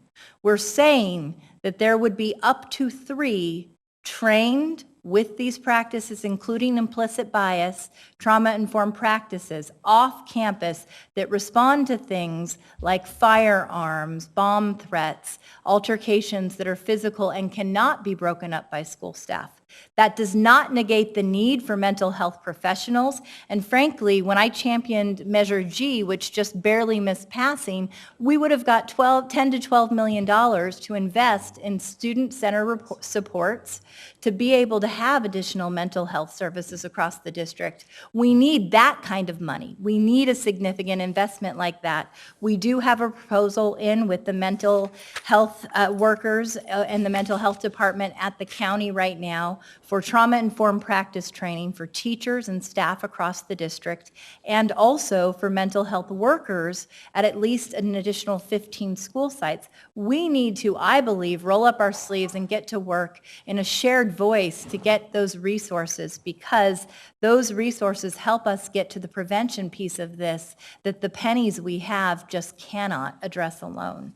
So I appreciate the work. I realize that there's a lot more to go. I have concerns. I absolutely want to ensure that we have data and a quarterly committee, as was suggested by other board members, to be able to assess the efficacy and make adjustments. And beyond that, I will say, will depend on the community members who have said they are willing to be there to do the work, to ensure both accountability and making the necessary changes so this actually addresses the needs of school safety, but moreover, the needs of our students across the district at large. Do we have a motion? We have a motion from Board Member Pritchett, a second from Board Member Wu. Student preferential vote? Okay. This is only a motion from conference to action. So we have a motion to take this from conference to action from Board Member Pritchett, a second by Board Member Wu. We do not have the student preferential vote at this time. All those in favor? Aye. Those opposed? Okay, we have a motion to move this to action from Board Member Pritchett, a second from Board Member Wu. All those in favor? Aye. Those opposed? No. Okay, thank you very much. We appreciate your work.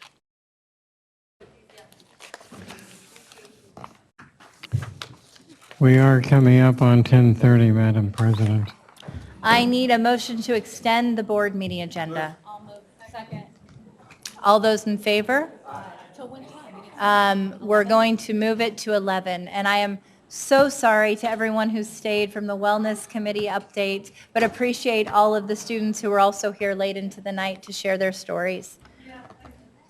Okay, we are on to item number 8.4, the Wellness Policy Implementation Update.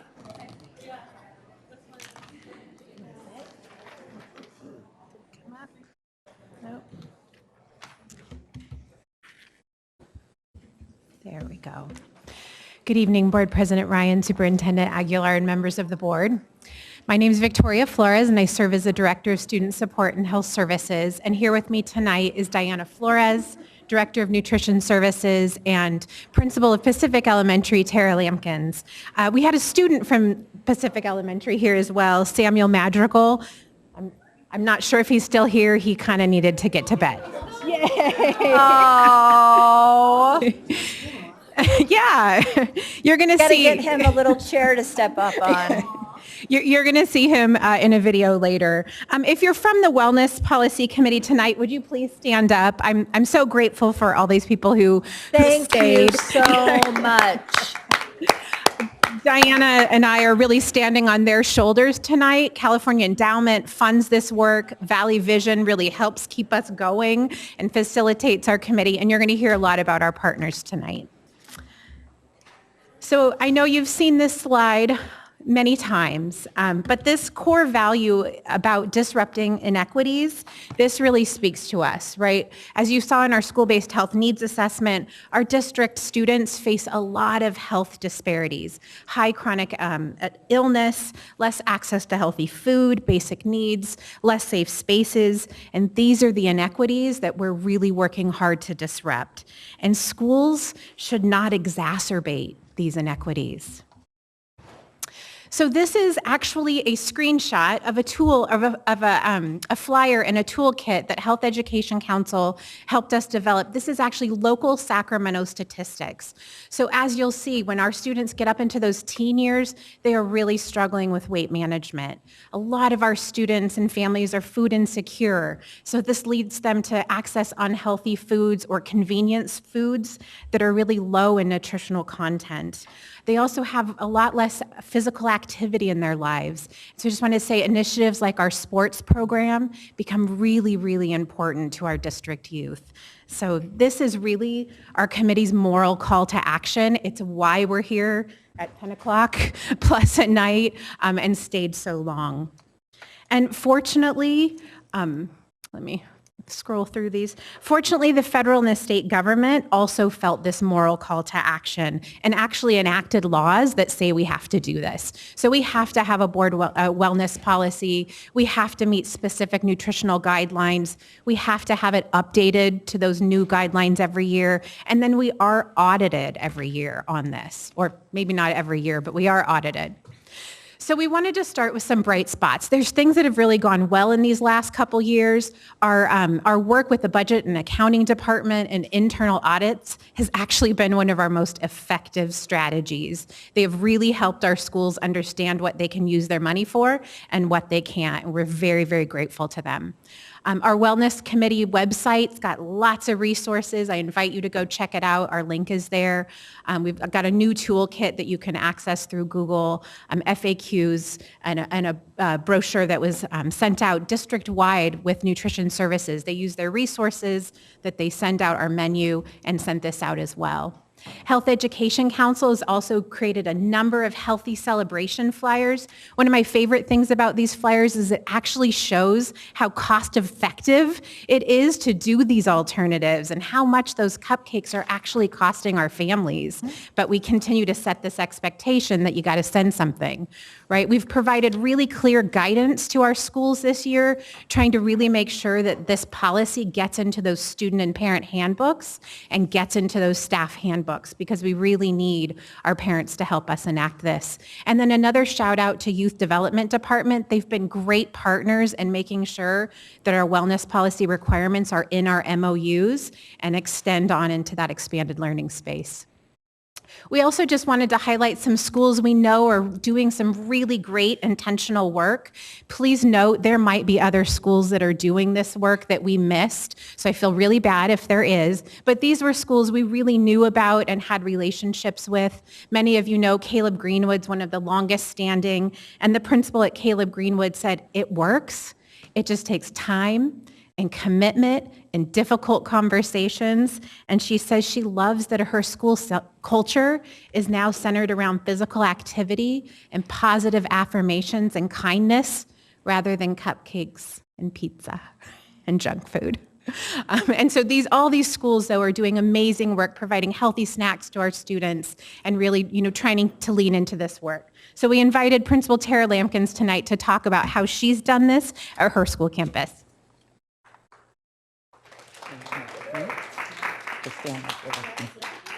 Good evening, President Ryan, Superintendent Aguilar, board members. Again, I'm Tara Lampkins, principal at Pacific Elementary, and proud to have a proud Pacific Puma standing beside me, Samuel Madrigal. Again, that you will see later.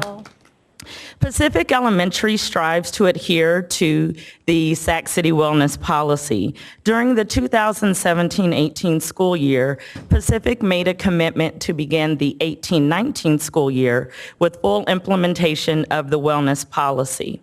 Pacific began to message this to our families at our 2017-18 open house, and then again at our 18-19 parent orientation. A copy of the wellness policy materials were distributed to staff and discussed at our site-based decision-making meeting, our school site council meetings. Wellness policy materials were posted in the front office and classrooms. Wellness policy materials were shared on Pacific social media and were sent home to families and discussed with families at our monthly parent coffee chats. Pacific also worked with the Health Education Council to provide cooking demonstrations to families of healthy options. We also worked with food literacy with our ACES program run by Sacramento Chinese to provide cooking demonstrations to our after-school students of healthy options.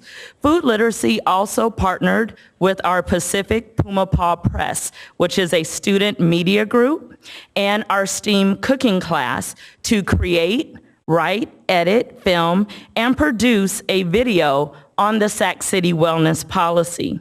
The film was completed with the Summer Quest students in the ACES program, and also we did several revisions at our school events. So for example, instead of having a cakewalk at our Harvest Festival, it became a mummy muffin walk. Our candygrams became pencilgrams. Both were received well. Additionally, several teachers would attach the wellness policy to their classroom celebration notices. Pacific did incorporate candy for the 18-19 school year for Operation Gratitude as an incentive to students who were to attend the day after Halloween. Students received a gold Puma Paw for any candy donation to the troops. We felt this supported our fight against chronic absenteeism and supported the wellness policy. For the 1920 school year, the Sacramento City Unified Wellness Policy is incorporated into our student handbook.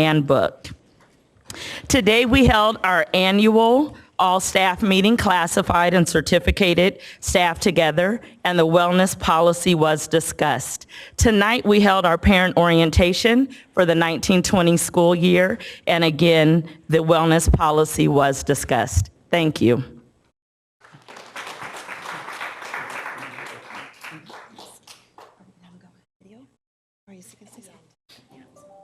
Okay.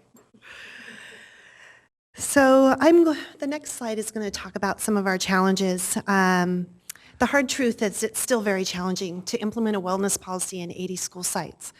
We listed some sites that have had some bright spots, and when we learned of what Ms. Lampkins was doing at Pacific, we were encouraged that we can move forward. But one of the greatest challenges we've encountered is having school site buy-in at all the schools. It is challenging to implement a wellness policy when there's a lack of accountability on the rules and the regulations and implementation at the sites. We have a policy that's clearly communicated. However, challenges like food being deeply ingrained in our culture and in our school site practices, that continues to happen in most of our schools, in a number of our schools. Beliefs about food as an incentive or a reward. Many staff feel that's a way to build relationships with students, and those practices continue in many of our schools. As a committee, we are trying to set clear expectations and accountability, and all district leadership, we're asking for more support from all school site administrators in the same way that Ms. Lampkins did at her school. Sorry, I'm going through these. I always forget to click this. Next steps. We're going to continue messaging and with resources and developments. We have a toolkit that's available on our website. We are going to survey students and staff on how the wellness policy is being implemented in their own schools. It is a federal requirement to update the wellness policy and review it every 3 years, and we are at our 3-year mark now. So this year will be our assessment year. Did I miss something? I did. I'm going to go through it. Sorry. We also developed a poster. Miss Jamie Mallardy, one of our teachers, is featured on this poster. We would like to distribute that this school year in all the teachers' lounges to help inform that. So I have to just tell you, that was my daughter's former teacher way. and her favorite teacher of all times. Oh. Total coincidence. I didn't know she was going to be featured. Yeah. This is a poster developed just to help clearly communicate more with the staff at our sites. We also have a rubric where we're going to feature The beginning stage there in the red area, we're going to focus on those areas to try to bring sites more into compliance and look for ways to survey the sites and see where they're currently at. In order for our policy to be successful, we need all district employees, site leaders, and school staff to communicate and implement the wellness policy as required by law. In 2006, our last wellness policy was drafted, and I was asked to be on the then Coordinated School Health Committee in 2007. 13 years later, we updated our wellness policy in 2017. Many students were kindergartners when that first wellness policy was drafted and graduated last year, and there really was no movement for 13 years. I don't want to be standing here in 2032 and not see what we're seeing here at Pacific. We need to take the next step with our wellness policy. And we're committed to get there, but we are asking for more school site buy-in from all of the site administrators to get there. What she was able to do in 1 year is amazing, and it's because she decided it was something she was going to take on at her school site. We have a video here. Sorry. Where does the video come from? We love junk food, but we also want to be healthy. We want adults to teach us how. There's a new school wellness policy, so we asked our food literacy teachers to help us make a healthy snack. We love tacos, but can they get us to eat vegetables in our tacos? We put them to the test. Who's better, cactus or broccoli? How do we decide? May the best taco win. Oh, it's on. Boom.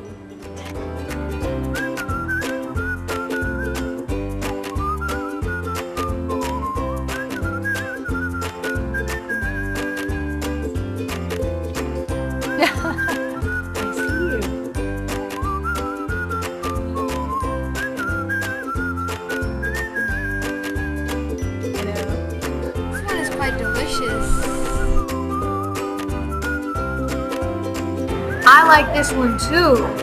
And the winner is ta-da! Broccoli!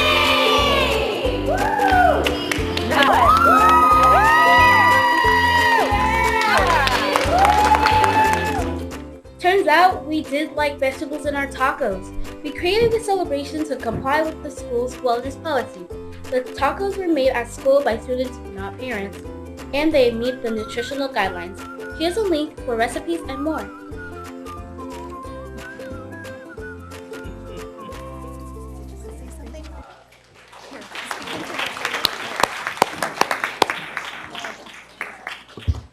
You want to say you enjoyed making the video? You want to say you enjoyed making the video? If you don't want to, that's okay. And we have our star who is here with us, and he's just excited to participate in the video. Thank you.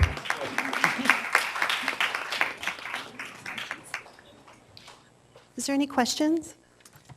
I'm sure there are tons. We're waiting for lights to come up. I do actually want to ask you, because you brought up, do we have any public comment on this item first? Oh, yeah, we have a lot of public comment. Okay, so before we take questions, we're going to do public comment per process. Okay, and how many public comments? There's about 12 here. I'll read them all off, and if you can stand up in line one after another. So we have fewer than 15, which means you could have 2 minutes each, or if you would prefer, we can do 1 minute each. I want to be cognizant of it being late in the night. Can I see a quick show of hands? Do you want your full 2 minutes each or 1 minute? Okay, sounds good. Okay, well, come on up, 2 minutes each. Okay, Great. please stand in a line when you hear your name called. Jennifer Kachmar, Annie Fairburn, Catherine Warmerdam, Kelly Michelle, Celine Alatorre, Trish Hartner, Trish Kelly, Angel Garcia, Angie Sutherland, Oh, I think we lost a few people. Hi, Jen, come on up. Samuel Avila, Mai Chang, Amber Stott, and Sarah Williams Kingsley. Good evening. I'm here to ask the board to prioritize helping schools comply with the district wellness policy. As a kid, I would have been horrified to imagine that I'd grow up to ask for less sugar and fewer treats. But we're faced with serious health concerns. Studies have shown that 91% of American children today have poor diets. The CDC projects that for children born in the year 2000, 1 in 3 will develop diabetes in their lifetime. Racial and ethnic disparity make the picture even worse. For Latino children, it's closer to a 50-50 chance. We have healthcare debates raging in our country right now. And at the same time, there's a constant stream of junk food allowed in school for snacks and celebrations and rewards. These foods contribute to future health problems and increased healthcare needs. Allowing all this extra food in the classroom puts children with food allergies at risk. It overrides children's hunger cues. It turns schools into an adversary, not an ally, for parents struggling to feed their children well. And it impacts grade level readiness. Research demonstrates that good nutrition is linked to better behavior and academic performance. This policy is probably annoying and unpopular for a lot of people, but I also think it's needed. As a parent, it's my responsibility to determine how my children should be eating.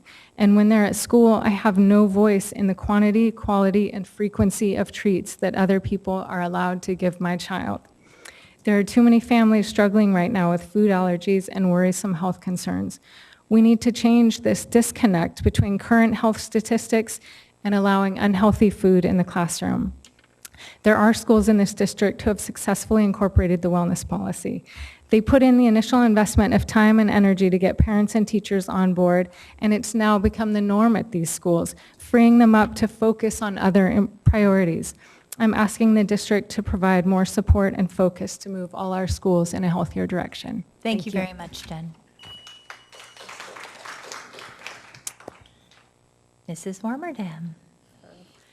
Good evening. My name is Catherine Warmerdam, and I thank you for this late night opportunity to discuss the district's wellness policy from the perspective of a parent with 4 children attending Sac Unified Schools. I want to applaud the bold steps that the board took a couple of years ago to adopt a new wellness policy.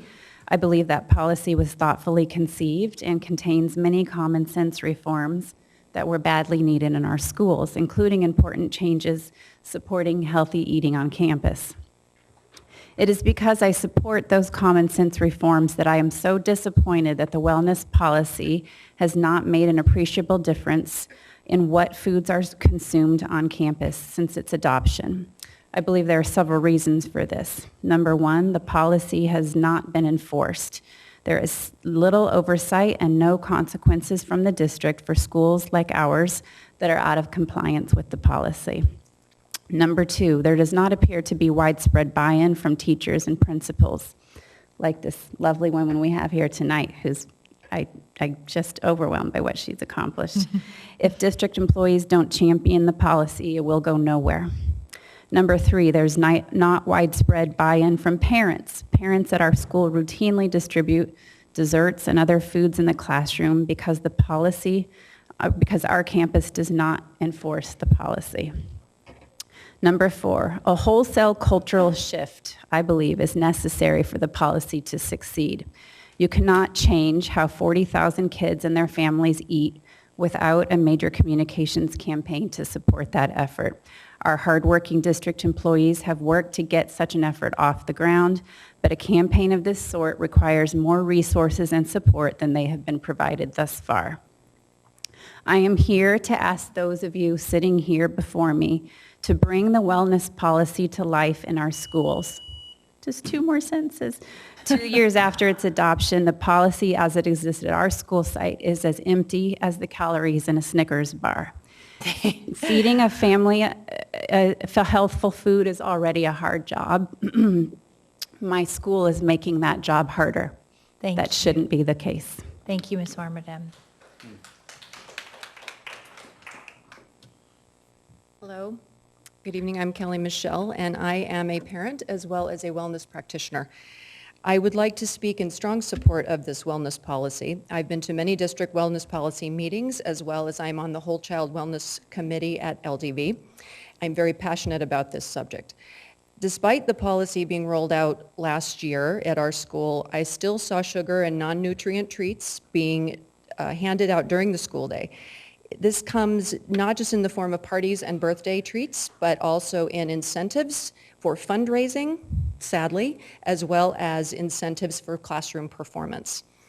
There is a great need for this policy to have more district support in its implementation because we owe it to our students to educate them on the life skill of health and well-being. This country has an epidemic of obesity and diet-related illness. This shows that our adult population is woefully undereducated about the nutrition and diet, what role that plays in a healthy life.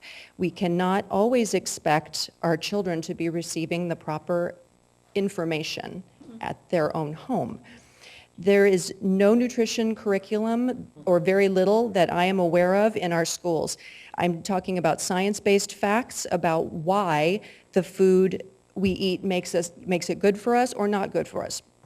The kids are missing the why component of why we're telling them about they should eat this, not that, why the peach instead of the cupcake. And when they have this information, they are empowered to make better personal choices. These better personal choices and this policy is the traction that's going to get this information to them, is instrumental in guiding this whole generation to live healthier, longer lives than their parents and their grandparents. Most of us will not ever use calculus or trigonometry in our daily lives, but we all eat food every single day of our lives. And this backing, more support for this policy is life-changing for some of these kids. Thank you. Thank you very much.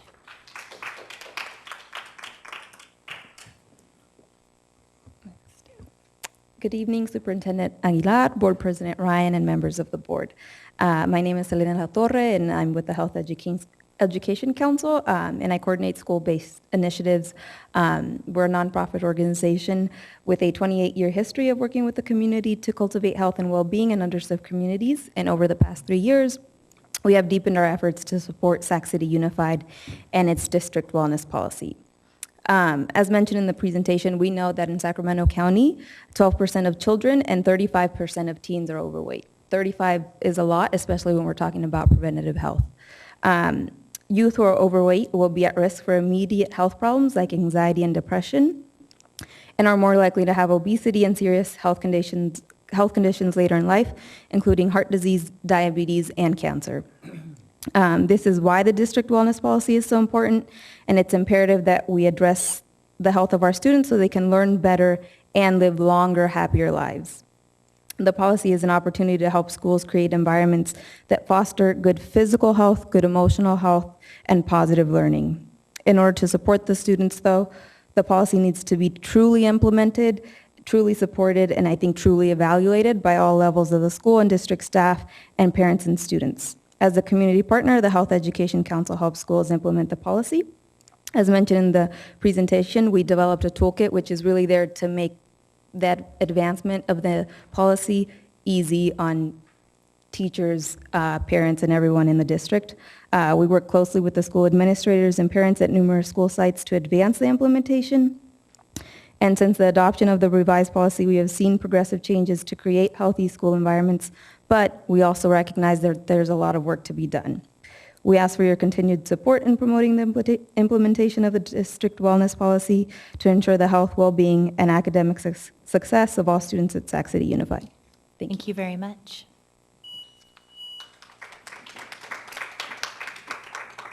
Good evening, President Ryan, Superintendent Aguilar, and board members. My name is Trish Kelly. I'm Managing Director at Valley Vision, and we are a regional leadership organization that supports the school district and other partners in sustainable and healthy food systems. We're supported by the California Endowment to help support the School Wellness Committee and to move the process along for implementation, especially adoption and the accountability and evaluation mechanisms. And these are extremely dedicated staff and parents and community partners who are really trying to help put the children first and put their health first. We all know the statistics and the measures. And I think the fact that we've had so many successes at a good handful of schools shows that this process can happen. So I think it's really incumbent upon the leadership to support the implementation and to support the adoption across the board. And I think that what's interesting too is that there are many vendors that are providing products, and it is life-affirming and life-changing for students to learn new ways to live and to thrive. So we just encourage the adoption and support of implementation, and we're here to support you in that process as well. So thank you. Thank you very much.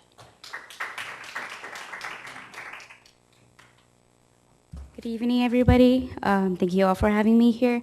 My name is Mai Erching, and I am with the Food Literacy Center. I am the program coordinator and the volunteer coordinator, so I spend a lot of time, a part of my job is to teach kids cooking class and also just to inspire them to eat their fruits and their vegetables.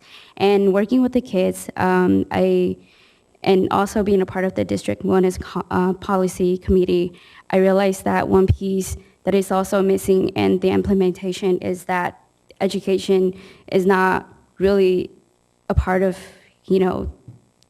the policy. We don't teach our kids about healthy choices. We don't make it much of a option or choices for our students. And so when I work with our students and I have kids who come up to me who ask for carrots, who ask for broccoli, I realize that sometimes as the adult in these kids' life, we're not providing these options for our students. And so if we make it, if we make it choices for them, kids, they will choose it. And I think one of the challenges that I hear a lot about is that, it's a hard sell. Kids don't like to eat healthy. They rather have the chips. But they do choose the broccoli. They do choose the carrots as well. And I see that, and I believe that it is possible. And I think that it's not a scary move to continue on this policy. It doesn't have to be scary. It can be positive. It can be really joyful. And our kids, they do choose it. And the older kids, they are ready to have these conversations. They are ready to talk about how can they make healthy choices. And there is a lot of demands in our program to go to other schools, and we would love to spread out more, but that also tells us that kids want this. They are demanding to know how to cook healthy. They're demanding to learn how to eat healthy food. And so it can be good. It'll be a good thing. Thank you. Hi. You've waited it out. We appreciate it. I wasn't going to talk about this item. But I heard again another member of our staff say, we don't have staff buy-in. We don't have site level buy-in from our principals or our teachers, and we can't enforce a policy that is a board policy. Mm-hmm. You made a policy 2 years ago, and where is the enforcement? Has anybody been held to account? Have any principals been, I don't know what your process would be when, say, for example, I as a parent, I know that I filed a complaint because our school was serving pizza as an incentive from the principal to encourage students to get perfect attendance. Mm-hmm. And I said, you shouldn't be, the board policy says no food incentives. And the principal said, well, I don't know about this policy, so I sent it to her. And eventually the pizza incentive stopped, but they're still not following the rest of the policy. Yeah. They're still removing recess for infractions, which is against the board policy that's part of this wellness policy. Where is the accountability for our school site staff? And the other thing I want to know is what we do about the recess portion. Is this a part of the wellness policy that it sounds very food focused, which I understand is a large part of it, but there's other portions of this board policy about wellness that are not, it doesn't sound like being addressed. And I want to know what's happening with those as well. Thank you. I appreciate that.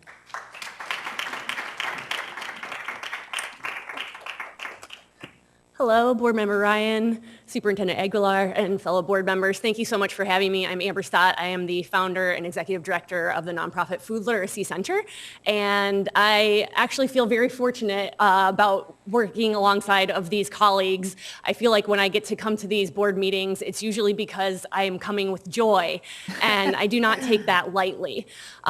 We are very conscientious of the fact that we are working with kids who experience toxic stress from the food insecurity that they experience.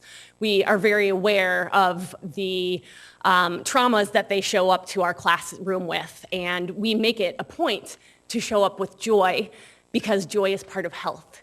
And we are trying to bring health to these kids who have generationally experienced chronic diseases that are setting them back academically and setting them back in many ways in their school. So we're very fortunate that we get to work with Principal Lampkins and the kids at Pacific and many of the schools that were listed here, and that the kids at Pacific actually wrote that entire video. We didn't write any of it. We taught a class under the vision of Principal Lampkins, and the kids storyboarded it.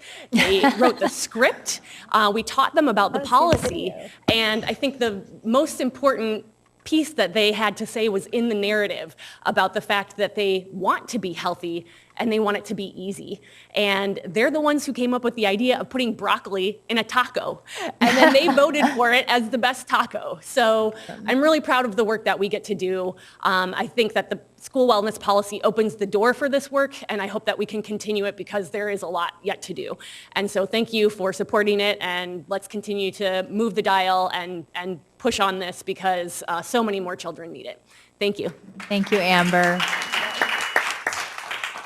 Are those the ends of our public comments, Mr. Barrios? Okay. Amber Stott, we let us love you. So I have to say, you know, Tara, we're so proud of you. Pacific Elementary, for those of you who aren't aware, is our largest single elementary school that has struggled on multiple regards, in particular because it is a school that's in an unincorporated area with not a lot of resources, but Tara has done an incredible job helping to support student achievement at that school site. And I am very proud to say that we were the one school site in Sac City Unified that got famous international chef Jamie Oliver to do a cooking demonstration with our kids, which was really one of the most beautiful things I've ever seen, using healthy, grown in our own garden, fruits and vegetables that Amber helped to teach them how to prepare. I have a couple quick questions, and I think we now have 3 other board members who want to talk. And we're going to entertain a motion to extend the time by another half hour. Second, all those in favor? Aye, reluctantly, I'm so sorry.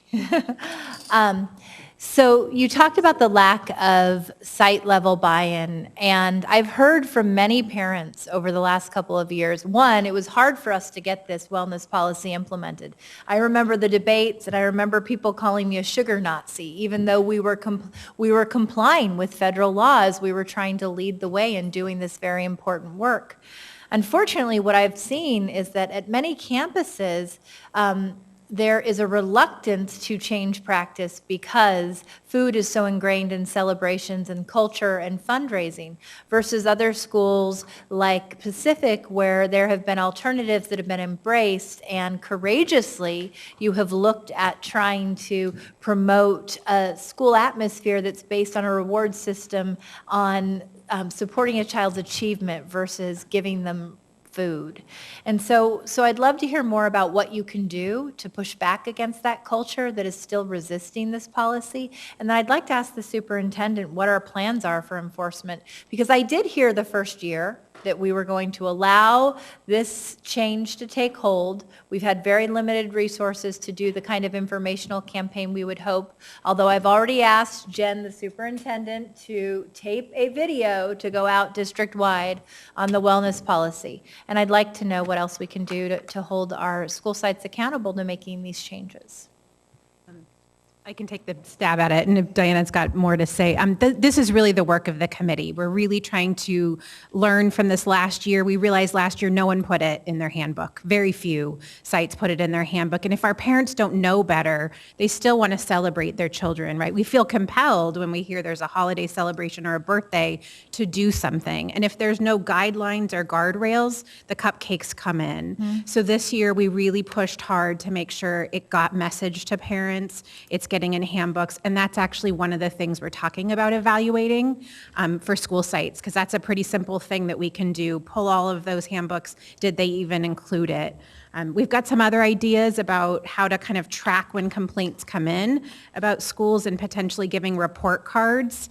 I'm a social worker by training. I cringe at public shaming, but sometimes we've just got to call the truth, right? And if a school is continuing to sell soda or pizza or, do non-compliant things, I think we need to highlight it. Anything you'd add? I just know as a director of a large program, we have 340 employees, when I'm trying to implement something department-wide, I'm always holding their supervisory staff accountable. I put that in their evaluations. I ask them what they are doing about it. I feel like that piece is missing. Area instructional assistants could be a great resource for us. If they're having those conversations with site admin, that would be a great starting point.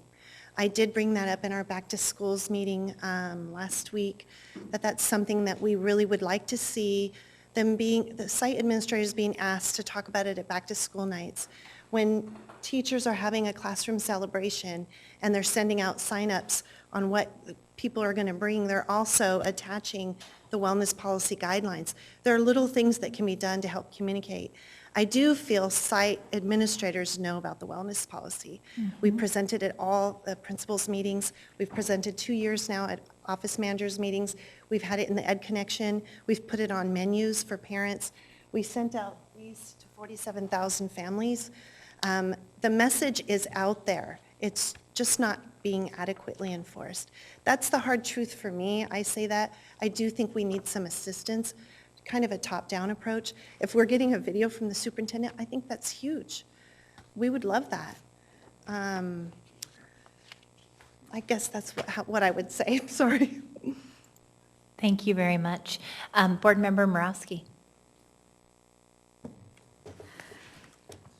First, let me thank you for your hard work on this and thank the community members and our partners who came out. This is a topic I'm really passionate about, so I am going to try to stay as brief as possible. But I do have a couple thoughts I want to share. So I'm just really pleased that we were able to have this presentation brought to the full board. I think it deserves this kind of attention. And so I'm just glad we prioritized it. My beliefs about our food culture in this country generally are that it's sick and it's making us sick.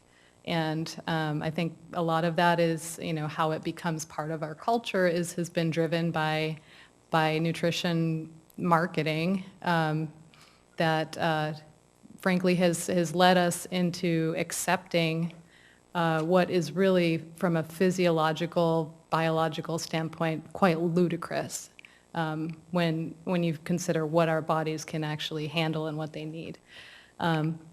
So I think it's within that context that we're trying to make some very big changes, and so I don't underestimate the challenge of doing that. I think it is really critical that we, regardless of what happens outside of school, that we do enforce this at school, because we are creating the norms. We are saying, I think it's worse to give junk food freely or constantly at school, because school is where you learn, what's the norm, regardless of what's happening outside. So I think implementation is really critical. I would love to, following up on Board President Ryan's question about accountability, I would love to just kind of maybe circle back to that with a written kind of plan, or just to take some concrete steps towards how we're going to hold school sites accountable. I know we're asking a lot of our site leaders at this point, but I would like to see that. And I think you mentioned that you're working on it with the committee, so I just look forward to, staying in partnership with you all as we work towards a healthier future for all our kids.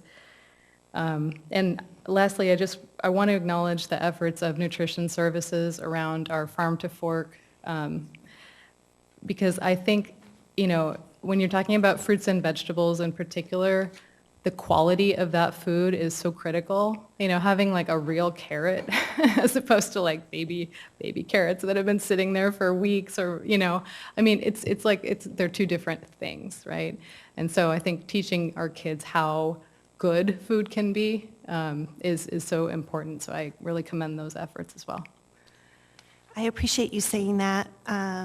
If you ever get near Reading Avenue, you'll see the kitchen is coming fast. By next year, it's going to be done. And it is a mixed message for our students when we spend so much time trying to improve food quality so that they will eat it, when they've spent half their morning eating cookies, cupcakes, something else in the classroom. They're not going to eat it when they get to the cafeteria.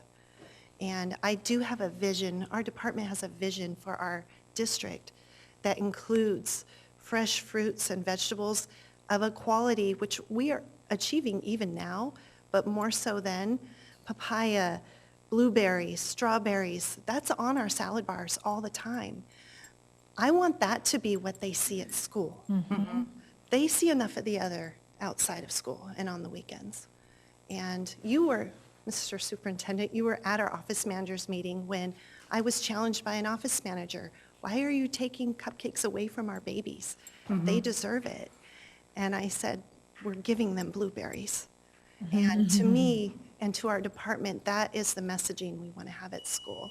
So.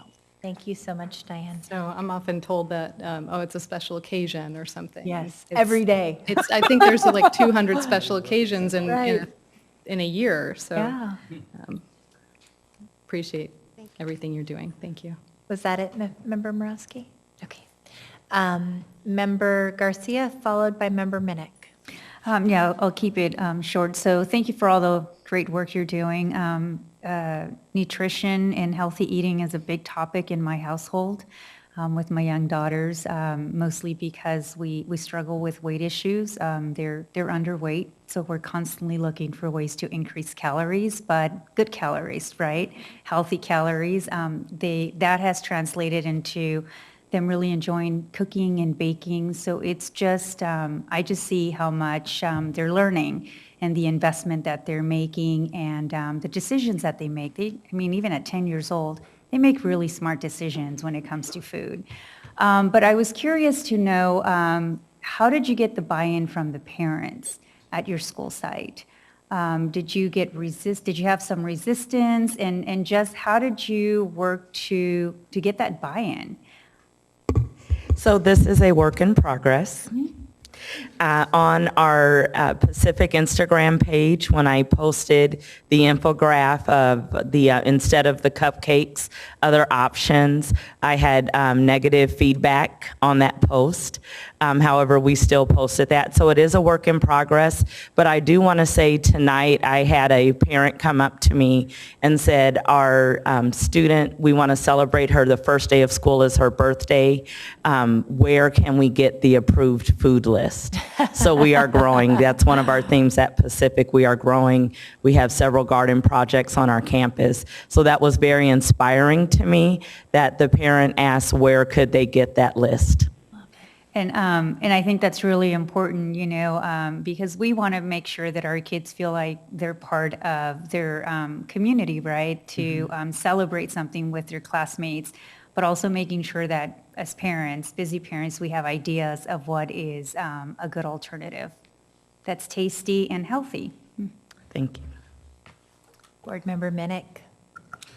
Hey, just a quick question. So a couple years ago when we were first kind of implementing this policy, one of the big concerns was around fundraising, and you talked about that already, and school events and food. And I remember meeting with groups of students at the middle and high school and talking about how nutrition services had the list of alternatives, or if they're having events, that they could order food through nutrition services so that they knew that it was like fit within the guidelines.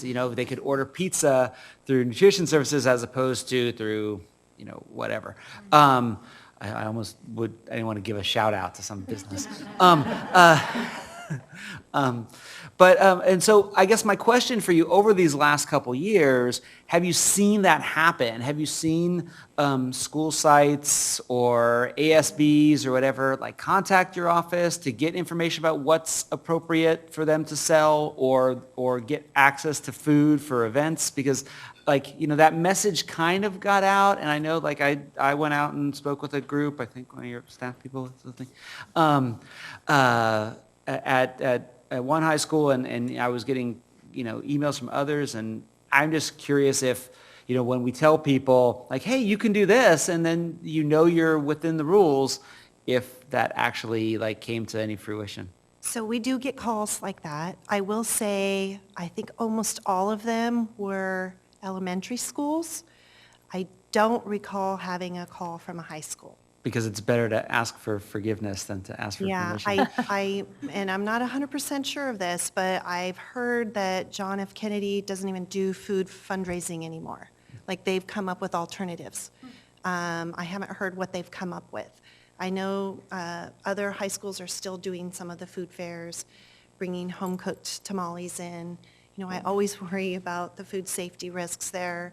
So we have still a lot of work to do on that. Yeah, and I'll take responsibility. I've been out at school sites, when they're having some sort of, cultural event, and every classroom is full of home-cooked food, and I have not called them out on it when I should have, and that's probably our responsibility when we're out at those sites to say, like, hey, and I think principals know, but this means so much to our families, and sometimes that is sometimes a priority for schools over, following the rules, and so I think we need to figure out how we can make sure that doesn't, that we're still following the rules. You sharing that explains very well the challenges we're dealing with. We can have a cultural event, but we should have it in the evenings and invite the families. That's allowable. And then the parents are actually regulating what and how much their children are eating. So those are the things that we're trying to shift the mindsets of the sites to, and not focus it on the school day. Yeah, okay, thanks.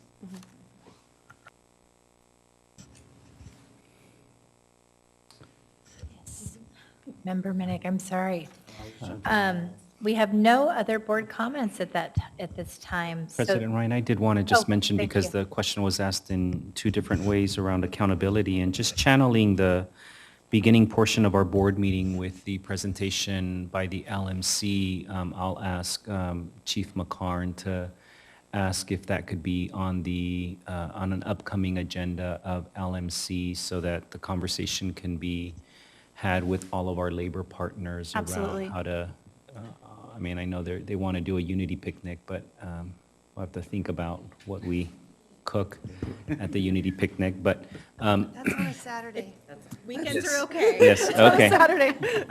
But I did want to mention, of course, that so much of it starts with just role modeling, and when I did have the opportunity to be with our office managers, while that perspective was shared, I also heard recognition from at least one office manager at her school site, commending the principal and his proactive stance, not only in what he tries to model in his eating behavior, but also taking food away or reminding students what they should eat and not eat, and what they're allowed to eat. So I think it's just a process that we will continue to work on, but we will report back and take this directly to the LMC and see how we can have this conversation all the way up to evaluating and seeing how we can address that.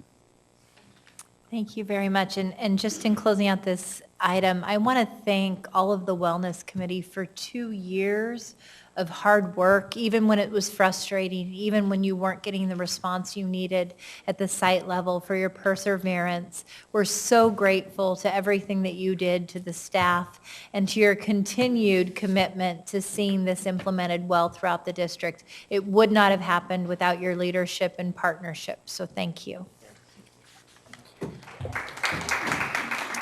Can you take over for a second, Cheryl?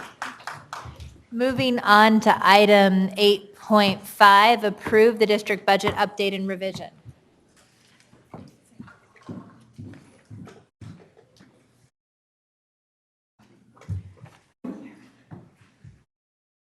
Go ahead. Good evening. So I was given a dare, and they don't believe I'm going to do it. Shall we taco about the budget? Let us begin. Nathaniel was the one who didn't think I would do it. He owes you now.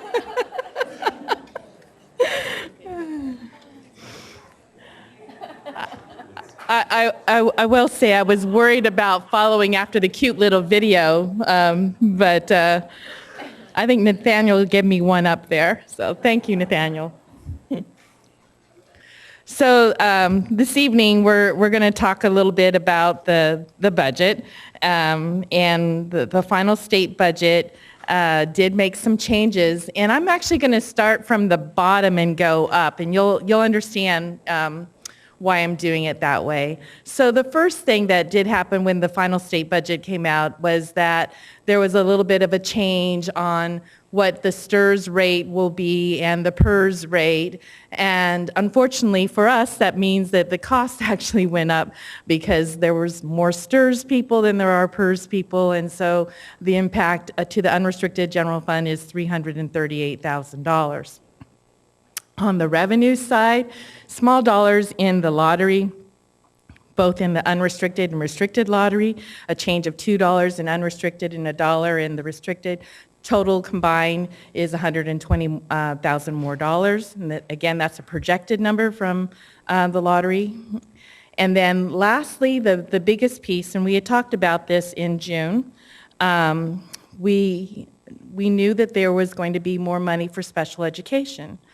At the time, I remember saying that, you know, if the equalization dollars come through, then we'll have that money and that will help us towards our multi-year projection. I was so sure that that was going to happen that I was surprised when a little thing got into the budget where there's some language in there, and all of these dollars that we're receiving from the state, the $6.4 million increase, and I'm sorry I don't have million after the 6.4, and I'm looking at the screen there. It's all one time. It's an ongoing obligation for the state to provide that monies, but the state doesn't have the language in there to consider it one time here, and they're also considering how they will be allocating special ed dollars to school districts. Do I believe that Sacramento Unified will have some good ongoing dollars that will go towards special ed? Yeah, I do. But unfortunately, that's hope right now, and we can't build the multi-year budget on that. We have to consider these as one-time funds. I would like to say that no new obligations came out of these dollars coming to the district. Several school districts are using these dollars to just help with reducing the contribution and not making any kind of investment towards special education, you know, at all. Some are using it for helping build some one-time, you know, facilities or whatever for their programs. And then some, I'm sure, are doing what we're suggesting here tonight, some professional development and some other one-time type things. But before I pass on just even talking about the revenue, I wanted to just remind everyone that when IEDA actually did come to be, it actually had a different name, but when the federal government said, hey, you know, you guys need to do this, at the time, we thought that there was going to be money that would come with it, and it was supposed to be approximately 40% of the cost. And the federal government is only picking up about 9% of the cost for Sac City. And of course, that amount hasn't changed at all with what we're showing you here tonight. But if there was 40%, that'd be $47 million instead of $10.5 million. So obviously, you can see it would make a big difference. So the funds here that are coming from the state, like I said, there is no new obligation that comes with them. The district should already be providing the services that have been given to the district for this purpose. So as we move forward to talk about the utilization of the funds, I'll go to the next slide here. What we're recommending is a lot of professional learning, and you can see here that there's a lot of good topics that you've already been hearing a lot about this evening. The first one here is to help all leaders, general and special education classroom teachers, and instructional aides. There's also been some talk about how much it does cost to do training. And so this is actually for 2 days worth of training. So the cost for all classroom teachers is about $500,000. So I wanted to clarify that. So this is like for 2 days worth of training in bully prevention, restorative classrooms, school discipline practices, interventions, implicit bias, and de-escalation strategies. And the second group of training is strategies for effective student support teams for our school leaders and school teacher teams. And they'll want to work on making sure everyone understands, how to use evidence, collection analysis, protocols for conducting a good, effective SST, and intervention planning.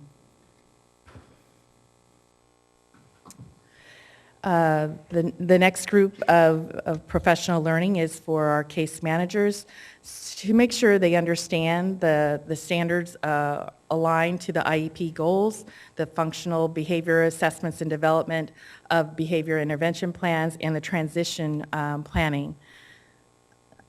And then moving on to the development of improving a plan to create better results for the desired results development profile. This is utilized by our preschool teachers on our preschool students with disabilities, and they're currently not being met. So they want to meet together with the teachers and create some collaborative planning lessons and strategies to improve the results over time. The next group is creating an additional IEP team for 3 to 4-year-olds for one year, and that's approximately $500,000. Currently, the students come over when they are 3 years old, and by the time they're 3 years old, there needs to be an assessment that is done, and it is a pretty intense assessment. They want to make sure that they're doing a good job of observing the child to make sure that they're creating a plan that will work for them and the parents. I got a little bit of an introduction to it by Becky this evening to help me understand the whole process. And when these students are coming, the team ends up sometimes getting behind. So this additional team will help them get the assessments done in a timely manner and address the backlog for IEPs. The last piece that we're recommending is to have some funds set aside for the Community Advisory Committee, and those funds would be used to provide for childcare, translation, maybe a light meal or two, and some professional learning for the CAC themselves. On to some of the local budget changes. We're recommending $25,000 be set aside for the building of some interim student assessments. And also because of the allocation of additional expenses being applied to the general fund, this also provides $192,000 to our restricted routine maintenance because we must spend 3% of our monies on the general fund for that purpose.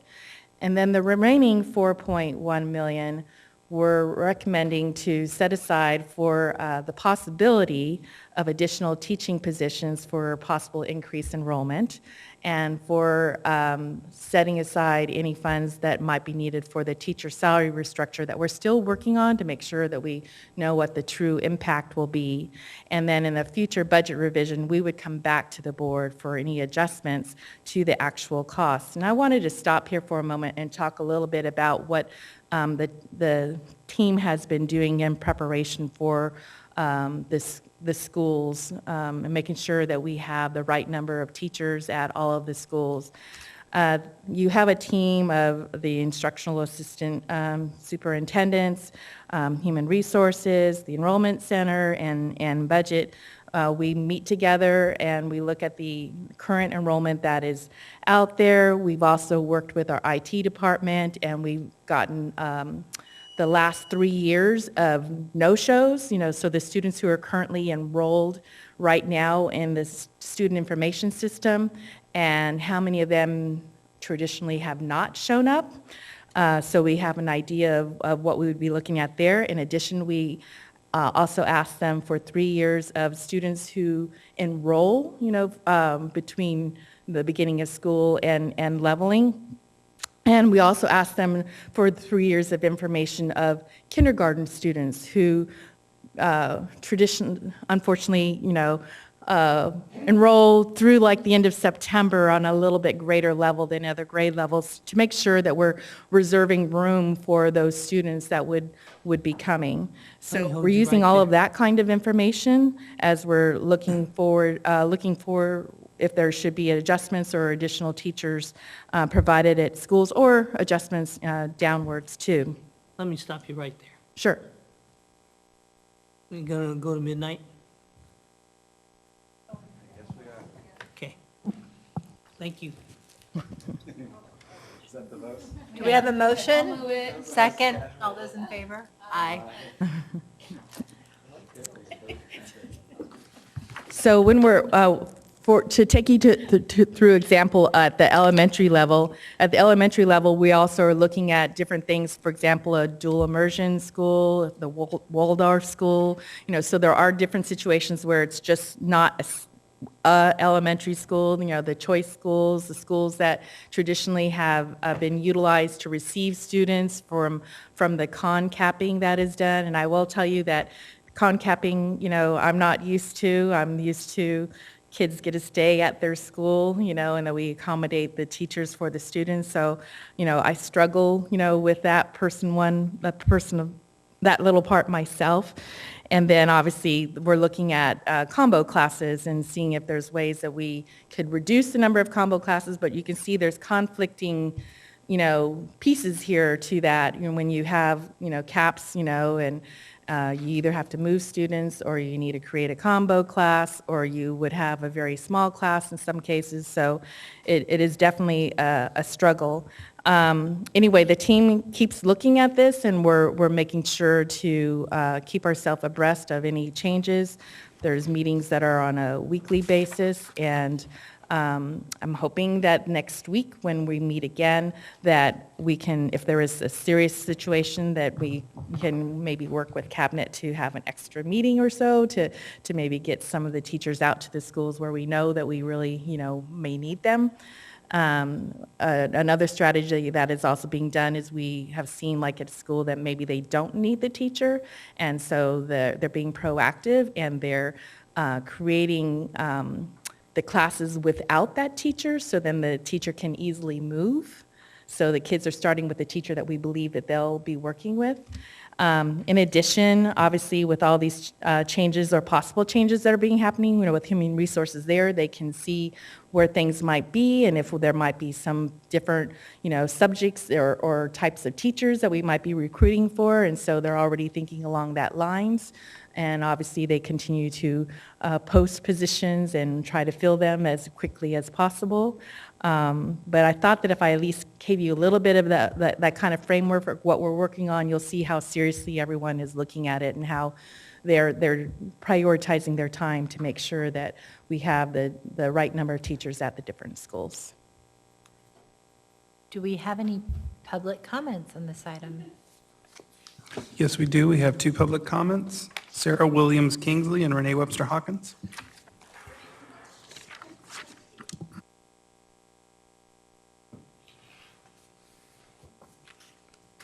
Good evening, President Ryan, Superintendent Aguilar, and members of the board.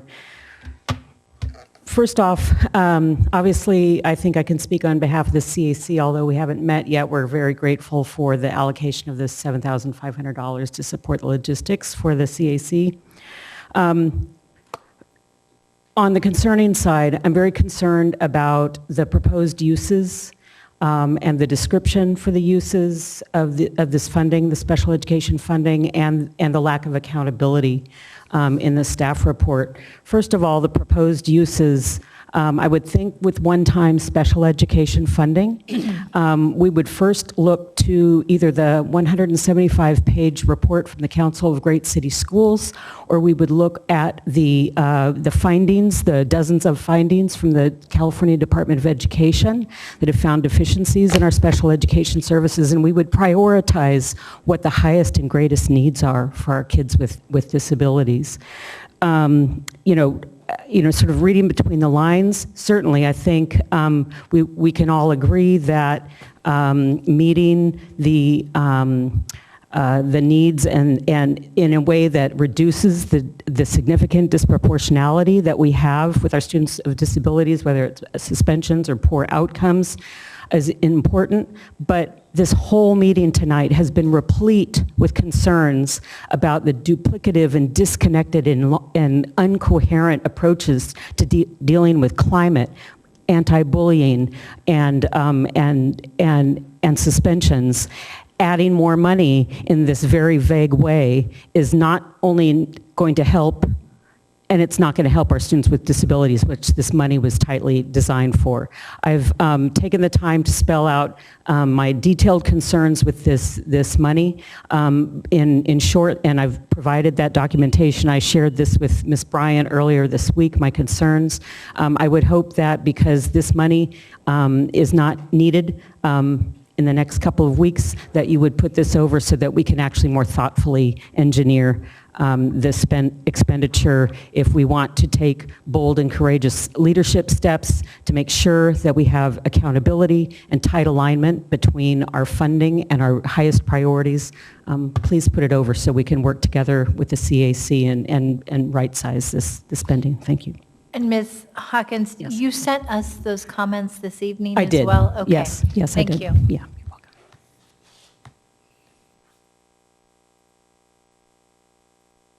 Is there a punch card for people who come up here multiple times in a minute? No, but we might have healthy snacks at some point. I've got a granola bar at some point. So I again, echoing Renee, am very appreciative for the money set aside for the CAC, but I also have concerns about the way the other amounts were set up. The CAC was told repeatedly throughout the last year that the school or the student study team, the SST process, was not a special ed process. It's a general education process. So using special ed money for a general ed purpose doesn't seem legit.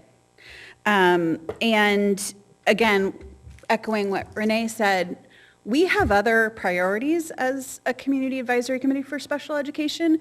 Specifically, I can think of off the top of my head that the district was in the process of piloting a dyslexia curriculum at the end of last year and is supposed to be finishing that pilot coming into the new year. And there was concern on our part that there wasn't money built in to train staff on how to use the curriculum or how to make sure that it was actually being implemented in all of our schools, which we've again addressed multiple times tonight. So if there's money to be spent, we have ideas for how to spend it, and we weren't consulted about how to spend it before this was proposed. We saw it certainly before tonight, but we weren't asked for our input. And our next meeting is September 24th. And so I would ask the board to delay voting and approving these funds until after our Community Advisory Committee has a chance to meet and address and recommend how to allocate those funds that are to be used for our students. Thank you. Do we have any other public comments?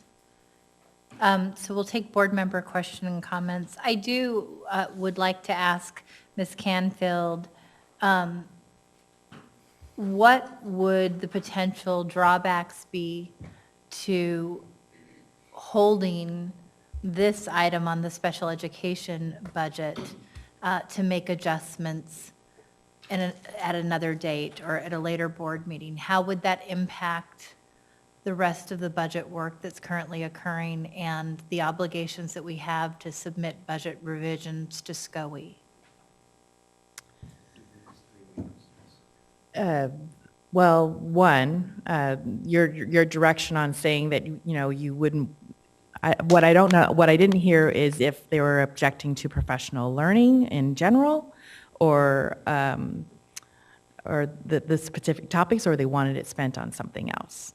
So to answer your question, if you were to approve it tonight, you could approve it with, reserving until, September, board meeting to talk about it more.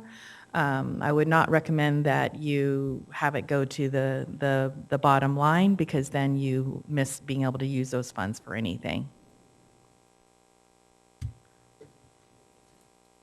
Should I explain that a little bit better? Yeah, can you clarify what that means, not having it go to the bottom line? I understand what the first part of the statement, but what does that mean? So since you're negatively certified, the fiscal advisor must stop you from getting into a worse financial position.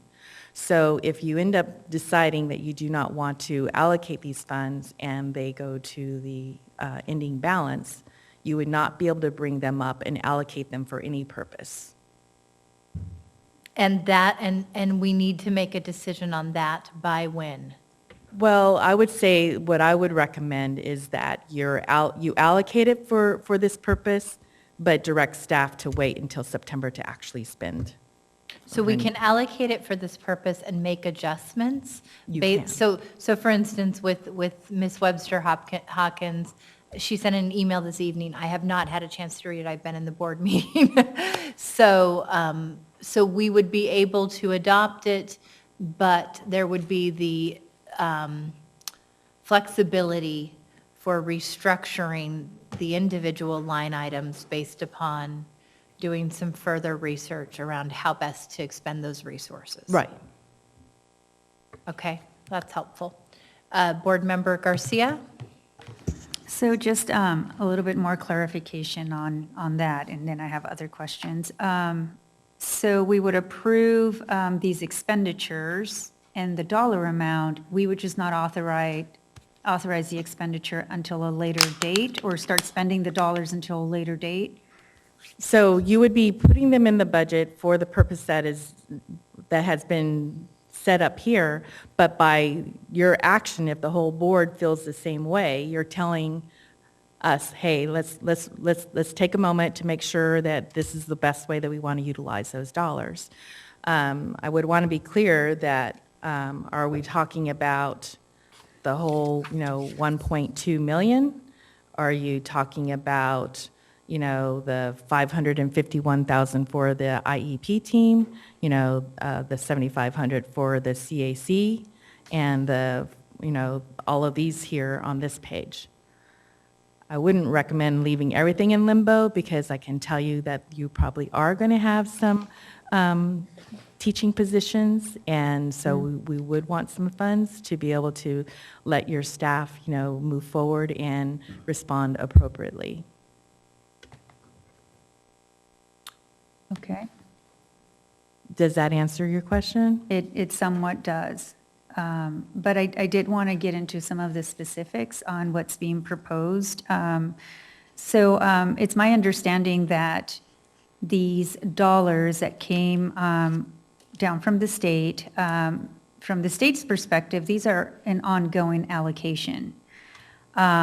This year, districts must treat them as one-time dollars, because subsequent allocations will be different, will be based on a different formula, specifically tied to policy reform. that's going to be work on starting next year. So we don't know what we're getting, what sort of restrictions those dollars are going to have, even though they will be coming to us on an ongoing basis, right? Dollar amount, et cetera. These dollars are intended for special ed services. They're not strictly tied to special ed services. So I understand why you're proposing funding some of these professional learning services, et cetera. I did have a question about preschool teachers to create a plan. And I think you mentioned that the preschool teachers will work with the K-12 teachers. Are we talking about K-12? Are we talking about K-3? And I'm just wondering what sort of contractual limitations we may have in terms of making that work happen. So my understanding is that this is for preschool teachers only, and there is this profile, this DRDP profile is, we are not meeting some of the standards for our students with disabilities. And so they want to help have the teachers come together to figure out some best learning strategies to get better results on that profile. So it's insular, though. It's just preschool teachers meeting amongst themselves to come up with, so it wasn't across grades? No. Okay. I'm sorry if I said something wrong. No, I'm just trying to think how it's going to play out. The additional IEP team for 3 and 4-year-olds, the $551,000 proposed allocation, are we talking about a backlog? Are we talking about, is this a 1-year team? Is it, I realize we're using one-time dollars, but are we going to spend those dollars over several years? So I'm just trying to get a sense of what the need is and what do we expect for this team to how much work do we expect the team to advance? Is it a 1-year project? So I would imagine that we get 3 and 4-year-olds on an ongoing basis. So just trying to get a sense of what the unmet need is. So I'm going to have Dr. Taylor take the lead, and she might open it up to Becky Bryant also. Yes. So the challenge with the 3-year-olds in particular is that there's a backlog because the 3-year-old birthdays are, they're sporadic, right? There's not a predictableness about when they're going to occur. So this is really trying to address a backlog to clear it out so that moving forward, there's more of a, it's kind of catching up so that then there can be some more consistency in the service. And so we're thinking of it as a 1-year kind of triage to address a backlog. Do we know what the backlog is? What the number, more or less? I'm going to ask Ms. Bryant to come and speak to some of the specifics.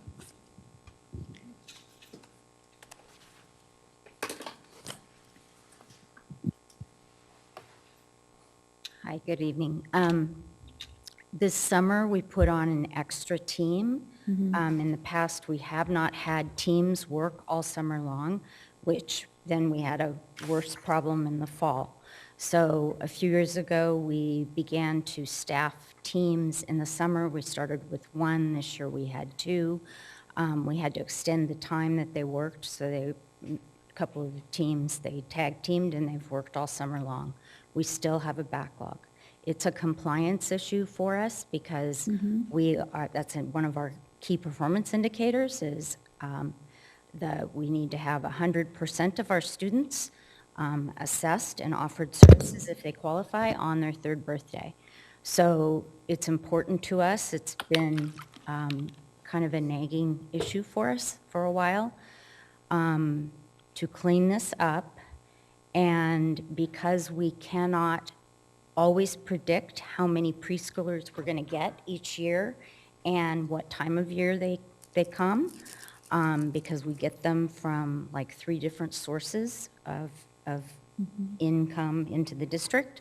We feel that if we can clean up this backlog, then we can start fresh the following year, and then we will be compliant. It will still be a challenge to stay compliant, and we may in fact need a team like that on a more permanent basis, but this would assist us for this year.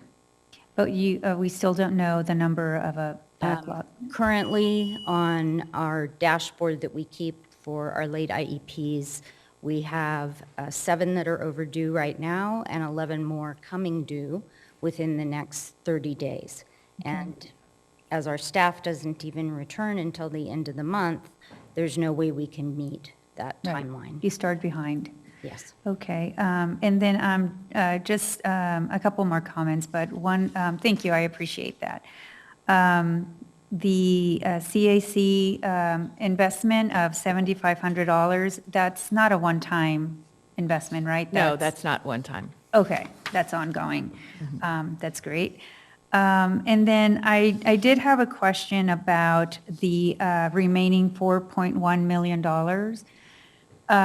So can you walk me through sort of what happens to that dollar amount? Does that kind of get parked aside for the time being until we determine what enrollment looks like, what potential additional above what has been budgeted for in terms of the teacher salary restructure, and then anything else that may come about? I think I'm trying to get a sense of, we park it for now, but then what? When can we start considering those dollars to,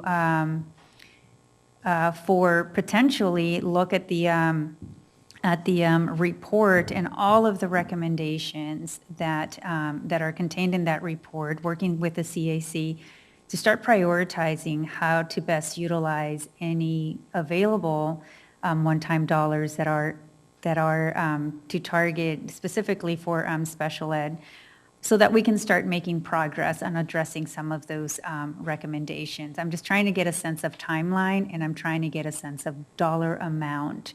My concern is that we would spend all these dollars on other things, and the need is there's so much need in special ed. So just start to chip away at that. Right, so the earliest that we might know something would probably be like in October, but it could be that we would wait until like the first interim in December. But I would think you would have a pretty good idea in October. We would have known how many teachers we would have had to add on, and we should be done with our retro for our teachers. So I would think that we should be able to do something in October, but the latest would be in December. And I just want to say, I don't want it to come off like I don't think that we need to do things for special education, but I'm balancing a lot of little hats here when I'm saying this. There is no requirement to actually have to spend these dollars on special education. So I just wanted to make sure that I've said that. I know it makes some people upset when I say that too. So I'm just being honest that, the board can decide how they want to utilize these funds. Now, I understand that there are loose restrictions on these dollars from the state. It's not something that the district is doing. And my last question is, generally one-time dollars are a good opportunity to set those dollars aside and put them into your reserves. So I just kind of want to then come back to the bigger picture and the bigger budget situation. What does that mean? Where would that put us in terms of moving forward and addressing our structural deficit? Good question. Thank you for asking, because I should have also included that in too.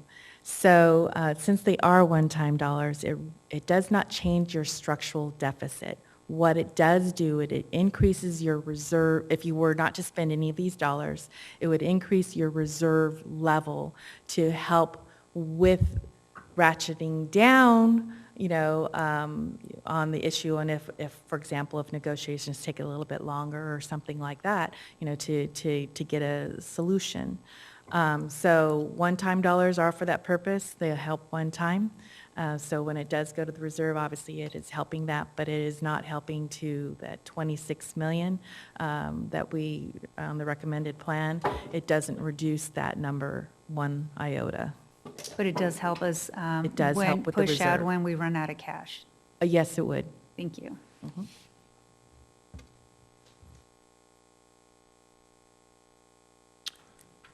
Board Member Morowski.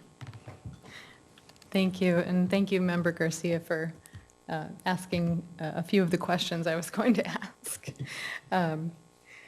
So I do have a couple more questions, though. I think one of the things that we should be clear about with respect to the special ed funds that were provided through the budget that are one-time is that those particular funds need to go to special ed, but what that does is it offsets the unrestricted general fund contribution that the other side of the budget has to make. So like if special ed is like a bucket, and we have to fill it up, the feds pour in a little bit, the state pours in some, and then general fund fills in the rest. And so what this does is the state poured in a little more, so that means our general fund has to pour in a little less. Now, what that basically means is to my understanding, that those funds are fungible. They don't really come with strings attached. Those have to be used for special ed, but it offsets spending in other areas. So I just think we need to be clear about that and thoughtful as we go forward and deciding, how to allocate those funds.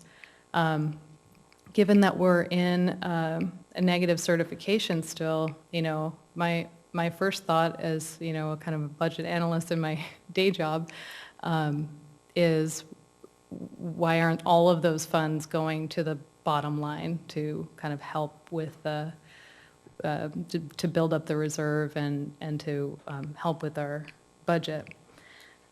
I do understand the need for some of these real specific investments, and it sounds like the way the IEP team was described, the 550,000, that probably should have been built into the special ed budget. I mean, it doesn't seem like it's an extra or an optional thing. It just seems like that's right? I mean, am I reading that wrong? I don't know if, Dr. Taylor, if you, or Ms. Bryan, if you could address, why is that not just a kind of run-of-the-mill cost for special ed? Well, it is. We already have it. We have 2 teams that work throughout the year. Then they come back in summer, or we recruit other people to join the team. So, but we're still behind. And so I can't honestly say that I know that we need another team forever, because we've been behind and we haven't been able to catch up. And so we're requesting the funds to make sure that we can catch up, meet a compliance item that we need to meet, and then evaluate whether or not we need that amount of personnel permanently. Okay. And then, as we've been talking about building a better kind of model for the special ed budget, maybe that's one of those things that we can kind of include as projected cost to just meet whatever the demand is, right? Because it is an entitlement, right? Let's see, on the other piece of the investment proposal is the 1.2 million in professional learning. And my understanding, because I did ask this question, and I got to talk a little bit to staff before this meeting, is I thought, it was my impression that this was responsive to the special ed audit and some other recommendations that have been made also by other advisory groups. So I would like to hear a little bit more from Dr. Taylor about how, what exactly this professional learning addresses, and because, I mean, this to me is a lot of the things that we've been hearing from a lot of the community groups.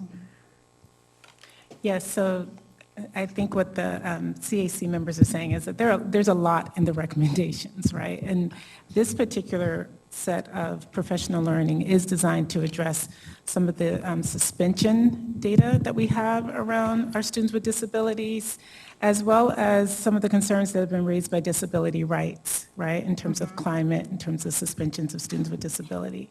And so it's one of, I would say, several topics within the recommendations that need to be addressed.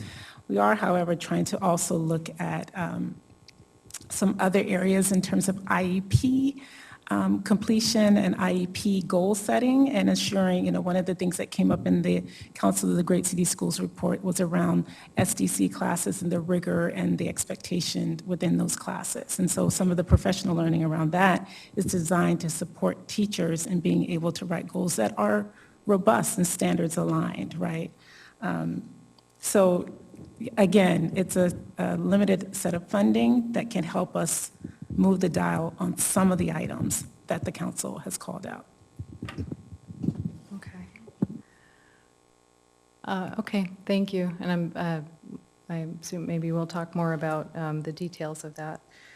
Can I ask for an update on enrollment, actually where we are now, and what we think we will need? Because I know we've sort of taken the additional funds and put those aside, or sort of backed into what, the additional money that we've allocated to the certificated line. So I just want to know, what do we think is realistic? Have we actually seen any enrollment increase that would indicate that those funds, that we would need those funds for increased enrollment? Because also, I'm sorry, if we do have increased enrollment, we get that on the revenue side as well. So I'm just trying to kind of square all those things. Okay, so I'm going to take it apart. If there is increased enrollment, do we get additional revenue? It has to be a lot more kids before we get additional revenue because we're in a declining enrollment situation. It will help for revenue for the next fiscal year, but so if we end up having more teachers, we're just going to right now have more expense. We're not going to have more revenue. For 1920. For 1920. Check. So as far as the number, you know me, I'm Miss Conservative, and so I really don't like to throw out a number unless I have a good number for you. I can tell you that there are pockets of schools that have an increase in their enrollment. And so we also, again, have schools where, if you have the dual immersion going on, you're going to have smaller classes, for the dual immersion in the English only. And so it may look like we're giving more teachers at that school, but it's because of the mix of kids. So that's an example of something where the enrollment may not necessarily be all that different. It's just how the kids happen to fall. So I'm not going to give you a number because I really, we haven't as a team agreed on it, but the piece that I think I tried to make clear is that if we see something as a group that we all agree upon, that we'll want to try to see if we can do something, be proactive before school actually starts, because then if we can have the kids in the classes that they're designed for, great. The other piece that I have to also state too is that I'm used to middle schools and high schools not having to level, and that if a school is lower in enrollment, that they get a heads up that, hey, next year you're probably going to lose some teachers. But if there is schools that the enrollment is higher, that you do obviously respond and ensure that they're staffed appropriately. So Again, I know it's really hard to adjust the master schedule, so to me, it's like something that it needs to be kind of significant, and I don't know how the rest of the team feels about that. I've been talking that way. So I don't know if that's how the team will land, but so there might be times when maybe I personally would recommend that, do you really adjust the whole master schedule because you have 30 less kids at middle school? Or do you wait until it's like 90 or 100, if you are getting the drift of what I'm trying to explain? Okay. If we do have increased enrollment or increased enrollment at certain schools, wouldn't there be a classified impact as well? Thank you for asking that question, because if I had been as thoughtful as My you. apologies, Ms. Canfield, we have to extend the meeting again to 12:30. Second. All those in favor? Aye. That has been coming up in our staffing meetings also. So the IESs are letting us know that there's, some adjustments that need to be at some schools. In particular, I'm hearing at the K-8s that maybe our staffing allocations aren't really working out the best for that a couple of the different schools. So I do know that there are some instances, they're not huge, but there's a couple here and there, less than 5, that have been talked about. So that is something that if I were to rewrite the memo, I would have said school staff, so that it would have given the opportunity for the team to be able to adjust where it's appropriate. Okay, yeah, and I do recall that we have a lot of our classified employees still on a list of, a rehire list, so I want to make sure that there's adequate funds to be able to also increase classified staff as well, as, pertains to the need. I would say that in that same bucket that we're talking about, I don't, the plan, at least in my mind, is not to spend that whole 4.1 million. Right. Only to spend what needs to be spent, to meet the needs of the school district. But again, if we didn't allocate those funds, it would be going to the ending fund balance, and the decision would have been made for you. You would not be able to spend those monies for anything. So you can come back with a budget revision that reflects. Correct. Increases in, okay, got it. Okay. Do we have any other board member comments or questions? No. Okay. This is an item from conference to action. Do we have a motion? Do we have a second? Second. All those in favor? Aye. Any abstain? No? Item 8.6, and we've extended. We need to vote to Oh, sorry, we action. now have to take an action vote. Do we have a? Can I suggest before we do that, did you have a motion that had an amended? I did have an amended motion on we the can table, clarify. which was essentially to, and Jackie, please help me to ensure that the language is precise, to approve the budget update and revision, leaving the special ed item as is with the ability to alter it before the September deadline. Is that correct? There is no deadline date. Are you talking about the 1.2 million? Or, yes. Okay. So we're adopting the revision, but you had said that even in doing that, I can have stipulated language that allows us to massage how those dollars are spent. And so I'm just wondering, Jerry, what modified action item I need to propose in terms of the motion, given that context? It's hard to articulate, I think, what was said, other than so move if you understand what she said.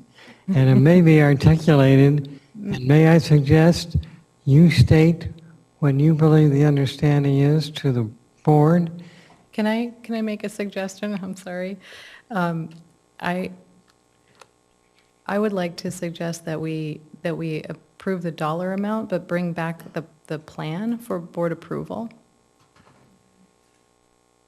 All right.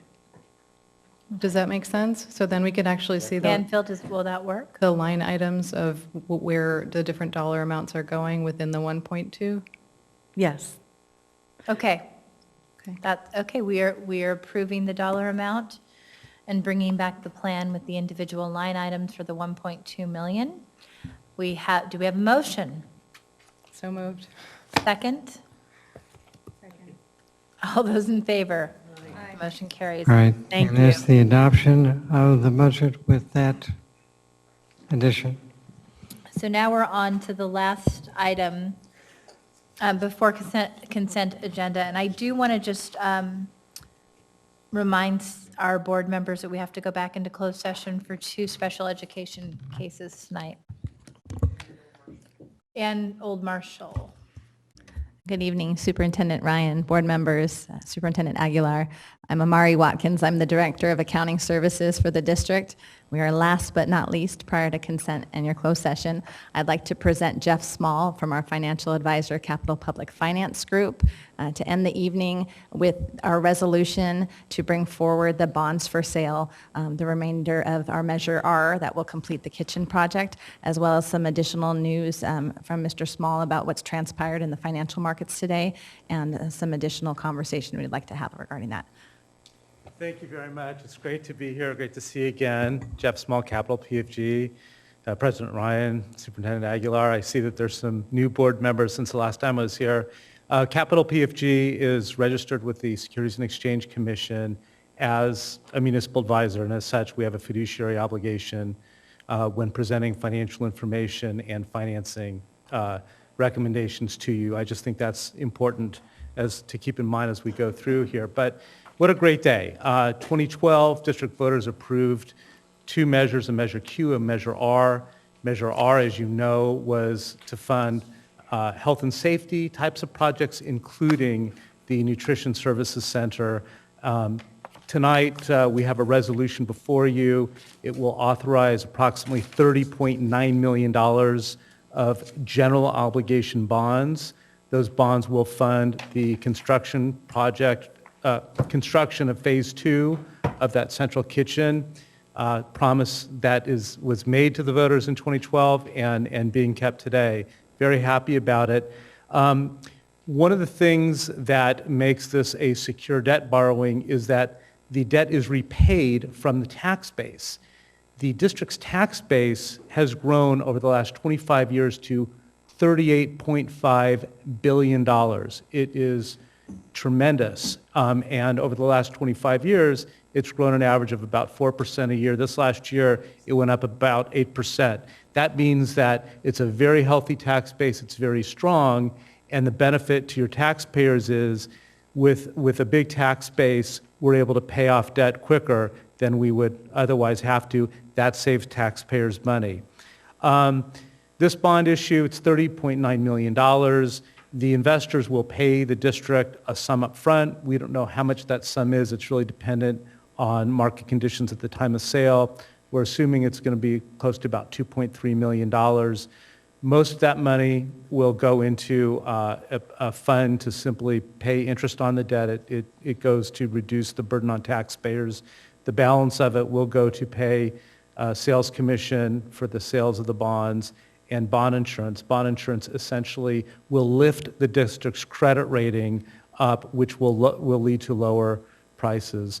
So of the $30.9 million, approximately $30,700,000 will be deposited in the project fund to pay for Phase 2 construction.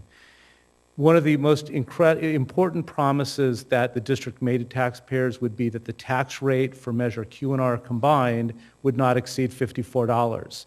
Since we've been issuing bonds, tax rates have not exceeded that $54, and they won't going forward. You see what the estimated tax rates are. You see that we will be maintaining it at that $54 for this current year. We've left room in the future to issue the remaining $77 million of Measure Q. Those funds will be spent on core academic projects. As far as the statistics of the bonds, The average life is about 14 years. It'll have a 30-year term, but if you look at what the average payoff is, it's 14 years. All-inclusive interest cost, we're estimating to be at 3.2%. Incredibly low cost of funds. So the timing is good. What that means in like real terms, for every dollar that we borrow, you pay $1.50. So if you borrow $30 million, you'd repay $45 million when interest comes into attack. Tonight, as you know, we're asking approval of a resolution. It will approve a couple of documents. I'll talk about those in a minute. The County Board of Supervisors will also have to approve the issuance, given the fact that the district does have a negative certification. That meeting will be on October 8th. In an ideal world, we would have the county move it up a little bit, but they need a couple months, I guess, to look at the paperwork. There is a silver lining to that, and I don't know how many of you looked at the financial press today, but for the first time ever, the 30-year bond breached is below 3%. Imagine that. The 10-year Treasury note is 1.5%. So there's been a sudden and drastic drop in interest rates, bodes very well for you. What it also did is it made about $100 million of the district's general obligation bonds eligible for a refinance. So you could probably save about 6.5% or $6.5 million in today's dollars. Now, that's not general fund money. That's simply money that the taxpayers would save. At your direction, what we'd like to do is come back to you. We want to move forward with this resolution tonight, but we would like to come back on September 5th and see if we can't take advantage of our timing and at least get authorization to sell those remaining bonds and save that money and wrap it up into this financing and still keep on schedule. Schedule, again, calls for the Board of Supervisors to approve on October 8th. We would actually price the bonds and know what our savings is and have them on October 22nd with funds in the bank on November 7th. With that, there are a few documents that the resolution provides for. One is the paying agent agreement. Basically, that's with the County of Sacramento. The paying agent agreement will govern how bond proceeds are accounted for, how they're invested. It will also govern the provisions for payment to investors. Bond purchase agreement, that will be with the underwriter, that's Stiefel, and that will dictate the interest rates and the price paid for those bonds. There's a continuing disclosure certificate, which essentially provides ongoing information to the bond market, and an offering document called an official statement. Those documents are written by Ora Carrington. They are your bond attorney, and they've been providing services to the district for, many years. They're very good.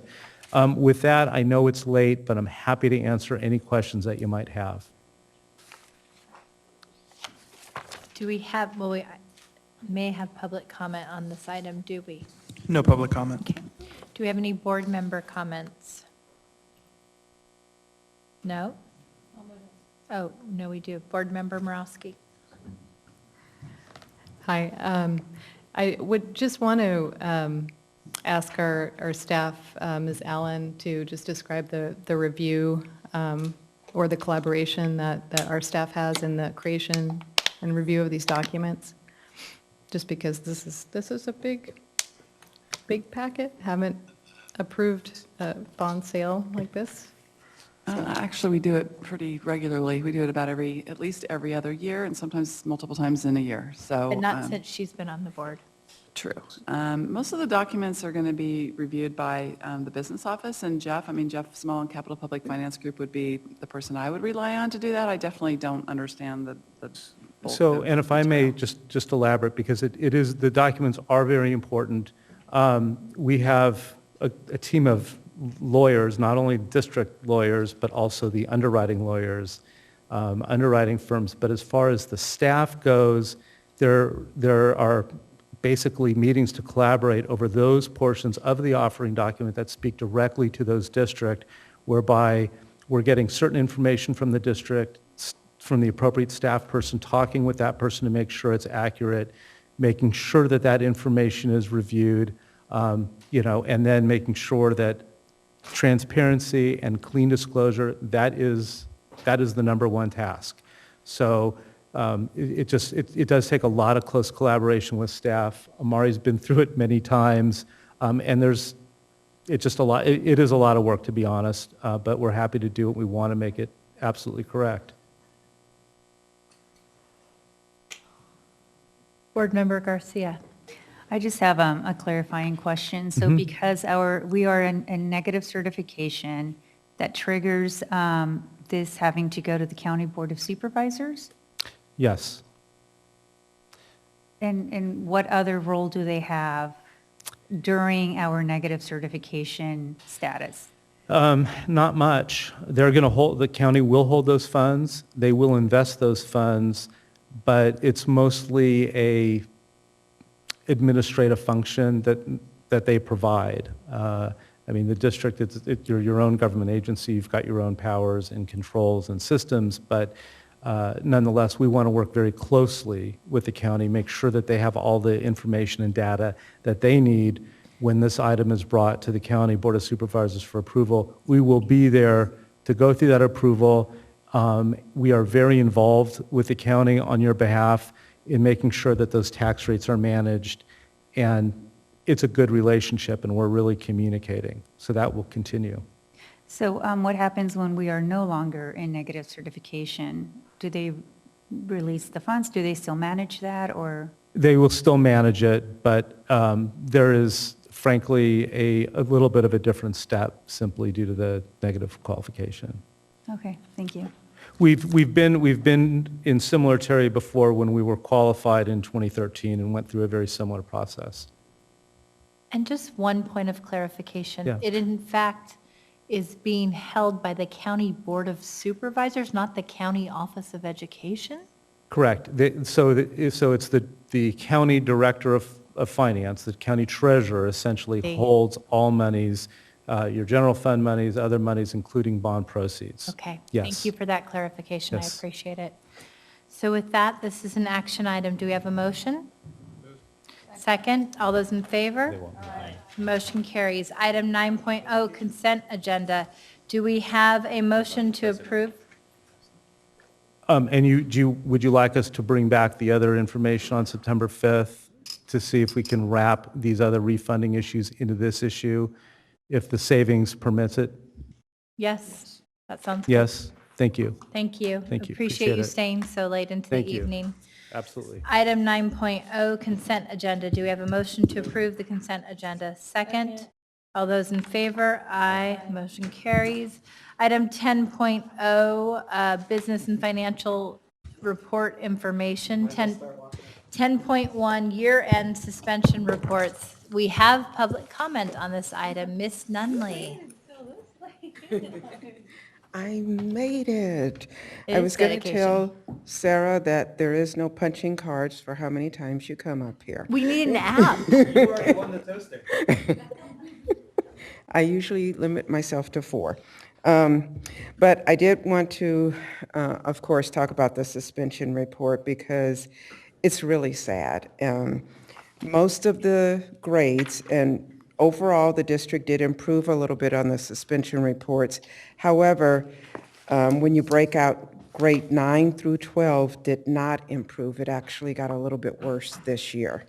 The other thing that I will commend staff and the board, I'm not sure if it was per the board's direction, but I love the fact that you broke out the African Americans 100% by themselves, because being the group that has the most egregious instance of the suspensions, it makes it just that much more clear. Obviously, on the African American, it is over twice the district rate, which is just still shocking. The other thing that I did want to make note of, and I know that we've talked about this before, for the district-wide, you're at the 5.58%, which is still well above the statewide average for districts, because I believe the statewide average for all suspensions is in the 3% range, and Sac City is at 5.58. The other thing I feel needs to be noted is, especially when you look at the elementary grades, and the highest ones are in order: John Sloat, Cesar Chavez, Brett Hart. You have a tie between Ethel Baker and Woodbine for number 4, and Isidore Cohen at number 5. When you go to the African American rates for those schools, it's just, this is where it was really heartbreaking in so many ways, because when I looked at the elementary, you're talking K through 6. For African Americans, all grades, they're at 13%. And I do have an extra because Benita also asked for it, so I got an extra 2 minutes. K through 6, they're at 9.41. Some of these, they're at 15%, 27%, 21%, 23%. It was heartbreaking. It was hard for me to look at this even and just say, yeah, this is okay, this is normal. How can you be doing that rate of suspension for K through 6? And then when you looked at 7 through 8, overall, number 1, Rosa Parks, number 2, John Still, Albert Einstein, and Will C. Wood. You go to the African American levels, and you're seeing rates in the 20 percentile, 25% at John Still, 29 at Rosa Parks, 29 at Will C. Wood. Thank you. You go to the high schools, and of course, this is where it went from 7.73 up to 8.14. You have Hiram Johnson, Kit Carson, Luther Burbank, New Tech, and Rosemont. And then, of course, you go to the African American totals, and you're in shocking because it's in double digits again. You're talking American Legion. District-wide, you're at 16.24. You are down from 18% from last year, but that's still pretty egregious. Hiram Johnson's at 24.56. John F. Kennedy is at 16.32. They literally doubled from the prior year. Kit Carson, 26. Luther Burbank, 17%. Luther Burbank went from 4.53 to 17.47 in 1 year. And Rosemont, of course, went up to 20%. It's just, it's very discouraging. Yeah.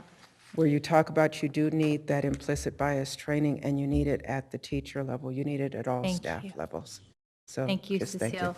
And Superintendent Aguilar, I would like to have a better understanding of why the doubling of these suspension rates at John F. Kennedy. And I also can imagine with the detailed data that you're collecting now, we can drill down into the classroom and recognize when there are certain educators who are disproportionately suspending students or sending them out of the classroom. And I would like to be able to understand that data at a higher level and what our remedies are when in fact we see that occurring. What we can do, President Ryan, is prepare a presentation or a board workshop to give you detailed information about how the data are tracked, so that we can demonstrate how we might be able to answer those questions as well, particularly in terms of standardizing the reporting procedures as well. So there may be some variance, and it's something that I want to look into as well. Thank you, Superintendent Aguilar. I believe we have one other item for reports. Yeah. Can I make one quick request? Also, can we make this report available to the African American Task Force and the successor Oh, yeah, organization? no, absolutely. I think that that's very reasonable. Dr. Taylor, can you make sure that we follow up on that? Thank you. Last item, 10.2, business and financial aid information, receive reports. Do we have any public comment on that item? No? Item 11.1, future board meetings and dates. Our next board meeting will be held on September 5th, and we have to, at this point, reconvene to close session. Thank you for everyone who endured the entire meeting.